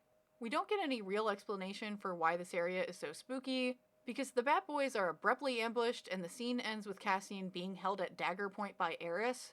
This implies that Aerys is in fact a traitor, but spoiler alert, he is not. We then cut back to Nesta and her friends as they start climbing the mountain. They don't have a lot of water and are exhausted and starving and they're in pain, but they press on anyway. I'll stop harping on how I think they should just hide out and wait for the rest of the bloodright, but I do maintain that opinion throughout everything that's about to happen. By the time night falls, they've only made it 2/3 up the mountain, and I say only, but that's a fuckload to climb. But they are going to have to pick up their pace if they're going to make it to the top before the bloodright is over. That's going to be pretty hard though, because Gwen's condition is worsening as she loses more blood from her arrow wound, and we're told that Emery also twisted her ankle somewhere along the climb. The whole thing only gets worse when they look down and see a group of Illyrians climbing up towards them. It's Emery's evil cousin Bellius who evidently survived the creature attack, and he has 6 other dudes with him. Given what we've previously seen, if Nesta and her friends were in peak condition, they'd probably utterly wreck this group of Illyrians, but they're too injured and weak now to really stand a chance against them. They choose to run instead, and Nesta has to give Gwen a piggyback ride if they have any chance of getting away. Nesta thinks about how the repeated training with the 10,000 Stairs to Valaris prepared her for this moment, and while I'm sure it definitely helped, that's not the same thing as carrying someone up a mountain. Regardless, Nesta insists that they are, quote, winning this fucking thing, and the scene ends there as they resume climbing. We then cut back to Cassian for an extremely brief scene of him bantering with Aerys. The way Aerys is talking makes it seem like he's a traitor, but he slips up and refers to Moore as the Morrigan, which is apparently something he would never do, and is enough for Cassian to realize that Aerys is under Breeland's control. So now it is abundantly clear that they have fallen into a trap, but the scene ends there before anything is resolved. Back to Nesta, they finally reach the pass of Analius, where the climb should get easier at that point, they've already gone through the breaking, which is the hard part. But that's not really a relief given how much they've all physically deteriorated. Gwen is hardly conscious, and Nesta is now struggling to carry her. They have one last little bit of climbing to do before the path gets easier, but Nesta knows that the Illyrians are going to catch up to them before they can reach the summit. Nesta tries to climb the last little bit, but her knees give out and she falls so hard that she almost knocks herself out. She tries to protect Gwen as they tumble back down to the stone archway that marks the pass of Analius, and Emery quickly goes down to join them. Nesta admits that she can't carry Gwen anymore, and Gwen is like, no, we just need to rest, and then we can keep going. But Nesta's like, that's not an option, the Illyrians are gaining on us, we only have one option, and I'm gonna have to stay down here and hold the Illyrians off while you guys escape. Nesta is the least injured of the 3 of them, and the strongest fighter, so it has to be her who stays, it wouldn't make sense for either of the other ones to try to do that. Gwen is absolutely not on board with this plan and refuses to accept it because it's essentially Nesta sacrificing herself. Emery clearly doesn't agree with it either, but knows that logically Nesta's plan is their only chance to survive, so she doesn't fight it because, what else can they possibly do? Gwen is nearly hysterical and insists that she won't leave Nesta behind to die alone and that she would rather die at her side than keep climbing without her. Nesta is touched by this heartwarming declaration, and we kind of get a moment that I didn't take like a screenshot of the passage for, but she has a Grinch moment where her heart grows 4 sizes, like that's what goes on. And she hugs Gwen as she continues to sob, and Gwen asks Nesta to promise that they'll face all their problems together, like, Nesta, don't sacrifice yourself, we'll do it together. Nesta couldn't stop her tears then. The chill wind froze them on her cheeks. I promise, she breathed, stroking Gwen's matted hair. I promise. Gwen sobbed, and Nesta let herself sob with her, squeezing her tightly, letting her stroking hand come to rest on Gwen's neck. A pinch in the right spot, exactly on that pressure point Cassian had shown her, and it was done. Gwen went down, unconscious. Okay, so I'm pretty sure this kind of instant knockout pressure point doesn't actually exist. I didn't fact check that, but I don't feel like it does. But this is a really common cliche in fiction, so I'm trying to overlook it. Like other books and movies and stuff also do this. It's weird though that Nesta only does it this one time, considering it's like an incredibly powerful move to be able to instantly knock someone out, and like why doesn't she just do this all the time? I don't know. Nesta asks Emery if she can carry Gwen the rest of the way, and Emery grimly says that she will. They trade supplies so Nesta has a sword and a shield, and she lies about having enough water so Emery will take the canteens. It's pretty clear that even Nesta herself doesn't think that she's going to survive, but she seems at peace with the whole thing. Emery tells Nesta that Gwen will never forgive her for this, and Nesta simply says she knows. She helps Emery get Gwen on her back, which is a challenge due to Emery's wings, and they essentially have to tie Gwen to her. Emery asks Nesta to come with them, even though she knows like Nesta's not going to, and obviously Nesta refuses and says to consider her sacrifice as a repayment for their friendship. Emery says that there is no debt to be paid, but understands that they're out of options, and she's not going to be able to change Nesta's mind about the plan. It's sad to me that Nesta still views relationships as transactional, and that's something that she's going to have to keep working on. Nesta doesn't say goodbye as Emery resumes the climb, and instead mentally prepares herself for the upcoming fight. But of course, we have to cut back to Cassian first to continue a plotline that I fully don't give a fuck about. It's revealed that they aren't at a random lake, but they're actually at that random sorcerer guy Koschei's lake, which is a big deal for reasons. I don't really know anything about Koschei. He's like a villain that we don't see a lot about, which makes it really hard for me to care about him. This reveal is somehow surprising to them, despite Asriel commenting on the weird ancient vibes of the place, and the prior knowledge they had of Briolin working with Koschei. And they've interacted with Vassa, so they definitely should know where this lake is. I don't know why any of them are surprised by it. And after that absolute nothing burger of a reveal, we go back to Nesta. Nesta stands at the archway at the pass of Aerys and prepares herself for the final standoff. She drinks the rest of her water before chucking her canteen to the side, and then she dramatically draws a line in the dirt with her sword. She vows not to let anyone cross the line as she defends her friends, and the chapter ends there. This is clearly a direct reference to the story of Aerys and how he sacrificed himself to defend the pass. I really want to enjoy this heroic moment from Nesta, but it feels melodramatic and a little over the top given how many other things Nesta has achieved. She made the Kelpies go extinct, killed an allegedly unkillable scary death god, forged magic weapons that haven't been seen in thousands of years, located the Dread Trove, became a Valkyrie, and the list goes on. Now she's paralleling a beloved and legendary hero by doing the same thing Aerys did. I'm not saying a main character can't do multiple cool or badass things in one book, but when they constantly achieve the coolest and most badass things possible, it actually makes all of those things feel less impactful because there's just so many of them, it makes them feel less special. It's kind of similar to my complaint about how everyone has super special magic powers, which then makes it feel less special because it's not special if everyone is special. Anyway, let's get back to Nesta.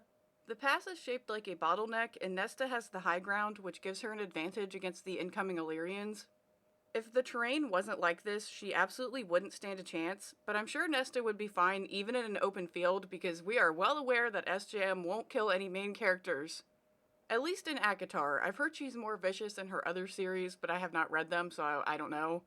Despite that and my previous complaints, I do like the vibes of this scene as Nesta bravely faces the Illyrians. There were no hateful voices in her head, only the knowledge that her friends lay behind her, beyond the line she'd drawn in the earth, and she would not cede that line to these males. She would not fail her friends. She had no room for fear in her heart, only calm determination and love. That impactful passage is then instantly ruined for me as Nesta smiles and immediately wipes out 4 dudes like it's nothing at all. The smiling itself feels a little over the top, which I know is a nitpick, but to me it makes the situation feel less serious, especially when Nesta then dispatches 4 dudes in literally 1 sentence. To be clear, she doesn't kill them in that 1 sentence, but she's holding them off from getting through the pass like it's easy and absolutely just not a challenge at all, which makes this less cool. Nesta even has time to think to herself about how she wishes she had her magic sword Ataraxia with her, because then she'd really be doing some damage. The chapter dramatically ends as we finally learn that Ataraxia means inner peace. It feels weird to get that reveal in a scene that the sword isn't even used in, but okay, that's what it means. We then cut back to Cassian and Azriel as they deal with Koschei. We don't really know a lot about Koschei, and everything about his character feels really underdeveloped, which makes it impossible for me to care about this scene. Koschei confirms that they just fell right into a trap, and Azriel is fast enough to grab Aerys and fly away, but Cassian isn't so lucky and is trapped as Briolin emerges from the shadows and takes control of him with the crown. Given how easily Azriel escaped with Aerys, it's clear that Cassian was the target all along, and Briolin even says as much before the scene ends. We cut back to Nesta, and now she actually has killed all of the Illyrians except for Bellius. She's tired from fighting, but other than that she's doing pretty well, which definitely ruins this scene for me. Like, they made this so dramatic, like Nesta was gonna die, and like, she's doing fine. Like, she's thriving, actually. I've said this before, I'm sure, but moments like these are way cooler when the main character struggles to win. I think the narrative wants us to think Nesta is struggling because she's tired, but her actions don't imply she's tired at all, and she's still an utter killing machine. This is something the series definitely has a problem with in general. In previous books, we were told, like, oh, our magic has been exhausted, we have no more magic, and then they do feats of magic, like, anyway, so it doesn't matter. That's the same thing that's happening here. Bellius taunts Nesta, and I fully can't make myself care about such an irrelevant side character. He's such a minor character that I know he's not an actual threat to Nesta. It's made even worse when Bellius randomly drops the C word when referring to Emery, and everything he says feels more like rage bait to make the readers hate him, rather than something someone would realistically say. Like, everything he says is so over the top, it feels like a caricature of an evil person instead of like an actual evil person, which is a problem I've had with basically every villain in this series. There's a flash of light that indicates that Emery and Gwyn made it to the summit and touched the magic stone there, and then they were immediately teleported to safety. Nesta smugly tells Bellius that they won, and I wish none of this happened. This moment would be way more impactful if Nesta didn't know if her friends were safe or not, which would then leave her no choice but to fight to the bitter end because, like, she wouldn't know. Since we know that SJM won't kill Nesta, the stakes and tension of this moment are completely gone now that we know that Emery and Gwyn are safe. Because we know Nesta's gonna make it out of this just fine, so now it kind of feels like she's fighting for nothing. Bellius doesn't back down and charges at Nesta. Dawn is mere minutes away, which means that the bloodright will be over and Nesta will get her powers back, so she only needs to hold him off until then, because then she can cauldron laser him. Nesta is now actually struggling to hold Bellius off, and all she can really do is block his attacks, but none of this feels genuine. Bellius is some random side character, and Gwyn and Emery are safe now. So now it feels contrived to see Nesta suddenly struggling after being so badass when it actually mattered.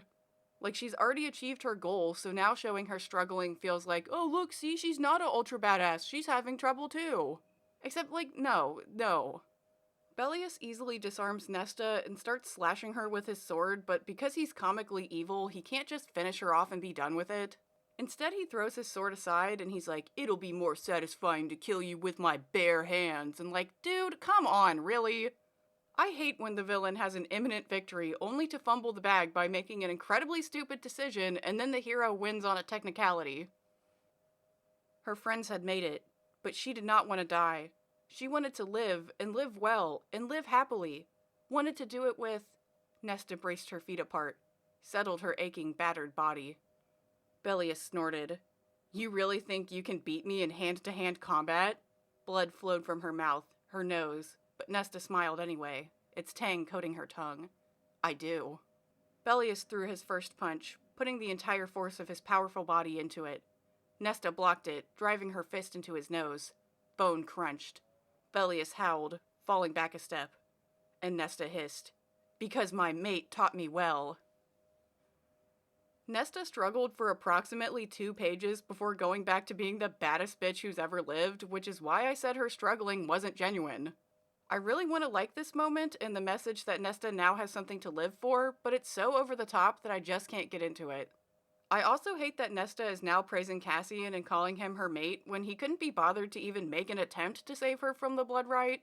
Sure, it looks like she didn't end up needing his help, but Cassian didn't know that's how things would turn out, and realistically, that's not how things should have turned out. Also, now that they are fighting hand to hand, then Nesta should use that instant knockout pressure point thing she did to Gwyn, but of course she doesn't. I mean, it would be harder to do to Bellius since he's fighting back, but Nesta doesn't even try to do it, which feels dumb. Nesta and Bellius fist fight, and Nesta is back to struggling, but again, it doesn't feel genuine because we know she's gonna be fine. Nesta is knocked to the ground and instantly loses all the resolve and bravado she had before. He advanced, bloodied and sneering. "I'm going to enjoy this." She'd claimed it would be fine to die for her friends, that it was fine because they had made it, they had won, but to be killed by this nobody. Nesta snarled. She had nothing left. Her body had given up on her, like so many others had. Bellius drew a knife from his boot. "I think I'd rather slit your throat." She was alone. She had been born alone, and would die alone, and this awful male would be the one to kill her. Damn straight Bellius is a nobody, which is the main reason this scene is not impactful to me. Bellius was in no way set up to be the final boss Nesta was going to face, and she's won against opponents who were 1,000,000 times stronger, so I just can't get immersed in this scene. Lightning flashes as Bellius dramatically raises his knife to finish off Nesta, except actually it's not lightning, it's Cassian, and he's moving super fast as he slits Bellius' throat. This is exactly why Bellius should have just killed Nesta when he had the chance instead of being comically evil, because now he lost his chance, he's dead. Nesta isn't relieved to see Cassian though, because something is obviously wrong with him, and that's made abundantly clear when he says he's going to, quote, "slit her pretty little throat." Now it's Cassian's turn to be comedically evil, and oh my god, I am so done with this whole thing. I wanted so badly for this part of the book to be cool, and it almost was, but SJM can't help herself and tries so hard to be cool that it ends up being lame. We switch to Cassian's perspective to see how much he's mentally struggling with having no control over his body and how he desperately doesn't want to hurt Nesta. He only wants to hurt Nesta by his own free will, goddammit! The chapter ends as Briolin makes her dramatic appearance, and we're finally going to see what this convoluted mess was all about. Nesta asks Briolin a simple question: why? Briolin answers that Nesta is too strong and the bloodright was meant to wear Nesta out, and reveals that she was the one who arranged for Nesta to be kidnapped and put into the bloodright. Okay then? If that's the case, then Briolin utterly screwed herself over by putting weapons in the bloodright, because Nesta only survived as long as she did because she was able to get a knife. Also, why would Briolin wait until the bloodright was over to appear? Nesta is going to get her powers back any second, which seems like a stupid time to attack her. Nesta even points that out, and Briolin says that she was waiting for Cassian and was using Aerys as bait after she kidnapped Aerys, which is clear confirmation that Aerys is not a traitor after all, which is what I've been saying this whole time. Briolin expected Cassian to rush in immediately, and then she'd take control of him with the crown and come do what she's doing now, like days ago. But he didn't, so that's why her plans got delayed until the very last minute. Yet again, I'm going to point out how stupid it is when villains lose because they're too evil to make smart decisions. Briolin could have murked Nesta with no problems if she showed up yesterday with literally any other warrior than Cassian. But because Briolin is comically evil and specifically wanted Cassian to kill Nesta for extra trauma points, that's going to be her downfall because she waited too long. Nesta is kind of stunned by this whole turn of events because it makes no sense whatsoever, and she asks a really dumb but well-meaning question. Nesta demanded, "Why are you doing this? Why don't you want peace?" "Peace?" Briolin laughed. "What peace can I have now?" She waved a hand down at herself. "What I want is retribution. What I want is power. What I want is the trove. So I made sure you knew it too. Made sure you became my unwitting partner in collecting the items of power from this godforsaken territory. And I know there's only one way you'll yield them to me. One person for whom you'd do so." A smile toward Cassian. "Your mate. I don't have the trove here." Nesta, bestie. Obviously, Breelyn doesn't give a fuck about peace, considering she allied with Hybrid in the first place. All Breelyn wanted was to be a hot, powerful fairy, but that didn't work out, so this is plan B. Breelyn kills two birds with one stone by getting the trove and by getting revenge on Nesta, who she views as being at fault for taking too much power from the cauldron, which is the supposed reason the cauldron made Breelyn a crone. So, Breelyn said, you will trade me the trove for your mate's life.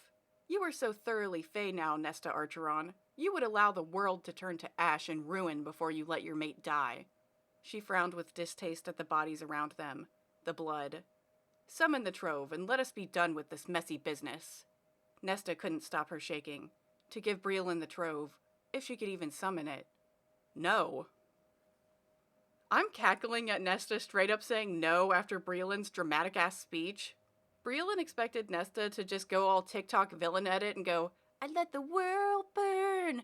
I let the world burn for you! And instead Nesta is like, absolutely the fuck not.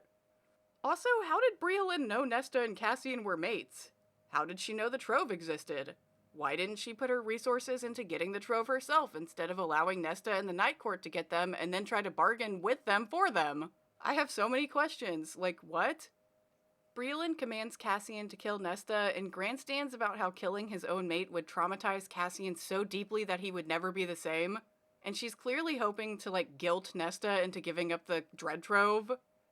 Okay, but Cassian was willing to risk that Nesta would die during the bloodright instead of facing the consequences of trying to save her by breaking the law, so maybe he doesn't care about Nesta's life as much as Breelyn thinks he does. Cassian attacks Nesta, and it's clear by the look in his eyes that he doesn't want to and is trying to fight against the Crown's control over him. Nesta is too weak to fight back at this point and tells Breelyn that killing her won't help her get the trove because, like, if Nesta's dead, she can't summon the trove to give it to her. Breelyn kind of shrugs it off and says that someone else in the Night Court will be stupid enough to bargain with her for the trove, and if not, then at least she'll have Nesta's blood, which she needs in order to break the wards on the trove to get them for herself. Okay, Breelyn does have a point there that someone in the Night Court would be dumb enough to give up the trove. After Rhysand and Feyre made that stupid-ass mutual death agreement or bargain or whatever, then all anyone would have to do is kidnap Feyre and they'd be able to get whatever they wanted from Rhysand. And also, if anything happened to Rhysand, any one of these people would give up anything they had to in order to help him, so they would gladly hand over the Dread Trove. I fully believe that. With all that said and done, Cassian commences the killing. Nesta didn't fight as he hauled her to her feet, held the knife against her throat. Pleading shone in his eyes, pleading in fear and love. Love she did not deserve, had never once deserved, but there it was. Just as it had been there from the instant they'd met. What was the value of the world compared to him? To this?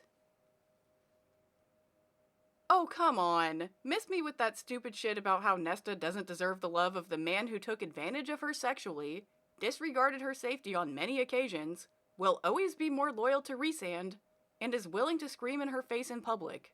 That's fucking bullshit, and it's Cassian that doesn't deserve Nesta, not the other way around.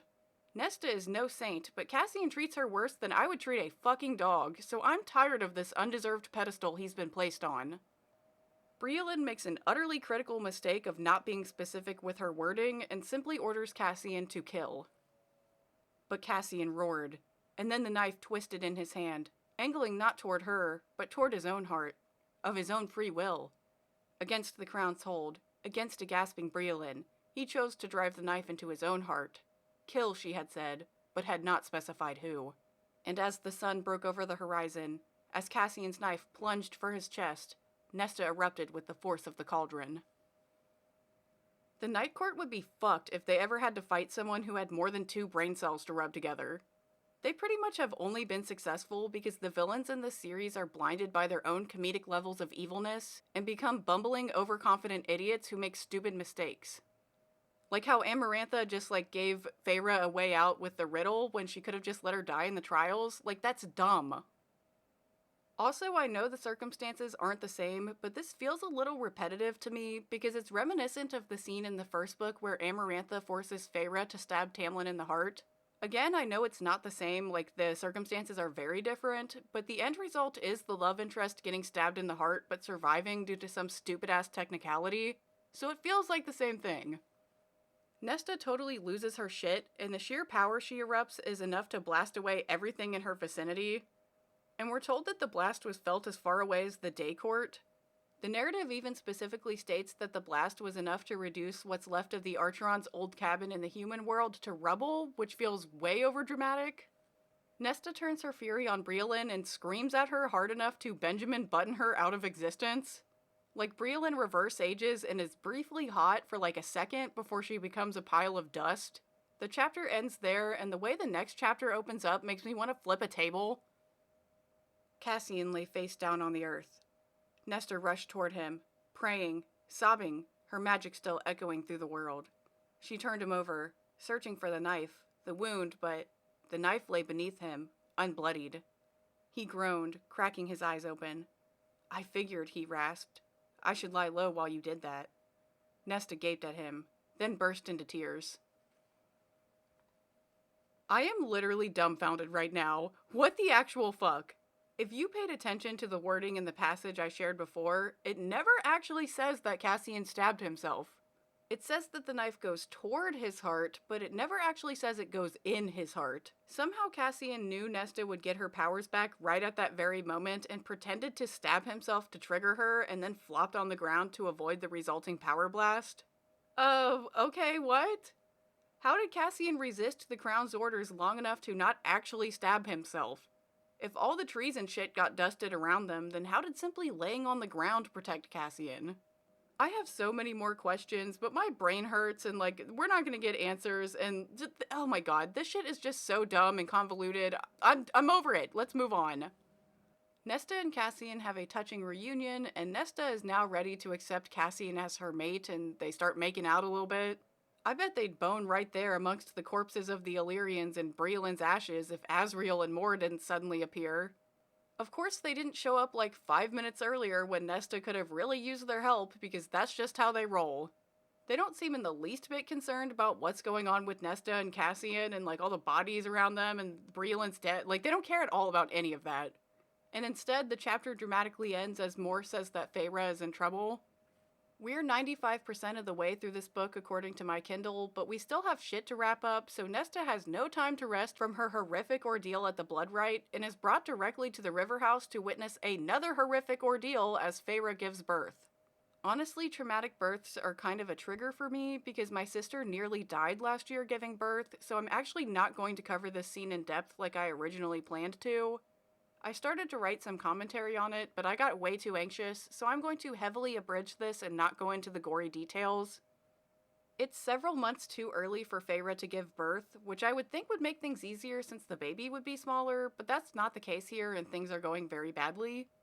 Rhysand is utterly panicked because, as a reminder, if Feyre dies then so will he because of that stupid bargain they made. Pretty much everyone is there because I guess birth is a spectator sport in the fairy world, and they're all shell-shocked by what they're witnessing.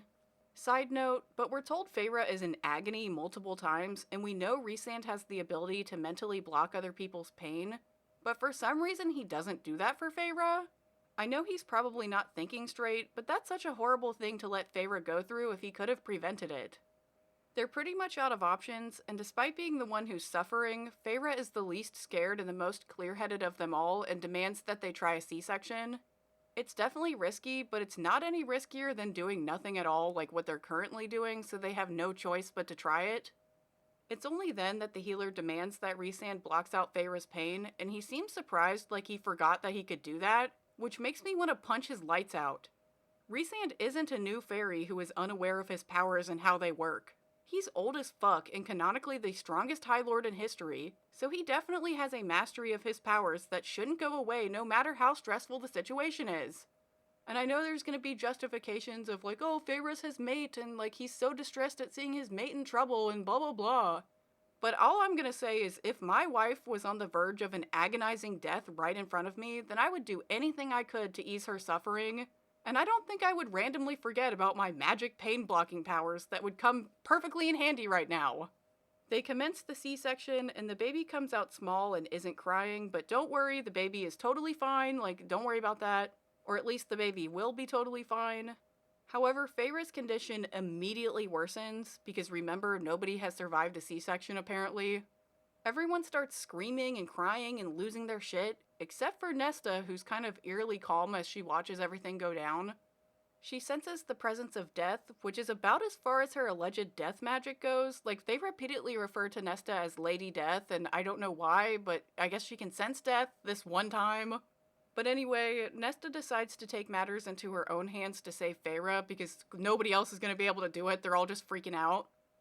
Nesta summons the trove and uses all 3 items at once, which is utterly unheard of, but don't worry, she's cool enough to handle it, and it's not like anyone has any better ideas. We then get a long chapter of Nesta using the trove to save Feyre that I'm pretty much entirely skipping over. In my opinion, the way the narrative has set everything up, the trove really only existed in this book for this exact moment to save Feyre, which is a clumsy way to connect the subplot of Feyre's dangerous pregnancy to the Brielyn subplot, because Brielyn is the one who wanted to get the trove, but it didn't really seem like, I don't know, the trove is dumb, Brielyn is dumb, but at least we get a nice moment out of it between Nesta and Feyre. Stroking Feyre's cold hand, Nesta spoke into the timeless frozen room. You loved me when no one else would. You never stopped, even when I didn't deserve it. You loved me and fought for me and... Nesta looked at Feyre's face, death a breath away from claiming it. She didn't stop the tears that ran down her cheeks as she squeezed Feyre's slender hand tighter. I love you, Feyre. She had never said the words aloud, to anyone. I love you, Nesta whispered. I love you. I wish that Feyre didn't have to literally be on her deathbed for Nesta to say she loved her, but at least Nesta's first time saying the words I love you were to Feyre and not to Cassian. That's a small win I'll take right now, because oh my god, I am so ready for this book to be over. Nesta has no idea how to actually use her magic to save Feyre, so she makes a bargain with the cauldron, or the mother, or the trove itself, or whatever entity is listening right now to show her how to save Feyre in exchange for her super awesome cauldron powers. Yep, you heard it right, folks. We're getting that horrible trope of a woman being forced to give up her powers for the greater good, which is a sacrifice that is rarely asked of male characters. Let me know in the comments below if you know any examples of men giving up their powers, like at the end of the book or movie or whatever, because off the top of my head, I can really only think of women having to do that. Nesta buried her face in the cold sweat of Feyre's neck. She opened that place within herself and said to the mother, to the cauldron, I'll give back what I took from you. Just show me how to save them. Her and Rhysand and the baby. Rhysand, her brother. That's what he was, wasn't he? Her brother, who had offered her kindness even when she knew he wanted to throttle her, and she him, and the baby, her nephew, blood of her blood. She would save him, save them, even if it took everything. Show me, she pleaded. Yeah, no, fuck Rhysand. I wouldn't call someone my brother after they indirectly said they'd fist fight me in the yard like he said during the intervention scene, and then more directly said they would fucking kill me like after Nesta revealed the truth to Feyre about the pregnancy. Rhysand openly hates Nesta, and we've seen very direct conversations about that in previous books where he literally directly told Feyre how much he hates Nesta and would never forgive her. Rhysand is a big reason why Feyre and Nesta's relationship is so strained, because he's holding a grudge on Feyre's behalf while she wants to move on. Anyway, Nesta exchanges her powers to save Feyre. I don't want to downplay Nesta's sacrifice or this grand act of love, but this really doesn't feel like a huge loss because Nesta didn't really use her powers anyway, and seems way more comfortable fighting with a sword than fighting with magic, so Nesta, this is actually maybe good for Nesta because she doesn't really even want her powers. Feyre frequently uses magic when she fights, that's kind of the basis of how she fights, so losing her powers would be a substantially bigger deal than Nesta losing hers.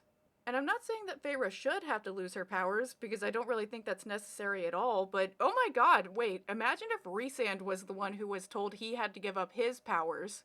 Do you think he would do it? I mean, I guess he would have to, or he would die if Feyre died, but now that would be actually something that would matter, if he lost his powers. Anyway, there's a big dramatic moment as light fills the room, and kind of transfers between Nesta and Feyre and the baby.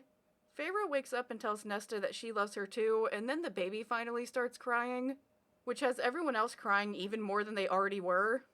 The healer is still parked between Feyre's legs and makes a weird comment about how it looks like Feyre's anatomy has changed to be more Illyrian. But nobody really picks up on that comment, and I don't know, is her pussy bigger now? I can't believe I just said that, oh my god. but we don't get an explanation for this until later, but I'm just going to explain it now. Nesta somehow used the cauldron to change both her and Feyre's anatomy to be more Illyrian so that there wouldn't be any future trouble with either of them having more children. I don't know if that means they suddenly have big dump truck asses now, that like their hips must be wider to accommodate the wings. I don't really know, but okay, this is what we're doing. Nesta changed her own anatomy because she one day might have children with Cassian, who is full-blooded Illyrian, unlike Rhysand, who's only half Illyrian. So the wing problem would definitely happen to Nesta. Nesta didn't change Elaine's anatomy, though, which is a reason why readers speculate that Elaine is not going to end up with Asriel. Anyway, back to the scene. Everyone is super mega grateful that Feyre and the baby survived. Like, duh, that's great. Rhysand drops to his knees at Nesta's feet and kisses her hand and, like, weeps because he's just that grateful. It's a big deal for the Illyrians to kneel to someone, so it's an extra special sign of respect for Rhysand to be doing that. The chapter ends there as Nesta also drops to her knees to give Rhysand a big hug, and that's it. The beef is now squashed between Nesta and Rhysand, and they can finally be homies. And they don't even have to have an actual conversation about any of the horrible ways they've treated each other. It's all just water under the bridge now. Let's just forget about it. Okay, we're bros now. Now that all the action is over, it's time to wrap up everything else, so the next chapter opens with Emery and Gwen waiting for Nesta in the parlor. They're healed now, but still in their bloody, torn-up clothes, and I guess everybody was too busy dealing with Feyre's situation to give them something else to wear, which, you know, okay, I get that. Just as Emery warned, the first words out of Gwen's mouth are that she should never forgive Nesta for what she did. As in sacrificing herself even though Gwen didn't want her to. Nesta's had enough drama for one day and gives her friends a big hug, and she's like, you know what, we can just talk about all of that later. Right now, like, damn, it's great to be alive, and I'm so happy you guys won. Like, wow. And I'm like on Team Nesta with this one. If Gwen really is upset about that, then they should have a conversation about it, but not right now. Nesta went straight from the bloodright to her sister's traumatic birth and had to give up her powers to save her sister's life, so now is not the best time for another emotional conversation. They talk a little about what went down, and we get confirmation that Emery won't be blamed for Bellius's death because people die all the time during the bloodright, and nobody has to know what specifically happened to him, like he just didn't come home, that's it. Also, Cassian was the one who killed him anyway, and like Emery I think wasn't even on the mountain no, she definitely wasn't even on the mountain anymore at that point, so it definitely 0% Emery's fault. Nesta had a feeling that the truth of what had occurred on that mountain would remain only with them, in the innermost circle of Feyre's court. Cassian had clearly been brought into the right against his will. Hopefully no one would ever challenge that fact. I'm straight up going to lose it. Nesta, bestie, did you forget that you were also brought into the right against your will and your friends almost died? Who gives a fuck about Cassian? I don't. And like, doesn't this even further justify that they could have went and rescued Nesta and it would not have been against the law? Like, what the fuck? Okay. I could rant about that forever, but we gotta move on. They all laugh about how furious the Illyrians are going to be now that a group of women have won the bloodright, and I want to laugh about that too, but I'm genuinely worried that the Illyrians might try to retaliate against them. This book is almost over though, so we don't have to worry about that now, but I could see it coming up later. I doubt it will though. Anyway, after that very short scene of Nesta wrapping things up with her friends, we then jump over to Feyre and the baby to see how they're doing.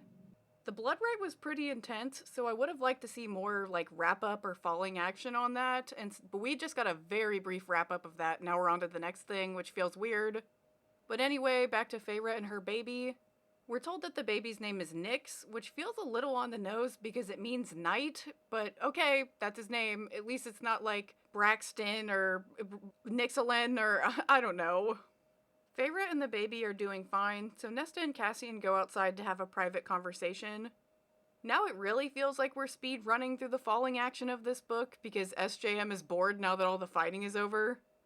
This book is already so long that I'm not saying I want it to be even longer, but some of the filler word count from really inconsequential scenes earlier would have been better spent here on the ending, wrapping loose ends up instead of like, the book is really over very fast after the bloodright, and it's not giving enough time to breathe and really let everything come together.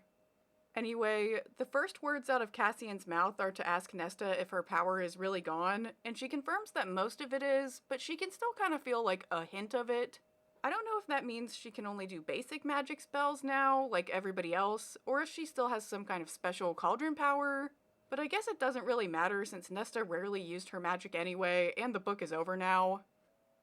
But what Nesta had done today, what she'd given. You could have ruled the world with your power, he said carefully. I don't want to rule the world. Her eyes were unguarded in a way he had never seen. Mate, she had called him. What do you want? Cassian managed to ask, voice rasping. She smiled, and damn if it wasn't the loveliest thing he'd ever seen. You. Well, I want a margarita and a lobotomy, but we can't all get what we want. It frustrates me that this isn't the first time Cassian has projected the idea that Nesta wants to, or even has the ability to take over the world. Despite her never giving any indication that's what she wants, like, Nesta is not power hungry, she really is not looking to advance in that way. And, like, this isn't the first time Cassian has implied this, like, he was doing this in the Aerys dance scene too, and, like, I don't know where he's getting this idea of Nesta, because she is just not like that. Anyway, they get all lovey-dovey now that Nesta has accepted the mating bond. She says she wants a stupidly elaborate mating ceremony, and honestly, that's the least anyone can do after all she's been through, all Cassian has put her through, and how much she's contributed to the Night Court. Not only did Nesta almost single-handedly acquire the Dread Trove, she then used it to save Feyre's life, which by extension saved Rhysand's life, so Nesta deserves a nice celebration. Cassian seems hesitant though, because of course he is, and he basically says that a big event would be embarrassing for him. He can fully fuck off with that. He's willing to scream in Nesta's face in public about them being mates and make that everyone's business, but not willing to be the center of attention at a fancy mating ceremony? Miss me with that shit. Nesta considered, then pulled something out of her pocket. A small biscuit, swiped from a tray in the birthing room. Then here, food. From me to you, my mate. That's the official ritual, isn't it? The sharing of food from one mate to the other? He choked. These are my two options? A frilly mating ceremony or a stale biscuit? Cassian, you're lucky Nesta didn't blast you with a cauldron laser when she still had the chance, so I wouldn't be bitching about your options right now. It's fucking obnoxious that as soon as Nesta is on board with the mates thing and she's like, full speed ahead, we're mates, Cassian is all of a sudden, like, starting to pull back. I understand that not everyone wants a big wedding or mating ceremony or whatever the fuck, but if that's what Nesta wants, then Cassian should shut his fucking mouth and let her have something nice for once. Like, goddamn, Cassian. Cassian does acquiesce to Nesta's request, and this whole conversation is played off like it was just silly banter between them. But no, fuck that. I'm just really annoyed that Cassian wasn't immediately on board and, like, was putting up a stink at all. Like, shut the fuck up. Maybe that's unreasonable, but I fully don't care at this point. I am losing my mind. Like, we have got to get through this video. We get some exposition that there's still a war looming with Koschei and what's left of the Mortal Queens, but they're gonna worry about all that later because this book is pretty much over. The chapter then ends as Nesta tells Cassian that she loves him, but we never get to see him directly say those words back to her, which is exceptionally frustrating for a romance novel. I feel like Nesta is way more dedicated or devoted to Cassian than he is to her, and I just hate that. This relationship has always felt unbalanced, and I don't think that's going to get any better in the 10 pages that are left in this book. The next chapter cuts to Aerys, of all people, because his kidnapping storyline wasn't really fully wrapped up before, with like, oh, he's a traitor, oh, actually he's not a traitor, like, we gotta go back to that shit.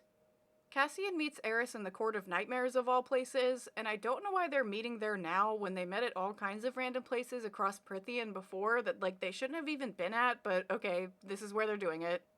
Aerys gets straight down to business and says that he's sure Cassian wants to know what went down with Briolin. Cassian kind of snarkily says that Rhysand already read Aerys' mind and knows what went down, which then annoys Aerys because he's like, okay, dude, why am I even here then? Yet again, I'm going to remind you that I think Aerys only has an alliance with the Night Court in the first place because he knew information that would fuck them over and Rhysand couldn't get into his mind to erase it.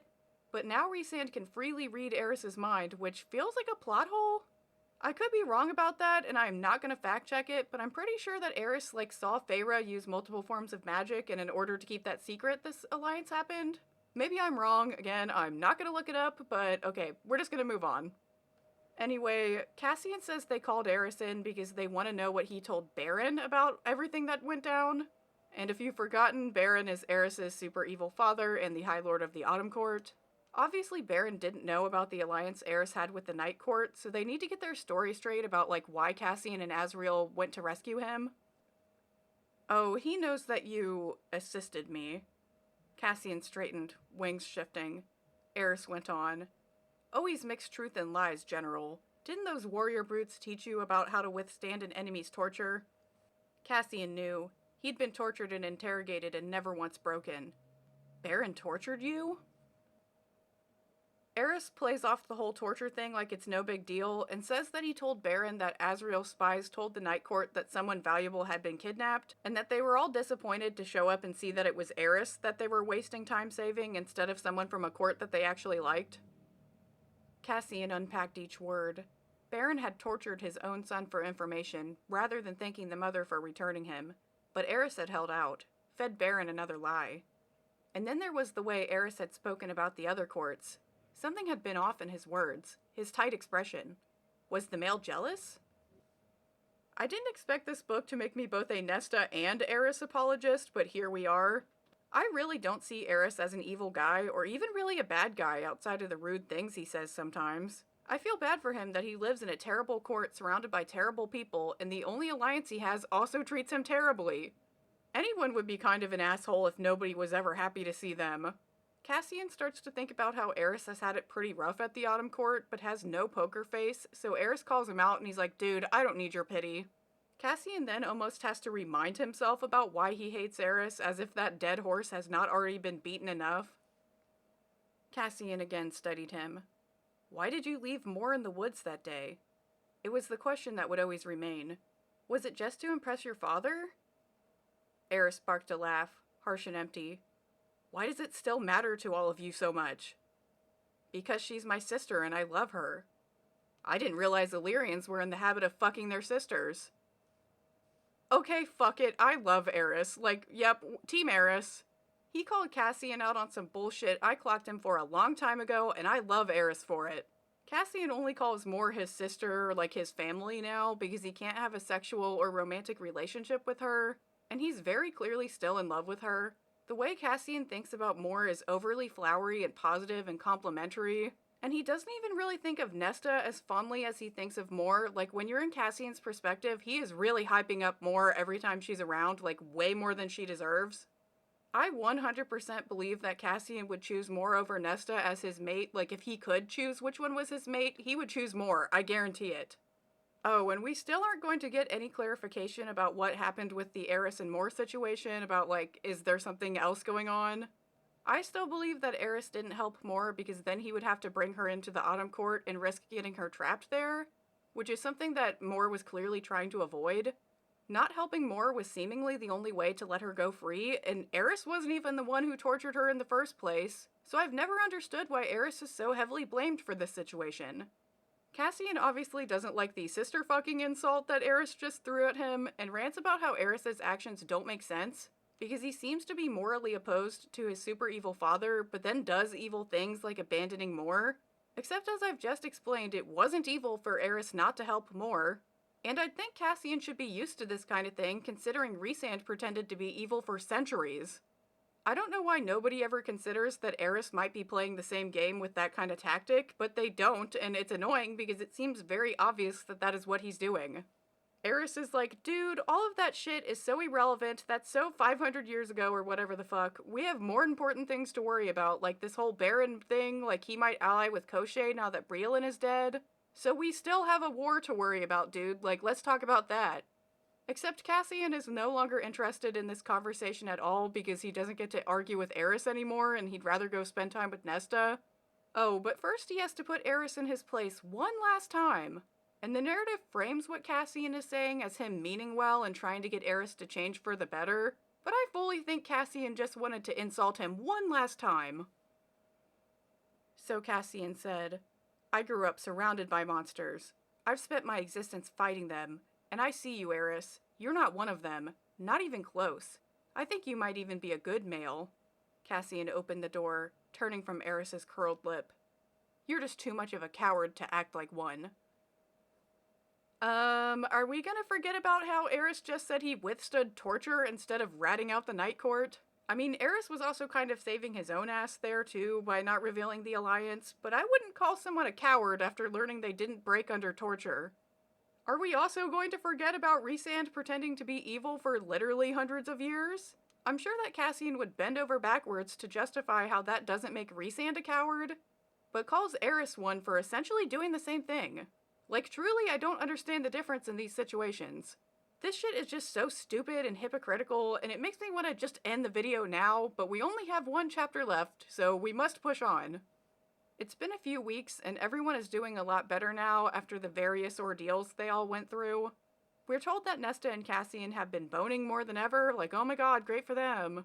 And now Cassian is being extra obnoxious about calling Nesta his mate any chance he gets.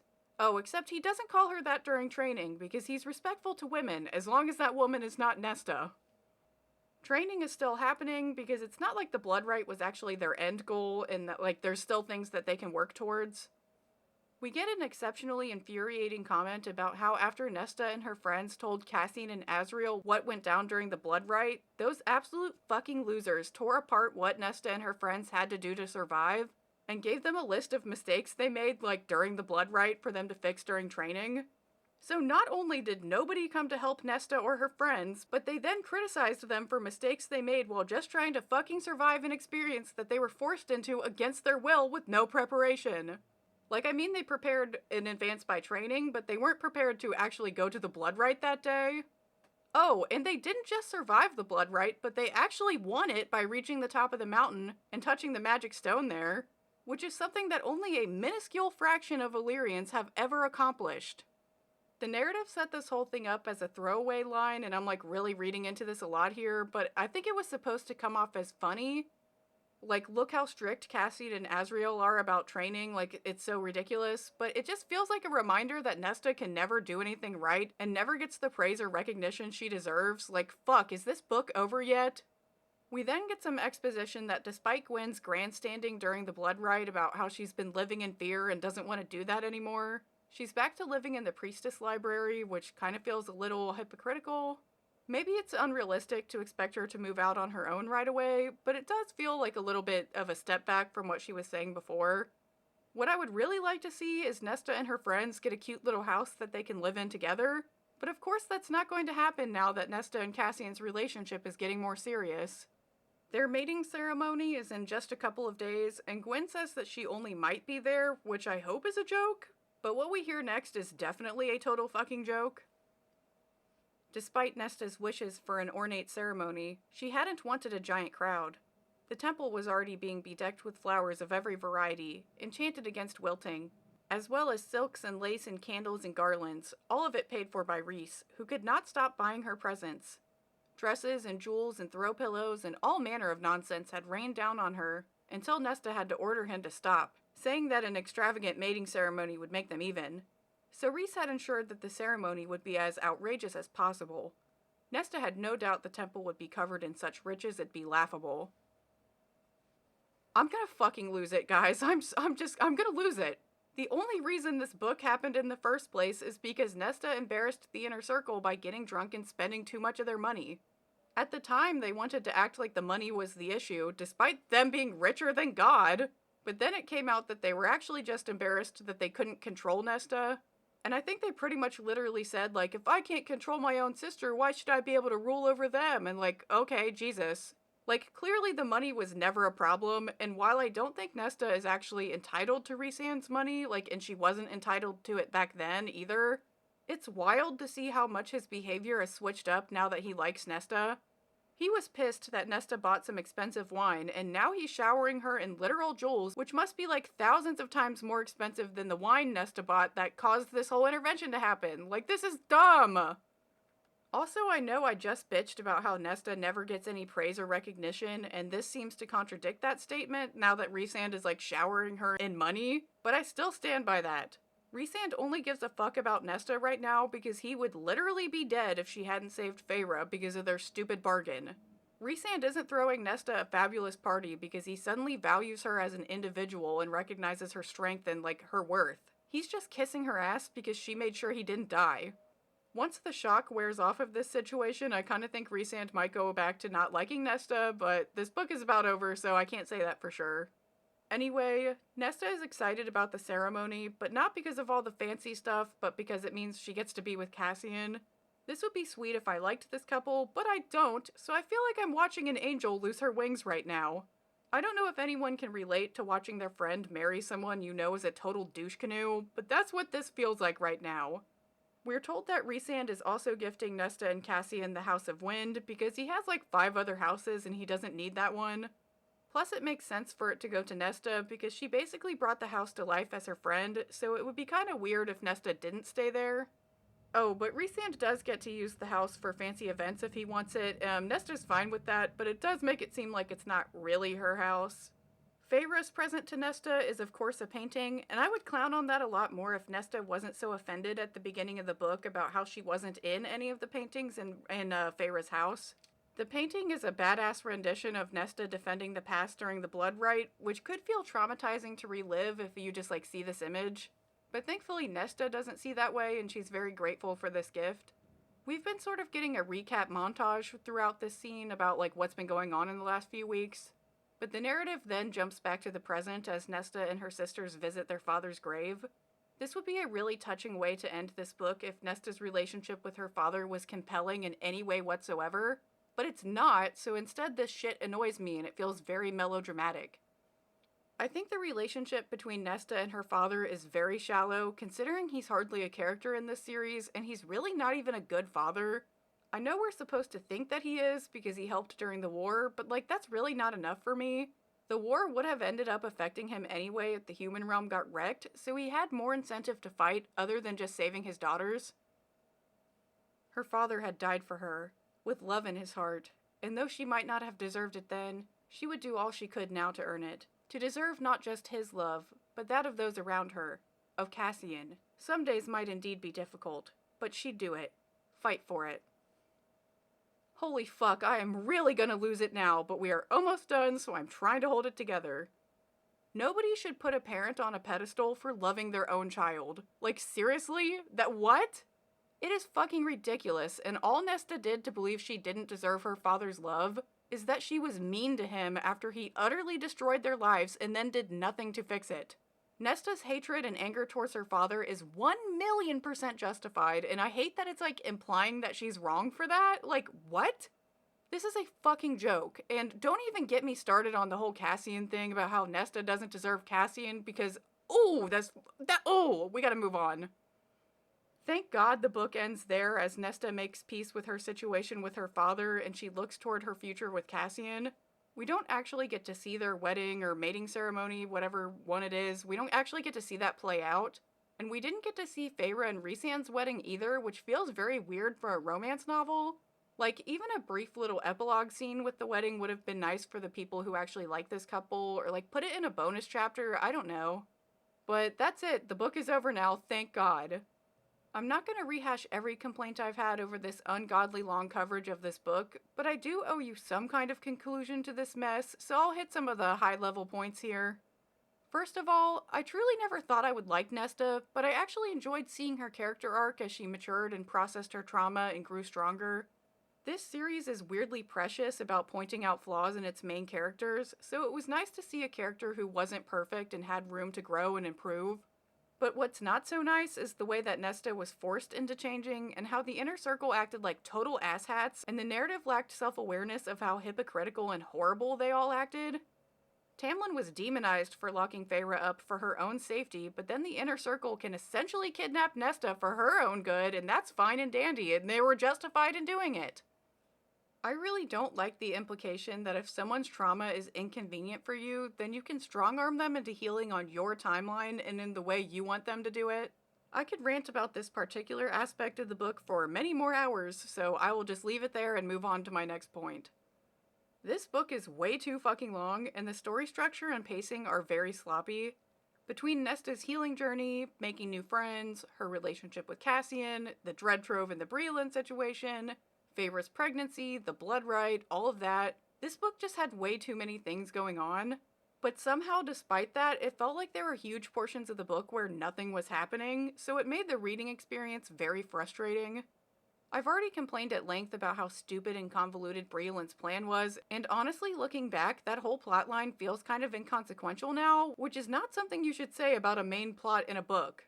Nesta went through all the effort of collecting the Dread Trove only to use it once to save Feyre, and now I'm sure it's going to collect dust with all the other magic MacGuffins in this series. I mean, at least that's my assumption. Maybe it makes an appearance in Crescent City, but I haven't read Crescent City, and I don't think you should have to read another series to, have a full story be told. Briolin is not at all an interesting or compelling villain, so I was not really very interested by her throughout this book, and I don't care that she's gone now. And it doesn't even really matter that she is, because it didn't change anything since Koschei can continue the war plans without her.